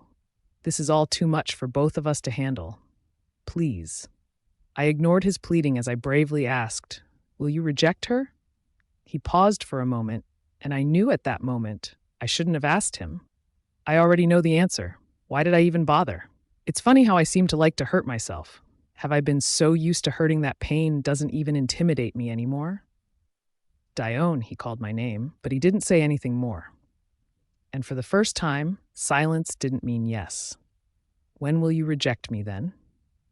And with that, Atlas let out an angry growl. At that exact moment, I finally saw the same Atlas I used to know before he was in the third phase of rejection. He grabbed my hand on his back, took it away, before he turned around to finally face me. Even with tears on my cheeks and on my pillows, he grabbed my face with both his hands and kissed me. His kiss was angry, demanding, and possessive, but it was also sweet and needy and loving. I can feel the sparks when his fingers caress my cheeks. I almost wanted to pause time and stay in this moment for the rest of our lives. But then again, when did we ever get what we wanted? Atlas finally pulled away, rested his forehead on mine, looked at me in the eyes as he said, I'm not rejecting you. I gave him a sad smile while I slowly shook my head. You're not taking me either, Atlas. I said, I can't let someone take me if they can't choose me. I don't want to be one of your choices, Atlas. I want to be your only choice. Dione, please. He searched my eyes for answers, begging for me to take back what I said, like he was waiting for me to say that I was only messing with his head and none of these are true. But then it is. It's true. I don't want it to be Eris or me, and I most certainly don't want it to be Eris and me. I want it to be me. You can't take me without rejecting her. You can't have the best of both worlds. 24. Welcoming party. If there's one thing that has been consistent throughout my life, that would be my life itself. This had happened before, spending time in the bathroom, sleeping on the same bed, then waking up all alone. Why did I even expect it to turn out differently this time? I guess some people never learn. I looked over to my supposed broken window to see the morning sky, only to find out that it has already been fixed. I'm assuming Atlas did that, but that doesn't mean it didn't confuse me. A frown made its way to my face. After all this time, he decided to fix it now? But then the conversation from last night flashed at the back of my mind and a small, bitter smile played at my lips. Ah, Atlas. Always the weird one to apologize by fixing a window. He always had his own way with things. Sitting up from the bed, I let out a yawn as I rubbed the sleep off my eyes. Atlas might have went out on a run or he ran away for good. There are only two case scenarios. It's either he comes back or he doesn't. Although none of those have mattered to me before, now it sends a pang of pain through my chest when I think of the latter. After last night, I understand if he wouldn't want to come back. It doesn't mean I would like it if he left, but I understand. I continued to look through the window, my eyes lingering on the pack forest. He could be there right now, or he could be somewhere else. I don't really know, but it feels like the more that I stare at it, the more the forest seemed to be closer. Burrowing my brows, my nose started to perk up. My body went rigid when I actually smelled the forest. I smell burnt wood and pine trees and a bonfire. With a frown on my face, I tried to decipher how and why do I smell these things as if it was in the same room as I am. I was hoping that by my scent, you'd know it was me by now, a voice said from behind me. With a jolt, I turned around to look at the person who spoke. Seeing the biggest, tallest, and strongest man I've ever met leaning on the doorframe, a wide smile broke through my face. He opens his arms wide enough to engulf me in the biggest bear hug, while he gave me the wolfish smile that I missed a lot. Deimos! I exclaimed, jumping out of my bed and practically throwing myself at him. Linking my arms around his neck, he hugged me and hoisted me up before he twirled us all around. I even had my feet up in excitement. Hi, pup, Deimos says as he puts me down. He puts his huge hand on my head. You've grown a little. I flashed him a smile. When did you get here? I practically squealed like an excited hormonal teenager, which I actually am, by the way. Came here 5 days ago and attended some pack matters with. He trailed off, looking a bit hesitant. What? I blinked at him as he stared at me with uncertainty in his eyes. I didn't get it at first, but then realization slowly dawned on me. Oh, with Kratos? Don't worry, you can say his name around me. I'm a big girl now. I can handle myself. When I was in the rejection phase, I was so devastated that the mere mention of Kratos' name greatly affected me. I would go on enjoying my day, and I would hear his name or anything that rhymes with it, and then I would start locking myself up in my room, cry, and not go out for days. There was a time when I even passed out after 3 weeks of starving myself. Demos was with me during those times, and he was one of those who helped me recuperate. He's been treating me like his own sister that he doesn't want me to get hurt again like before, and I love Demos more for that. He looked at me, making sure I wasn't lying, before he put his arm over my shoulder. Well, that's good to hear, he says before he whispers with a wiggle of his brow. You know what that means? I narrowed my eyes at him while I slowly answered. No. It means we deserve to celebrate, he says before he leaned down and swept me off my feet, literally. He carried me bridal style as he says, let's get drunk. My eyes went wide as I hit his hard chest, only to end up me hurting myself. I think I broke my little finger. It's 8 a.m. He looked at me with a duh look on his face. Your point is? I knew this was a bad idea, Phoebe grumbled as she wiped her face with both her hands in frustration. It's only 12 noon, and Demos is already drunk. By the looks of it, he'd pass out in the next hour, and Phoebe and I would end up carrying him back home. And believe me, that's a task that's almost impossible to do, especially when he weighs thrice as Phoebe and I combined. I knew spending time and drinking in the bar at 8 a.m. isn't the best way to have breakfast. But Demos was too persistent and too sad for me to reject. I know he said he wants to celebrate, but that dude is lying. I can see it through his eyes. It takes one to know one. Being a Gamma and a warrior, he always thinks that he should always be the strongest one, even at times when he isn't. And I know he's hurting now that Phobos rejected him. I might still not know the whole story yet, because Demos is too busy thrashing the dance floor. But give it time, and when he's drunk enough, he'll come over and tell the whole story. Probably while crying his heart out. I smiled at Phoebe while shaking my head. How dare he use me as an excuse for him to drink? Celebration, my ass. This is a pity party. Phoebe and I stayed in the bar counter, watching people go crazy and vomit and make out. And we both know we needed to stay sober if we want to go back home alive. We won't have Demos to carry us back home this time. She raised an orange juice with a tired smile. To rejects. I took mine from the counter and raised it as well. To us, I said, and we both chuckled. I'll just consider this Demos' welcoming party. He needed to drink it all out, she said, and I nodded in understanding. The party music isn't that loud, maybe because there aren't much people at this time who are partying. I mean, who in their right minds would decide to get drunk at 8 a.m? But then again, Demos was never in his right mind in the first place. Phoebe cleared her throat beside me, and I looked at her as she puts her glass down. I heard you two last night, she started, and before I could react, she added, I heard you crying, Dione. I was concerned. I can't help but eavesdrop. I sighed. Well, what about it? You heard everything already. Why are we having this conversation? Would you have chosen Atlas over Kratos, Dione? She asked, and I frowned at her as she added, would Atlas be your only choice? What? Would you ignore Kratos when he comes to you and beg for your help? Won't you care for Kratos the way Atlas cares for Eris? Phoebe continued on hitting me with questions, unfazed by the anger that is now resurfacing within me. I don't know what's angering me more, the fact that Atlas cares so much about Eris, or the fact that I don't know how to answer her questions. But her words are triggering me so much I feel like hitting someone. However, Phoebe decided to provoke me a little more when she continued, do you like Atlas because he's there and it's convenient for you, but leave him as soon as Kratos decides he wants you back? Putting my own glass back down the counter with force, I snapped at Phoebe angrily. What exactly is your point? Phoebe sighed as she turned away to look at Demos, who's currently making out with a random girl on the dance floor. All I'm saying is that you were a bit selfish, Dione. Selfish? I exclaimed, my pride fueling the anger in my heart. How could wanting to be loved right be considered selfish? If you demand someone to choose you when you can't do the same, Phoebe says, turning to look at me dead in the eye, then yes, that's selfish. Fuck, Deimos groaned in pain as he held his head with both his hands. I looked down at him while I stood on his bedside as he laid still on the bed with his eyes closed.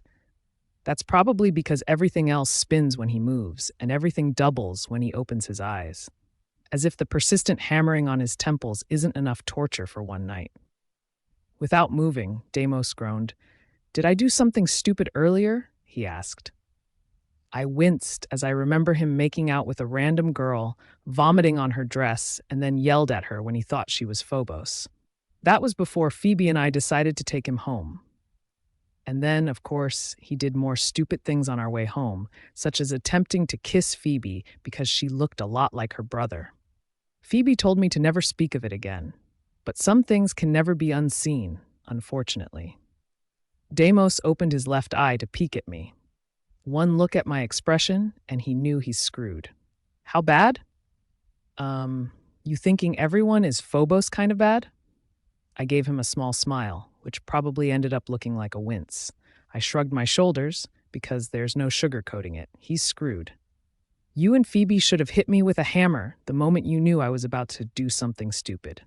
How do I tell Deimos that Phoebe actually considered doing that exact same thing when he almost kissed her? Except that Phoebe was thinking of bigger and heavier things to hit him with than a hammer, and other more torturous ideas came into her mind. But I couldn't have the heart to tell Deimos he almost got his family jewels kicked and probably permanently cut out. I winced at the thought and just nodded at him. I'll tell Phoebe to hit you with a hammer instead. He opened both his eyes to look at me with a puzzled expression on his face. What? Nothing, I quickly said with a smile. Before Deimos could interrogate me even further, Phoebe came in the room with her phone in her left hand. We both turned to look at her as she said, Phobos called, before she put her phone back in her pocket. Deimos was silent for a moment, and I could see him visibly swallow the sudden lump in his throat. I can see his Adam's apple bobbing up and down, not sure if he could ask what he wanted to know. It's like he's caught in the middle, where he wants to forget his mate by not talking about him, but at the same time he can't avoid not talking about him. He knows sooner or later he'd have to speak up and let it all out. Because I sure as hell don't want to spend his whole second rejection phase in a bar while we watch him hook up with random girls and mistake them as his mate. Plus, I know Phoebe wouldn't be liking that idea either.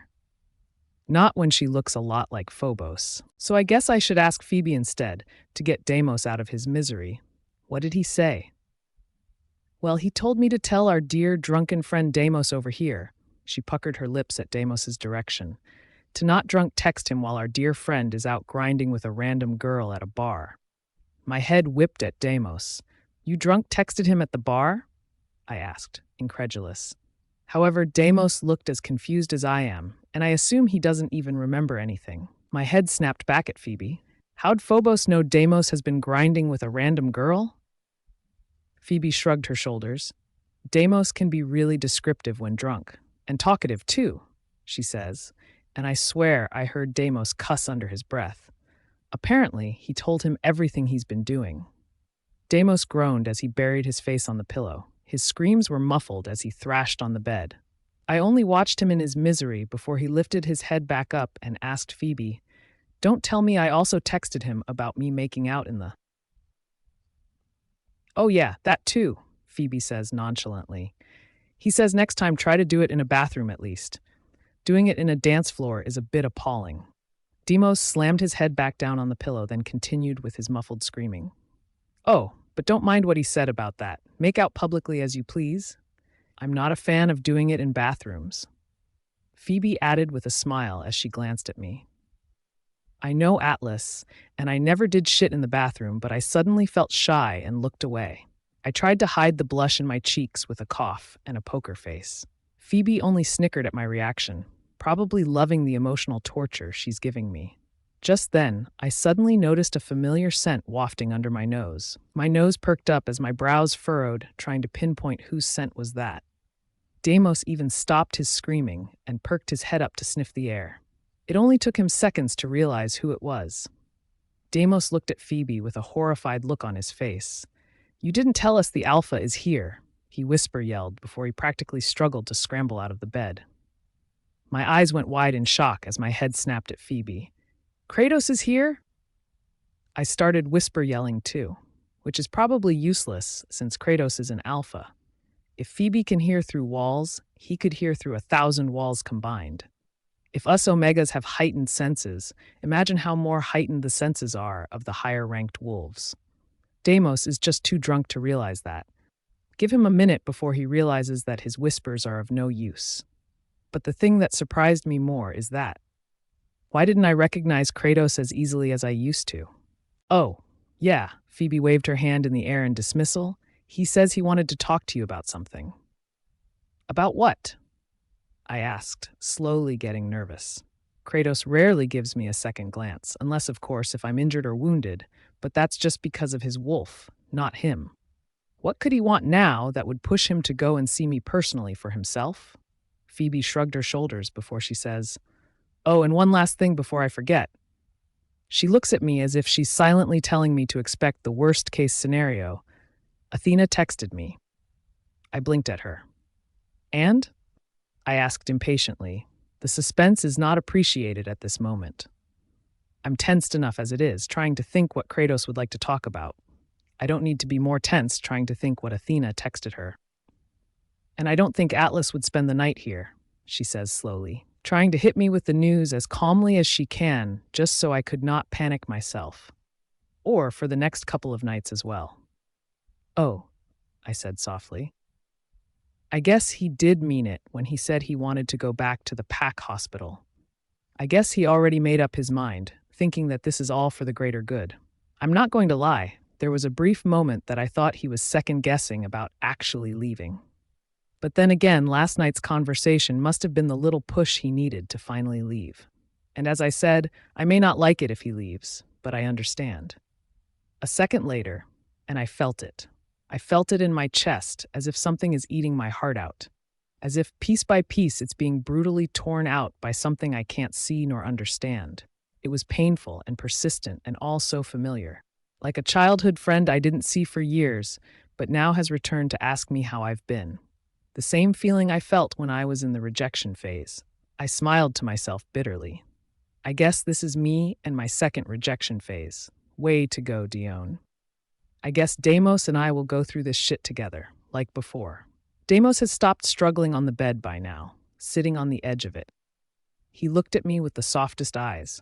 For being the strongest warrior, no one realizes how much of a softie he is. I guess that's why we love him so much. Deimos cleared his throat. "Isn't Atlas your?" He trailed off as Phoebe nodded at his unfinished question. He sighed. "Didn't you tell me you got it all planned?" I gave him a forced smile. "It backfired," I said, and before he could answer, I added, "You can say I told you so now. I don't mind." "I told you so," Phoebe mocked. My shoulders slumped in defeat. I looked at Deimos and gave him a puppy look that I know he can't say no to. "Is your celebration still up?" "I want to go back to the bar," I said, wanting to drink the night away. Maybe that would help me not feel anything even just for tonight. Just for tonight. Let me drown myself with alcohol. Then let me regret about this tomorrow morning when my head is all fucked up and when I did something stupid. Deimos groaned. "My head still hurts," he complained, but one look at my face and he lost. He sighed. "But sure."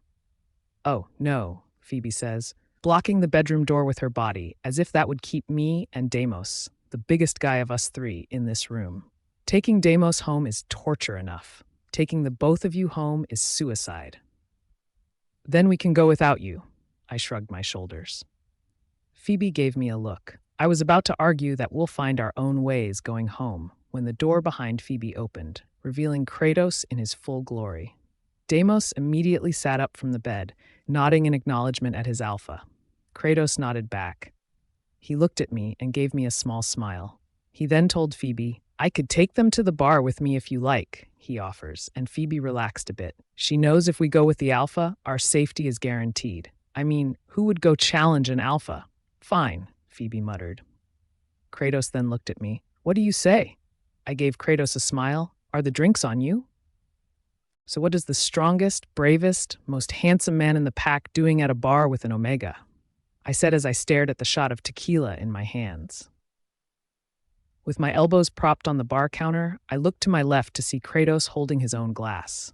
He looked at me with a small smile on his lips, as if a pleasant memory flashed his mind. His body was facing me, telling me that I have his full, undivided attention. Or that he's preparing himself in case I started throwing a fit out of being drunk. And a gamma, Deimos interjected as he got back from the restroom and sat on the stool on my right. My head snapped at him and raised a brow at him in question. He shrugged his shoulders. What? I'm here at the bar too. I blinked. And? He faked hurt as he mocked me with a pained face while dramatically holding his chest.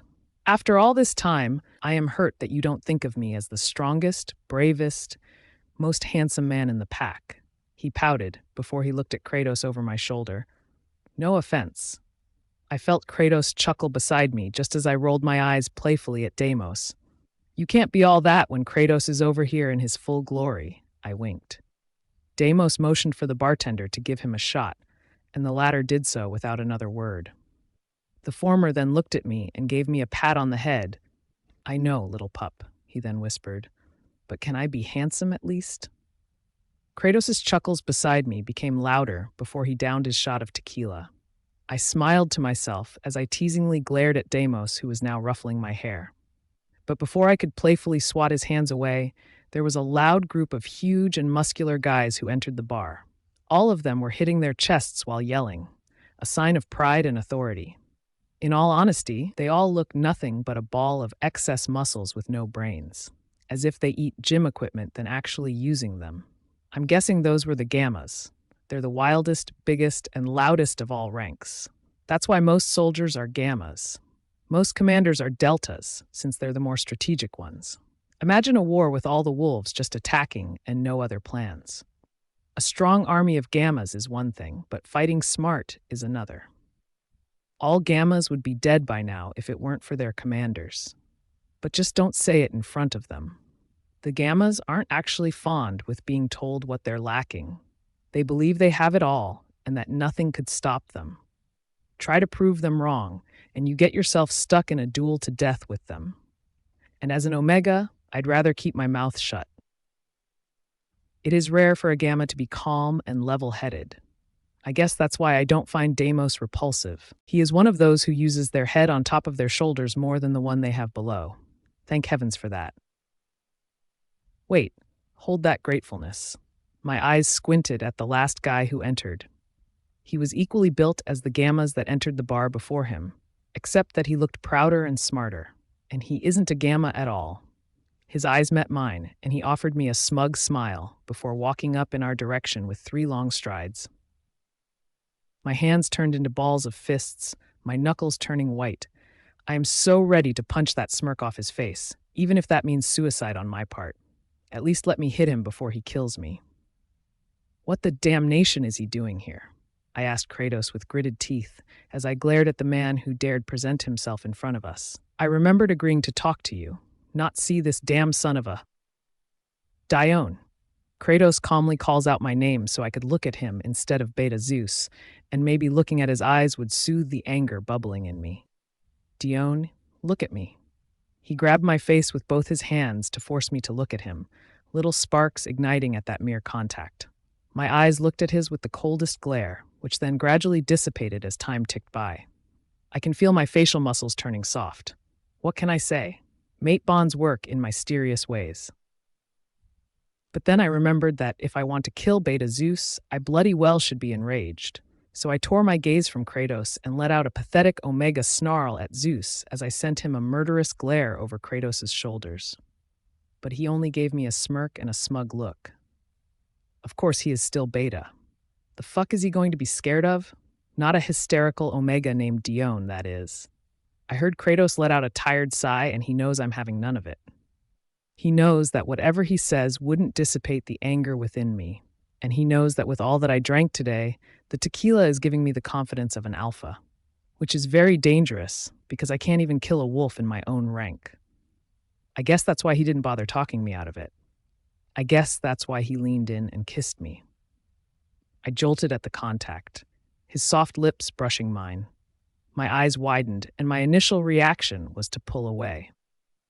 But before I could, one of Kratos' hands held the back of my neck to pull me closer to him and deepen the kiss. It took me a while before understanding what was happening. The sparks on my lips are turning my senses numb, and my heart started hammering wildly inside of me as if it was about to come out of my throat. I can feel myself forgetting what I was angry about in the first place as my eyes closed slowly. This kiss felt as if this is what I've always wanted in the first place, as if this was my only way of healing the wounds I've had in the past that time could never heal, as if this kiss was the only key to keeping me sane. I responded to Atlas's kiss, deepening it as one of my hands reached out so my fingers could rake his soft hair. As if that was the kind of response he waited for, he let out an approving grunt before his tongue brushed my lips, requesting for my tongue to meet his, like an acquaintance who badly wants to be friends. But Atlas and I aren't acquaintances, nor friends. Atlas. My eyes fluttered open at the realization, and before I could think, my body seemed to have a mind of its own when I harshly pushed Kratos away from me as if I didn't just almost shove my tongue down his throat. For some reason, Kratos can't look at me. But for a brief second, he looked like he expected my reaction, as if he'd seen this coming. I looked away from him and looked at Deimos beside me. He was mirroring the look of horror in my eyes. He didn't even move in his seat. His shot of tequila left abandoned in front of his on the bar counter. To get to my senses, I quickly took it and downed it. Did I just imagine kissing Atlas? I closed my eyes before I hit my forehead with my hands. Stupid, stupid, stupid. He left, Dione. Keep that in mind. You're here to forget him, not make out with Kratos and imagine it's Atlas. There was silence between the four of us, before I felt Kratos stand from his seat. Leave us, he ordered to both Beta Zeus and Deimos.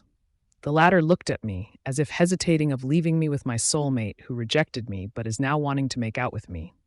I silently nodded at him, so as to tell him that I'll be fine and that I won't be in danger. I mean, Kratos just kissed me, so I doubt he'll be killing me tonight. With only the two of us alone, I decided to talk first. You said we'd talk. I knew talking meant using our lips, but I guess kissing meant the same thing, huh? I motioned for the bartender to get me another shot of tequila. Kratos sighed beside me. I ordered Atlas to see Eris, he said, and I immediately sat up straight. Eris has been having severe pains due to her pregnancy. I might be the father of the child, but I'm not enough to soothe the pain. Only Atlas could. I let out a bitter laugh just as my tequila came. Well, this is new. The bravest, strongest, most handsome wolf in the pack is not enough? I mocked before I downed the tequila in front of me and motioned for the bartender for another one. Not to mention that the only one who can do your job is an Omega. He didn't talk, but he harshly grabbed my hand, getting me out of my seat. The world around me is spinning, and I blinked to try to balance myself. But Kratos didn't even give me the time to do so when he dragged me out of the bar with me, bumping onto every wolf I meet in the process. Damn. Am I blind? Why do I only see flashing lights? When we got outside, my face was hit with the cold air. I didn't know where Kratos was taking me, but that wasn't my main problem. I was too busy clamping my mouth shut, trying my best not to vomit at the moment. I might be drunk, but I still want to wake up in the morning not regretting my drunken decisions. All I see is that we're in the forest, because there's nothing but trees around. When we stopped on the biggest tree around, Kratos soothed my back. You can throw up now. And so I did. I made a really disgusting sound, as if I'm calling out all the crows in the world while spilling my guts out. Kratos held my hair back, not looking at the mess I'm making. For minutes, we were enveloped by silence just as I finished vomiting and wiped my mouth with the hem of my shirt. I know everything already, you know? I said, my voice barely above whisper.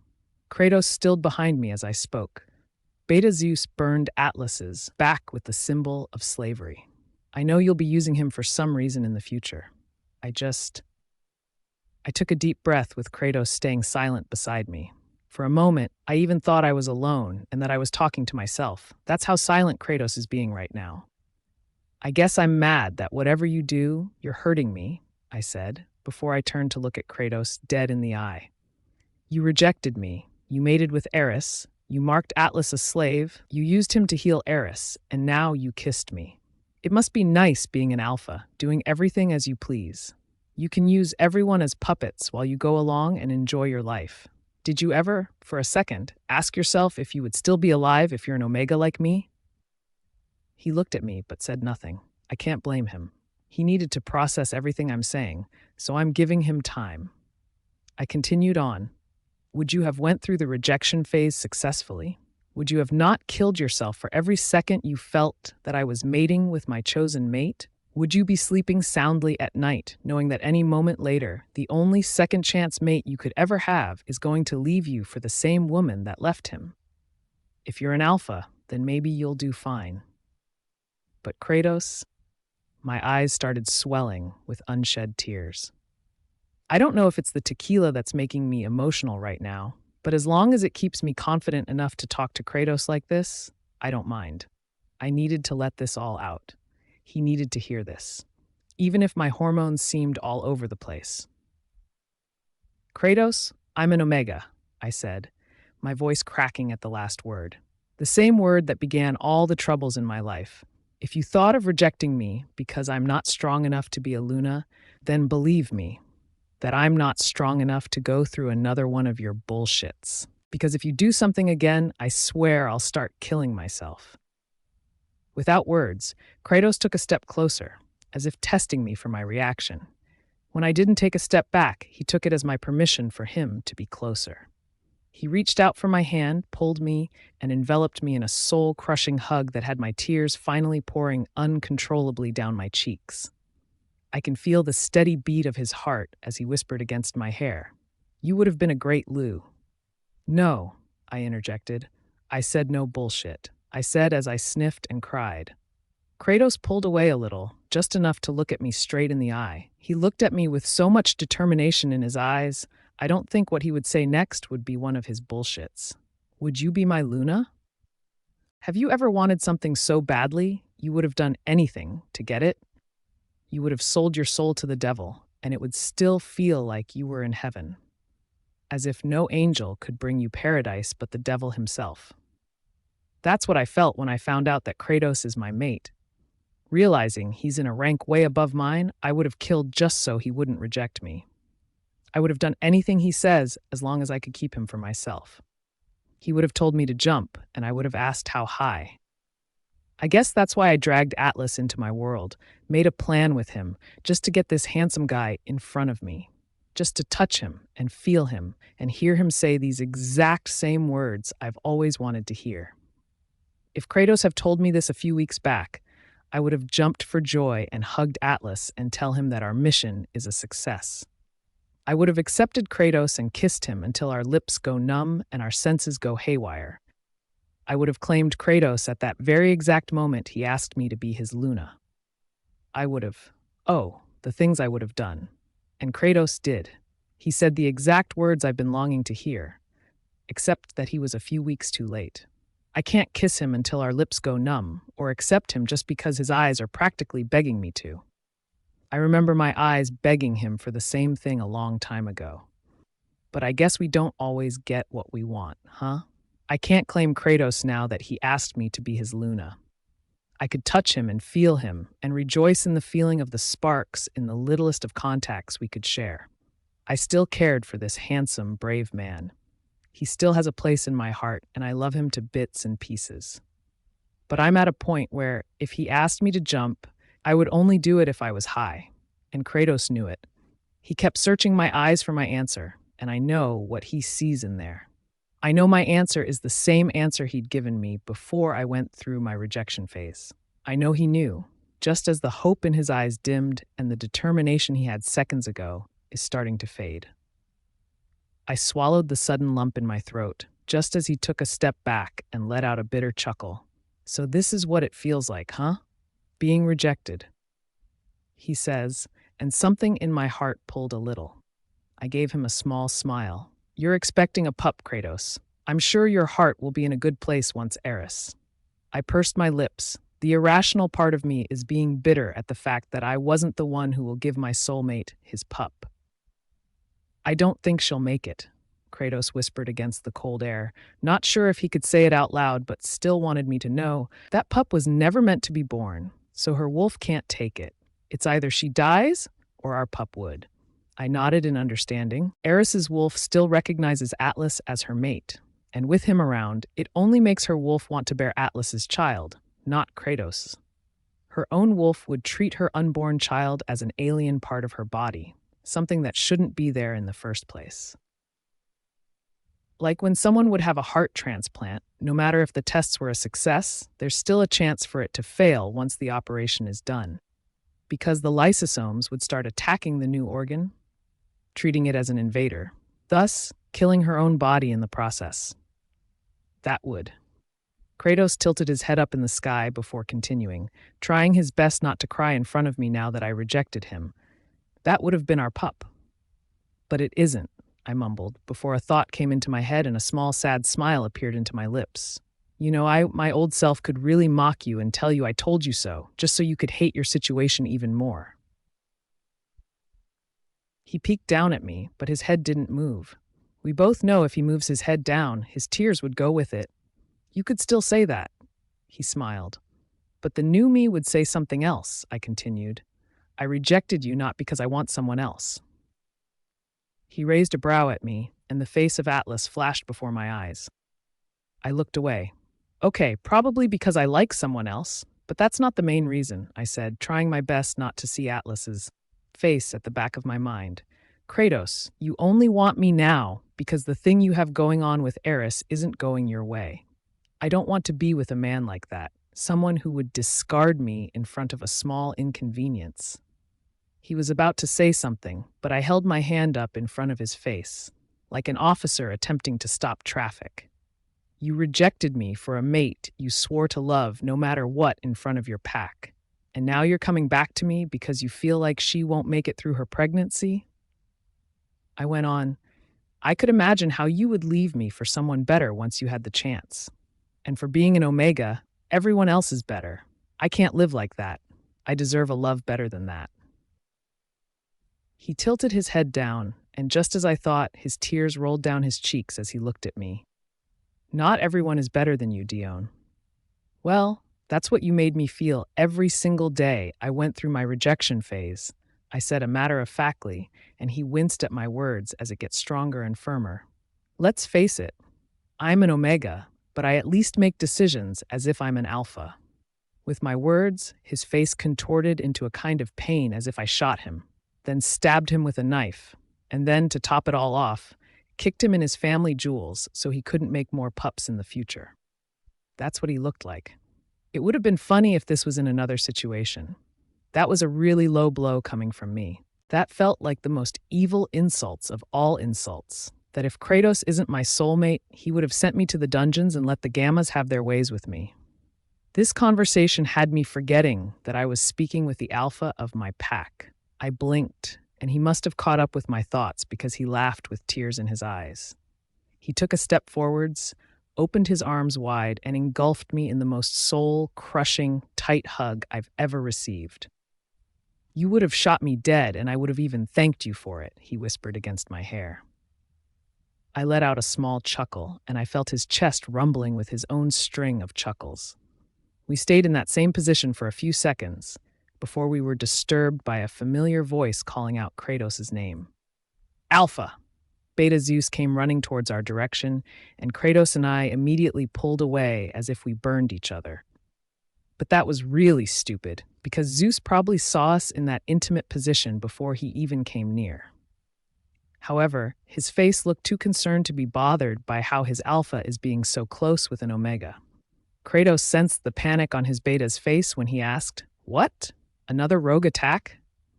His voice told me that his wolf is on full alert, trying to sense if there was danger around us. His body was taut as his first reaction was to be near me, so he could protect me just in case a rogue would attack us here in the forest by surprise. But then again, why would rogues want me? I'm an Omega. I frowned. Another rogue attack? We were attacked? Kratos looked at me as if he forgot I was there. He clearly doesn't want anyone else to know except his beta, deltas, and gammas about pack strategies. He gave me a "I'll tell you later" look before he motioned for Zeus to speak. The beta shook his head. Eris, Luna Eris, he started, and I tried my best not to claw his face out. First, he hurt Atlas, and now he calls someone else Luna in front of me. Such disrespect. Kratos seemed to calm a little, as if rogue attacks were more of a priority than Eris herself. Tell her I'll get her that red bean she wanted. Beta Zeus shook his head. She's in the pack hospital, Alpha. She's currently giving birth. What? Kratos asked in a voice so lethal you would have cut Zeus's balls with it. She wasn't due until a couple of months. Just then, the phone in my pocket vibrated, and I immediately fished it. Opening the screen, I found a text from Athena, and I'm trying my best not to be illogical when I read it. Eris. Giving birth. Need help. ASAP. You see, I would have helped Athena in the pack hospital in any way I could. I've always wanted to help in the same hospital who helped me survive my phase. That's why I volunteer there every time I could. But I don't think my wolf is happy to help Eris give birth to the pup that shouldn't have been. That would have been mine if she was dead. On the way to the pack hospital, I was trying to be the bigger person. I was giving myself the pep talk that no matter how much I don't want anything to do with Eris, and as much as I want to be at least a couple of kilometers away from her, I need to help her. Her pup has nothing to do with all this. And even if my wolf is growling in anger at the fact that I finally decided to help, the only thing that's keeping me from shifting is that this same pup is Kratos' child. His own blood. That child might not be ours, but my wolf and I love our soulmate enough to care for what's his. I think that's enough reason. Eris better remove all her thoughts about me helping her. I'm only doing this for the pup, because if we would ever come to the point where we'll choose who to save, my vote is on the baby. With all that in mind, to calm myself down so I could be in top shape in helping Athena, the moment I stepped foot in the pack hospital, I smelled a scent so familiar it had my wolf on edge. The fur in my arms were now a bit visible, and I swear my canines are getting longer. Atlas's scent used to soothe me, like a warm blanket and hot choco in winter. But now that I haven't been seeing him properly in a while, plus the news that came earlier about him leaving the house for good, his scent has sent my logical thinking flying out the window. Poof. All that shit of a long pep talk, only to be forgotten at the mere scent of Atlas. How could I forget he's now staying here? How could Athena even want me here now? This is already hard for me, having to help the woman who has a pup with my soulmate. Now I have to deal with her while I watch her have her way with my second chance mate. Geez. Why does she want everything that's mine? I swear if I see her touch Atlas, I will rip her up to pieces, with or without her pup in her belly. I felt Kratos grab my arm as Zeus and Deimos went in first into the hospital's double doors. Without a word, he pulled me close for a hug. Up and down my back, his hands soothed my nerves and fur down. Surprisingly, my wolf led him to this, while his scent of apples and honey started to mix with mine.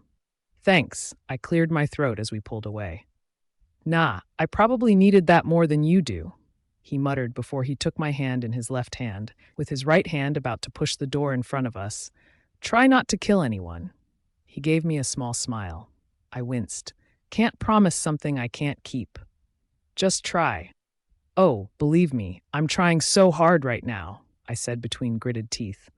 He looked down at me and gave me an encouraging smile. I gave a small smile back before he pushed the door open. And at that moment, what I saw in that room made me let out a low warning growl. Kratos' grip on my hand tightened, just as I watched how Eris is in Atlas's arms, helping her bear her child, as if he was the father. Eris was on the bed, and Kratos was standing beside her while he held her hand in his left. His other hand was caressing her hair, as if that would take all the pain away. Eris, on the other hand, was holding Atlas as if her life depended on it. 2. Damn. Close. I looked up at Kratos, my eyes full of anger. He looked down at me, and he knew I'm pretty close to losing my shit. With Eris around, I always feel nothing but anger. She really is no help in my situation at all. As if she's practically asking me to rip her throat open. Atlas's head snapped in my direction, his mouth wide in surprise. He was about to pull away from Eris, but Eris held him tight and looked at him as if the only thing that could save her is Atlas. I want to slap her right there and remind her that he's the same guy that she rejected. With him being stuck with Eris, Atlas let out a whimper and looked at me as if he wanted to reach out to me, as if he wanted to explain, as if he badly wants to hold me instead of Eris. I know he can see the fire of anger in my eyes, and I know it looks like I meant war. But at the same time, my eyes are telling him that I'm also done with his bullshit, that I want nothing to do with him anymore. If his decisions can't prove to me that he has balls, then he might as well just cut it off. And then, as if realizing Kratos' presence, Atlas' eyes zeroed in our intertwined hands. At that exact moment, Atlas wasn't hearing any of Eris's pleas of him staying beside her. He let out a territorial growl just as his canines were about to show. He glared at Kratos beside me, his gaze not wavering. It was clear what this Omega wanted, his instant death. How dare he challenge an alpha when he can't even wound Deimos? I bet Kratos would only be more than willing to grant his death wish. Kratos looked down at me, as if gauging my reaction before deciding to rip Atlas's face off. When he saw the expression on my face, when he saw that I looked like I could care less if Atlas's corpse would be lying down my feet, he lets go of my hand and glared at Atlas while he has a deadly smirk on his lips. Yep, he's definitely going to kill Atlas. I can see how excited Kratos is. I can feel the adrenaline rush in his system, thinking that finally he can kill the same man I chose over him. He let out a loud growl enough for the whole pack to hear. Everyone in the pack hospital was stunned in their places. They all shuddered as a frightening chill ran down their spine. Given that this pack is full of Omegas and some Gammas, I'm not surprised in their reactions. Kratos is the Alpha after all. It was a normal response to a wolf of higher rank. Even Atlas's knees buckled. I bet he's regretting challenging an Alpha at this moment. But he still looked at Kratos as if he's not about to pee his pants. I smirked at Atlas. Wow, you must really want to be dead. Atlas looked at me dead in the eye. I won't let him kill me. I promised you I won't let anyone else kill me but you, he says, his voice a bit softer than I thought it would be. Yes, I should be the only one allowed to kill you, okay? So protect yourself from everyone else. I don't want them to take the honor of having to kill you away from me. I blinked at him as a certain memory flashed before my eyes. He knew I was taken aback.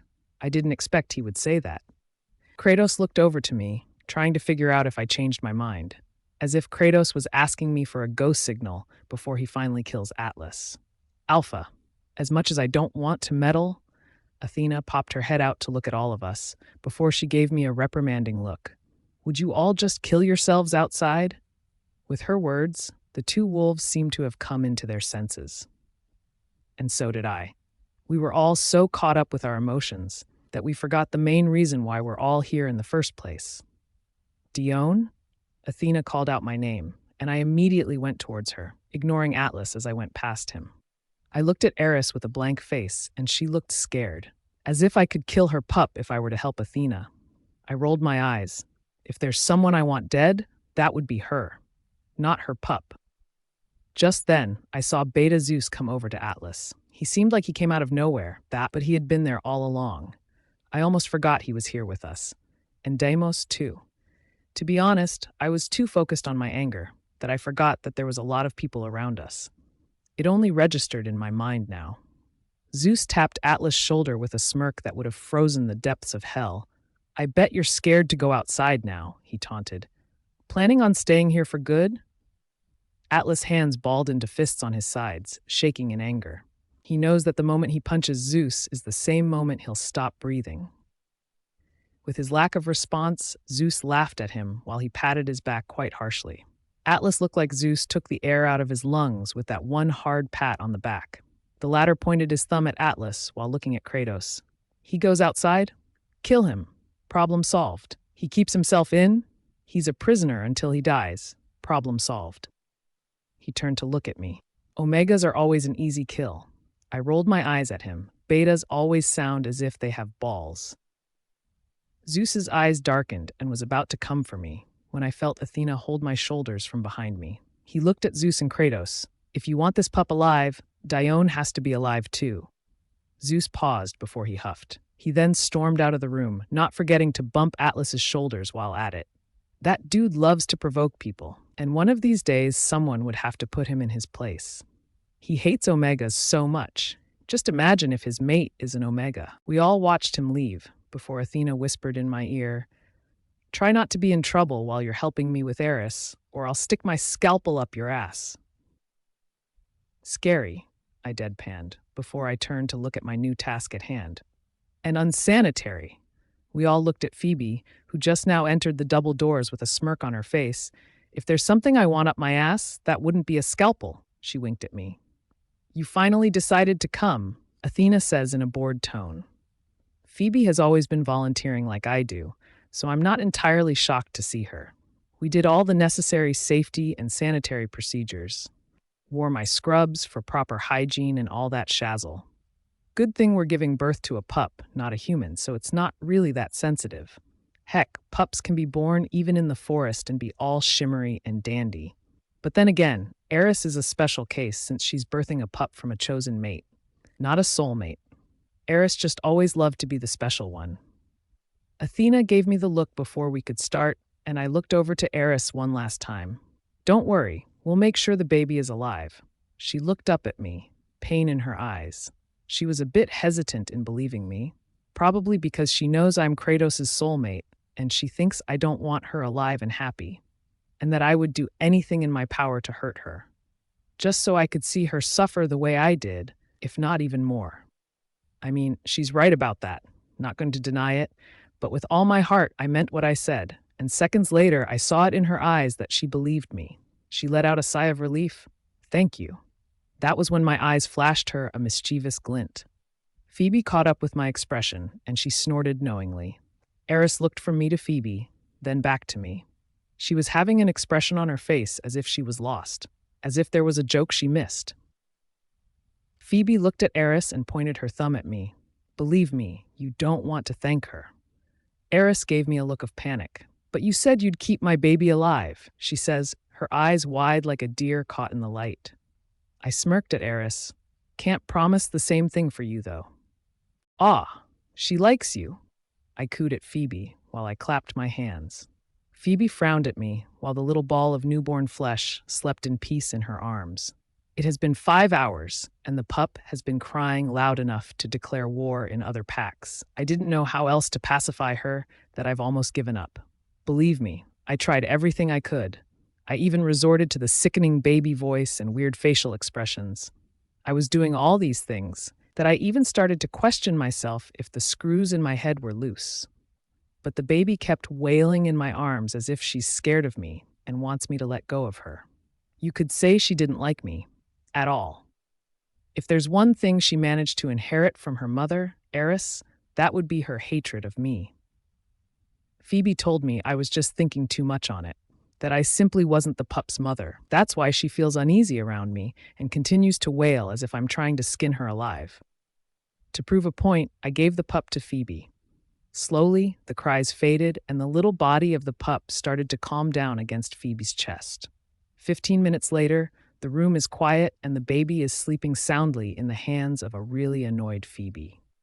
Phoebe likes pups, don't get me wrong, but since it's Eris's pup, she's a bit biased and doesn't really want anything to do with the baby.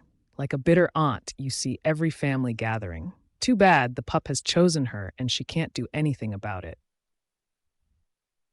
"If she wakes up and cries so loud," Phoebe muttered, "I'm throwing this thing out the window." I laughed at her, loud enough for the baby to stir in her arms. "Shh!" Phoebe gave me the nasty look, as if she's really scared that the baby would wake up. I clamped my mouth shut, not being able to control my laughter.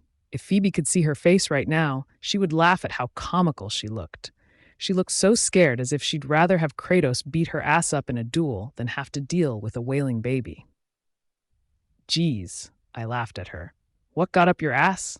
That's a pup. It won't bite." "This is Eris's pup," she deadpanned.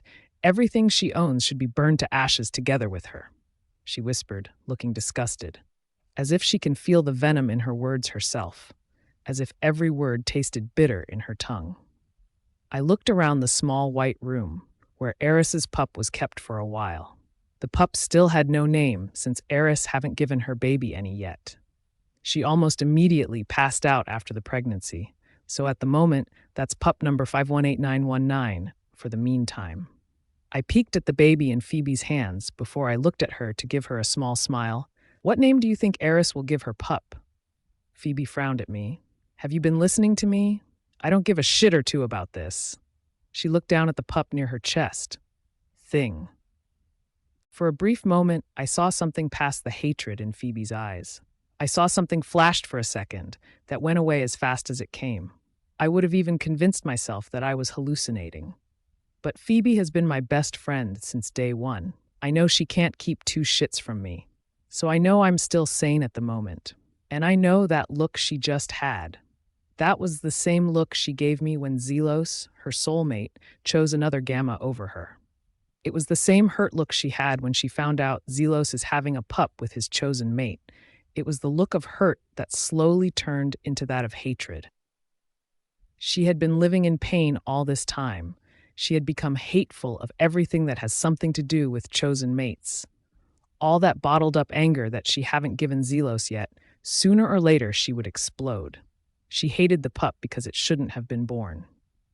She hated all pups that shouldn't have even existed in the first place. She hates the idea of having choices when it comes to mating. She hates everything, blocking her sense of logic. I bit the sides of my cheek, trying my best not to look like I'm about to cry as I went over to Phoebe and gave her a big hug with the pup between us. I didn't know she had been stiff all this time, uneasy with the baby in her hands, until she visibly calmed down after the hug. As I pulled away, Phoebe was staring at me. Her jaw went taut as she saw a small tear roll down my cheeks. Oh fuck no, Dione. Don't fucking cry. I wiped my cheeks, angry at the tears that betrayed me. I laughed at her. You curse a lot.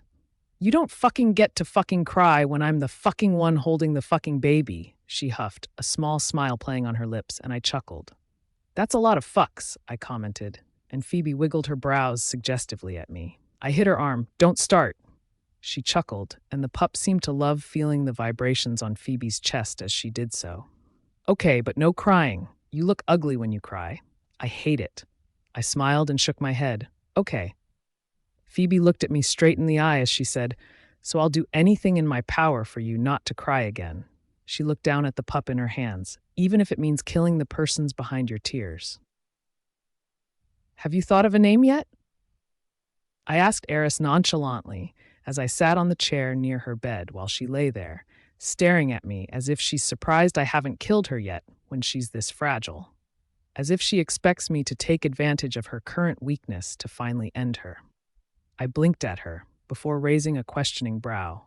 If you're so amazed that I kept you alive, do you want me to kill you right now then? She gave me a small smile. Persephone, she says. Her voice sounded so weak, it was merely above whisper. Her name's Persephone. I nodded before I stood up from my seat. Okay, go and rest. That's all I came for. I don't want to call the pup 518919 any longer.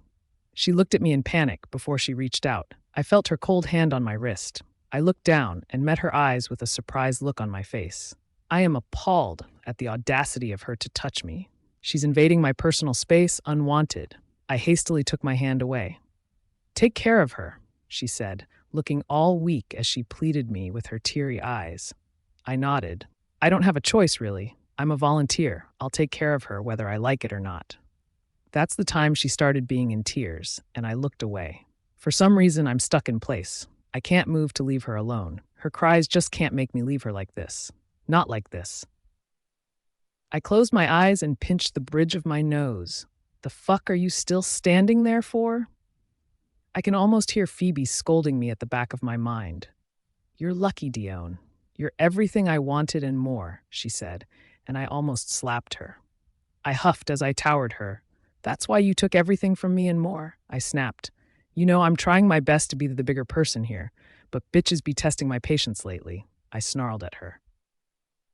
Eris looked at me with sad eyes and a small bitter smile. He never did love me. Kratos only got his eyes on you since the day we met, she said, and I snorted at her. Bold of you to think that I would believe you. Then why are you still here? she said, and for seconds we stared at each other in silence. For some reason, unbeknownst to myself, she was right. I can't see myself out the door. As if I've waited for this exact day to come and hear her words. I sat back down on the chair, my eyes not leaving her. He chose you over me. You wouldn't have given him a pup if he didn't. If he wasn't an alpha, that pup would have been yours. He didn't have much of a choice, Dione, she said, and she looked so sad that I believe her.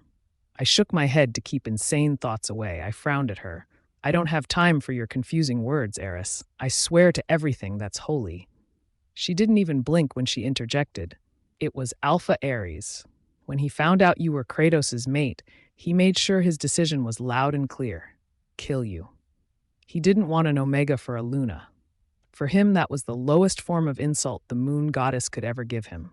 He knew the pack would go in shambles if you mated with Kratos, and his ego values this pack so much to let it happen. Eris looked at me, and when she's convinced that she had rendered me speechless, she took that as an invitation to continue talking. By mating with me, Kratos was trying to keep you alive, even if that means leaving you, she said. I huffed bitterly, my hands turning into angry fists. I feel like breaking a wall or a window or someone else's face. Keep me alive? I have died every time I feel him touch you. I have died 1,000 times that night, you. And do you think he wanted that? Every time he touched me, I know it's you he sees. Do you know how hard it is for me to mate with someone who screams out your name? Oh, boo-hoo. You're in so much pain. I rolled my eyes, my voice lacing with sarcasm. I never wanted this. I never wanted him. I was happy with Atlas, she said, ignoring me. But with the mention of his name, my ears perked. We were together, Atlas and I. I wasn't planning on rejecting him. We were planning on having pups on our own. With her words, something in me clenched. Atlas having pups with her? Yep, that mental image definitely makes me want to break more than just walls and windows and faces. But Alpha Ares will declare war on our pack if I don't mate with Kratos. If you don't know, my pack wouldn't stand a chance at war with this pack. We needed to keep everyone in the pack alive. I had to reject Atlas. This Atlas guy was just rejected, right? Weren't you rejected months ago? 3 months ago? Yes. Why did Eris reject her mate just now, when she's been with Kratos for 3 months? I looked at Eris with wide eyes. So you and Atlas. We tried doing everything we can, but Atlas is an Omega and can't do much. I didn't have the heart to reject him until the last few days of the mating ceremony, she said. So that's why Atlas was so frustrated and angry at that time. He was losing the love of his life, who he knows loves him back. He wasn't rejected because he was an Omega. He was rejected because they had no other choice. That's why he was so hell-bent to getting Eris back, because he knows she'll choose him. Funny enough, I was rejected because Kratos was supposed to save me. But did he really? When I know that deep inside of me, nothing felt alive anymore. The mating ceremony. That night, she gave me a small smile as a tear rolled down her cheeks. It hurt, you know. And I know Kratos was hurt too. He barely kept his composure. Alpha Ares saw that too. He saw that you're Kratos' weakness. Alpha Ares had to lock you up in the dungeon because Kratos was so close to rejecting me and mating you. I blinked, and no words left my mouth. Alpha Ares was about to kill you that night, together with Atlas, but I threatened to call the mating ceremony off if he touches Atlas. Kratos even swore he would mark you before they even lay hands on you. She let out a smirk. I guess alphas like Alpha Ares still get scared too. That mating ceremony was the messiest I've seen. I stared at her. Kratos knew about you and Atlas? She nodded. Yes. The only thing he needed from me was a pup with pure alpha blood. Most days, he's out checking up on you. He was devastated when you ended up in the pack hospital that day. He was getting insane thinking he can't tend to your wounds like most mates do. Did Atlas know? No, she shook her head. I didn't have the heart to tell him. But you suddenly have the heart to bear a pup with Kratos. I smirked bitterly, standing abruptly. If Alpha Ares saw you worthy enough of the title of a Luna, you ought to be strong enough to fight for your pack. Our Alpha threatened your people, yet you handed him your pack on a silver platter when you agreed mating his son. Where's the strength of a Luna there? You'd rather choose war over a petty thing? I'd rather die fighting, I snarled, and she was so taken aback she almost whimpered, then B on my deathbed after bearing a child that shouldn't have been. I gave her the look of distaste. This is what Alpha Aries think of a Luna? Someone who would whimper at an Omega? She gave me a sad smile. Her tears continued falling. Maybe you're right. I mean, even I can feel like dying. I can almost feel Athena hitting my head in anger. Didn't she tell me not to tell Eris that she's too weak to last 3 days? We did manage to save her, but her wolf was intended to have pups with an Omega. It wasn't prepared to bear a pup with an Alpha, so all her energy was drained to a pulp.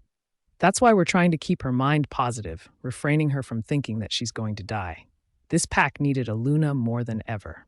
After hearing Kratos speak about rogue attacks, the last thing we want is a weak Luna. But I guess my tongue slipped.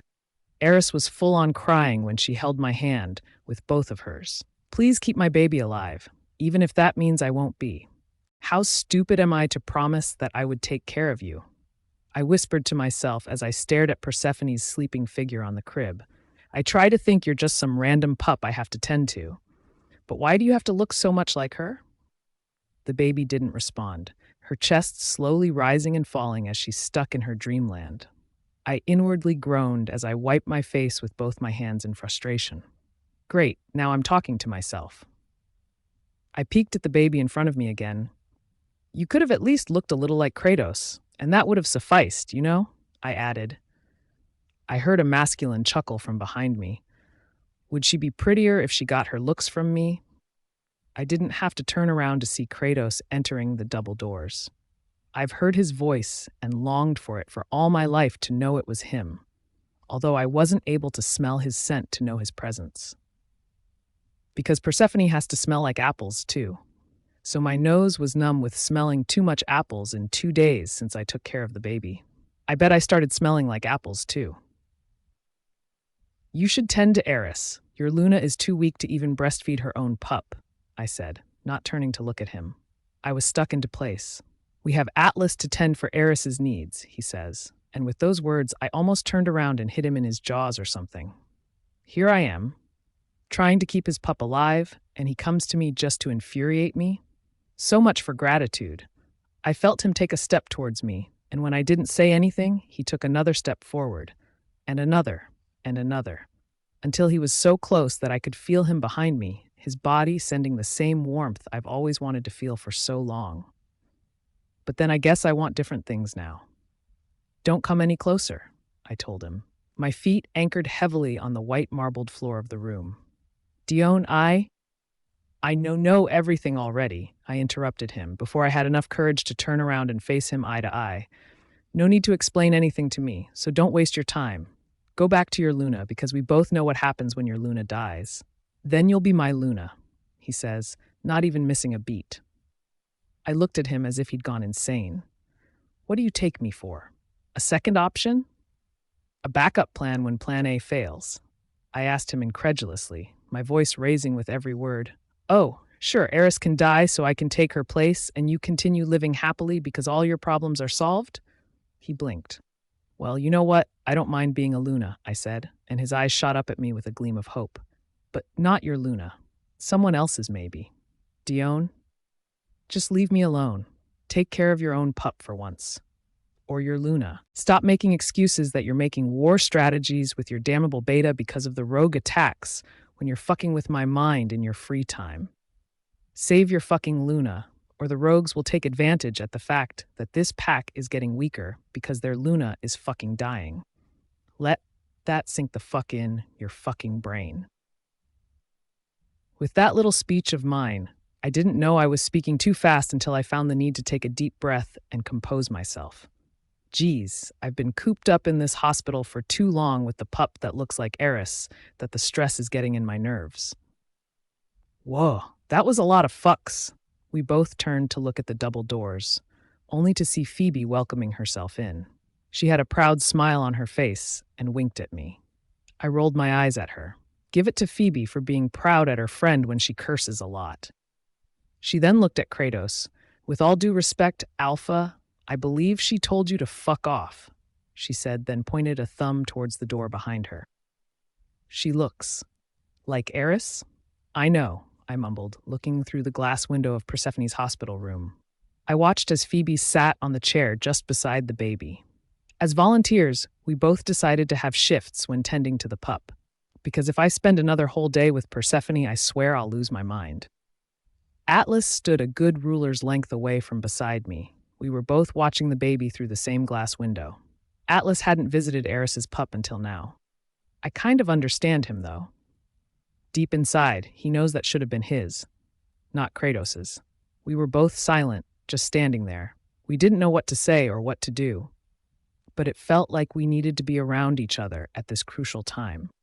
As if sooner or later, this will be the last time we'll see each other. And it honestly breaks my heart just thinking about it. The same man I thought I'd have my second chance at love with is the same man that proved I'm unworthy of any love for the second time. All for the same woman. We were both testing each other, like testing the waters. Was it calm? Was it in chaos? Was it too cold or too hot? Is it safe to take a step, or should we just avoid the water and make sand castles near it? After contemplating whether I should speak first, I muttered, "Were you at least true?" I felt his head snap towards me, but I kept my eyes in front of me. Or were you faking everything? I felt him tense beside me. I wasn't faking anything. Everything I did was because it's me. I nodded, trying to calm myself. At least everything he said to me was mine. At least, even for a short while, even for once, I can say he was mine. At least I felt a glimpse of what love was in that short while. It was painful, but it was true. I guess if I were to die today, at least my heart is contented to know that. Were you? Atlas suddenly spoke up, making me jump a little. I tore my gaze away from Persephone and turned to look at him. He was already looking at me. He's been staring at me this whole time, searching my face for answers to his untold questions. I merely nodded at him, truer than I've ever been. Remember that day I almost killed you? He gave me a small smile with that look in his eyes as if this memory was just yesterday. What, are you kind of wishing you did? I joked with a half smile. Should have made a grand entrance. I was full on smiling at this point. Believe me, that was the grandest entrance I've ever seen. I mean, who else gets to wake up with their second chance mate choking them to death? Romantic. We were both laughing at this point, his low baritone laugh mixing well with my soft soprano ones. Like music to our ears, I was so tempted to keep it on repeat, as if hearing our laughters all my life would keep me going. Remember that night at the dungeon when you burned your palm, he started. I really thought it would be the death of us. I gave him a tight-lipped smile. Actually, that night should have been the death of both of us. But Eris threatened Alpha Ares if he was to kill you, and Kratos swore he'd mark me the moment they'll touch me. At that exact moment, Atlas froze, like he didn't expect me to say that. As if that wasn't what he had in mind when he made me remember one of the memories that bonded us together. He looked at me, and he knows that I know everything. And he looked like I was the one who choked him to death. He looked like he was the one who got his palm burned in the dungeon. She told you, he says, sounding certain. He didn't even ask a question, but I still nodded as an answer. You always blamed me since you met me, telling me it's all my fault, and that you've been fighting for her, and you will always do, I said. I guess it all makes sense now. True love makes you go crazy like that. Eris and I are done. And I'm done. Done with everything. Done with all these bullshit. Atlas nodded, before he looked down on the floor as if that's the most interesting thing he could think of at the moment. We don't have to end like this, Dione. We could start over and... How can we end things we didn't even start? I interrupted him with a far-off look in my eyes. He looked up at me with confused eyes as I continued. We weren't supposed to end, Atlas, because we weren't supposed to be in the first place. He blinked. Look, if this was because of me missing on most days, you have to understand that I had to be with her. She needed to survive her pregnancy. Now that it's all over, it's not over. Eris is getting weaker by the day. Do you honestly think she won't ever need you in the future? She has Kratos.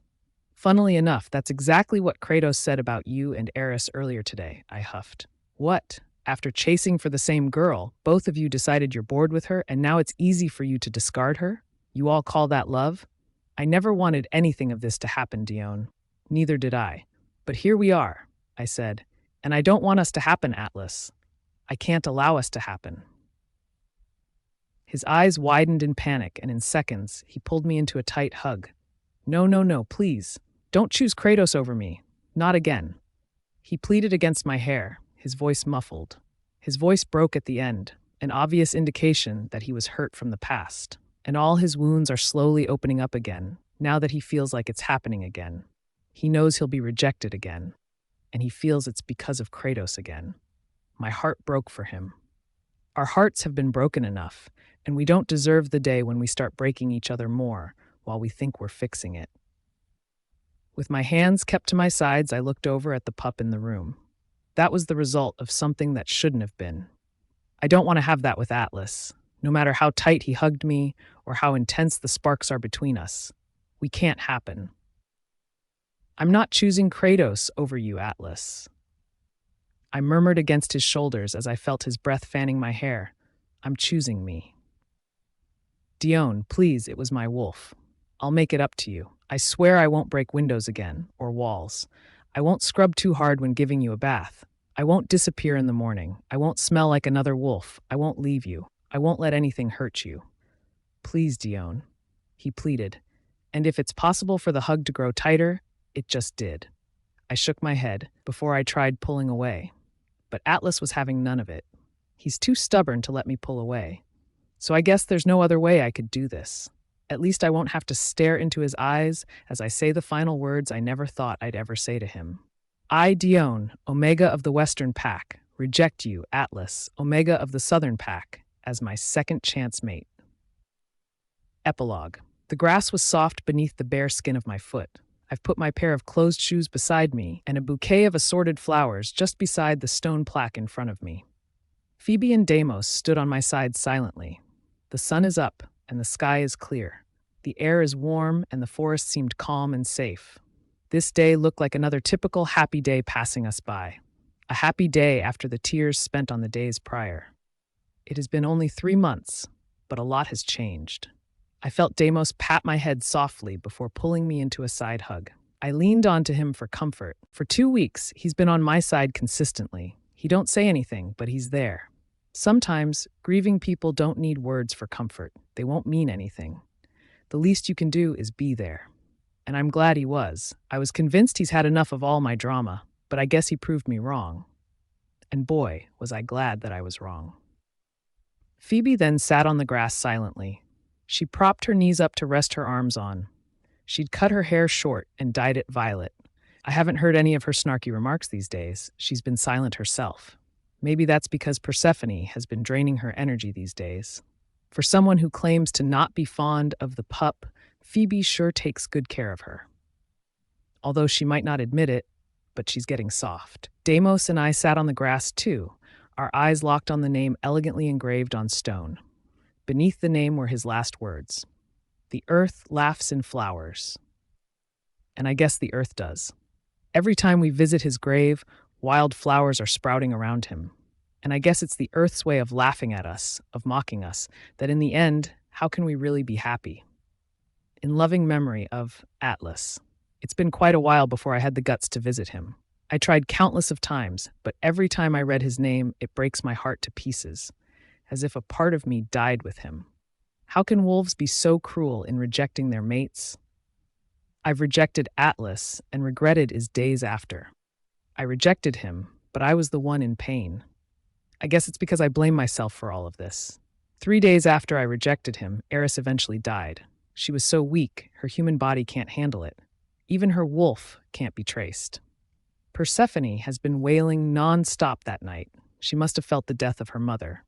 Phoebe and I have a lot of sleepless nights taking care of the pup. Pups are very dependent on their mothers, which was common sense, because even human babies do. Except that pups are aware if one of their parents die. They can feel the bond breaking. And for someone who has felt broken bonds all her life, believe me when I say it's painful. And no pup deserves to go through it. We were scared she'll die too. She can't die. I promised Eris I will keep her pup alive, even if that means she won't be. After that rejection, and after the death of Eris, Kratos has been busying himself with the deltas and gammas. Rogue attacks were rampant due to the absence of the pack's Luna. After all, the Alpha and the Luna balances each other. They balance the pack. And if one is gone, the balance of the pack is gone too. The Western pack has been chaotic for a week, and the rogues took the opportunity to attack. It was their perfect time. A lot of wolves died, mostly were Omegas. I wasn't in the least shocked. Even I'm surprised I made it alive. Atlas did too. He made it alive. He was horribly wounded, but he was alive. He's been staying in the hospital for days. After fighting off rogues, the pack hospital was so busy, even Athena can't take care of herself. However, no matter how much we tried to treat him, his will to live is very much non-existent. It wasn't helping his case. It's as if he wanted to just die like that. I offered healing him, like second chance mates do. But every time I did, he would push me away. And I don't blame him. I rejected him after all. He's suffering through his second rejection phase alone. His soulmate just died, and he's been fatally wounded in the attack. I understand he'd rather want to be dead. If I were him, I'd be clawing at Phoebe, Athena, Kratos, or even Deimos if they bothered trying to keep me alive. And so Atlas died. But what was painful was the fact that he died silently. No screams or stabbing or anything violent. We didn't even see it coming. Just a happy morning came, with a beautiful sunrise, and he won't wake up to witness it anymore. Just a happy day I spent alone in my room, crying and regretting. Had I not rejected him, would things have ended differently? Would he be still alive, watching sunsets and sunrises with me? But I guess he already made up his mind when we found a small notebook on his bedside table. The earth laughs in flowers. Is he finally laughing, now that he is one with the earth? The things I would do to hear him laugh again. Dione, snap the fuck out of it. Phoebe frowns at me, hitting me softly with her elbows. He didn't want to live anymore. His choice to make, not yours. I nodded silently. These days, I can't seem to find words with what I feel. It's as if there are so many emotions to feel all at once that I'm confused which ones am I going to acknowledge first, and I suddenly don't have any word for them all.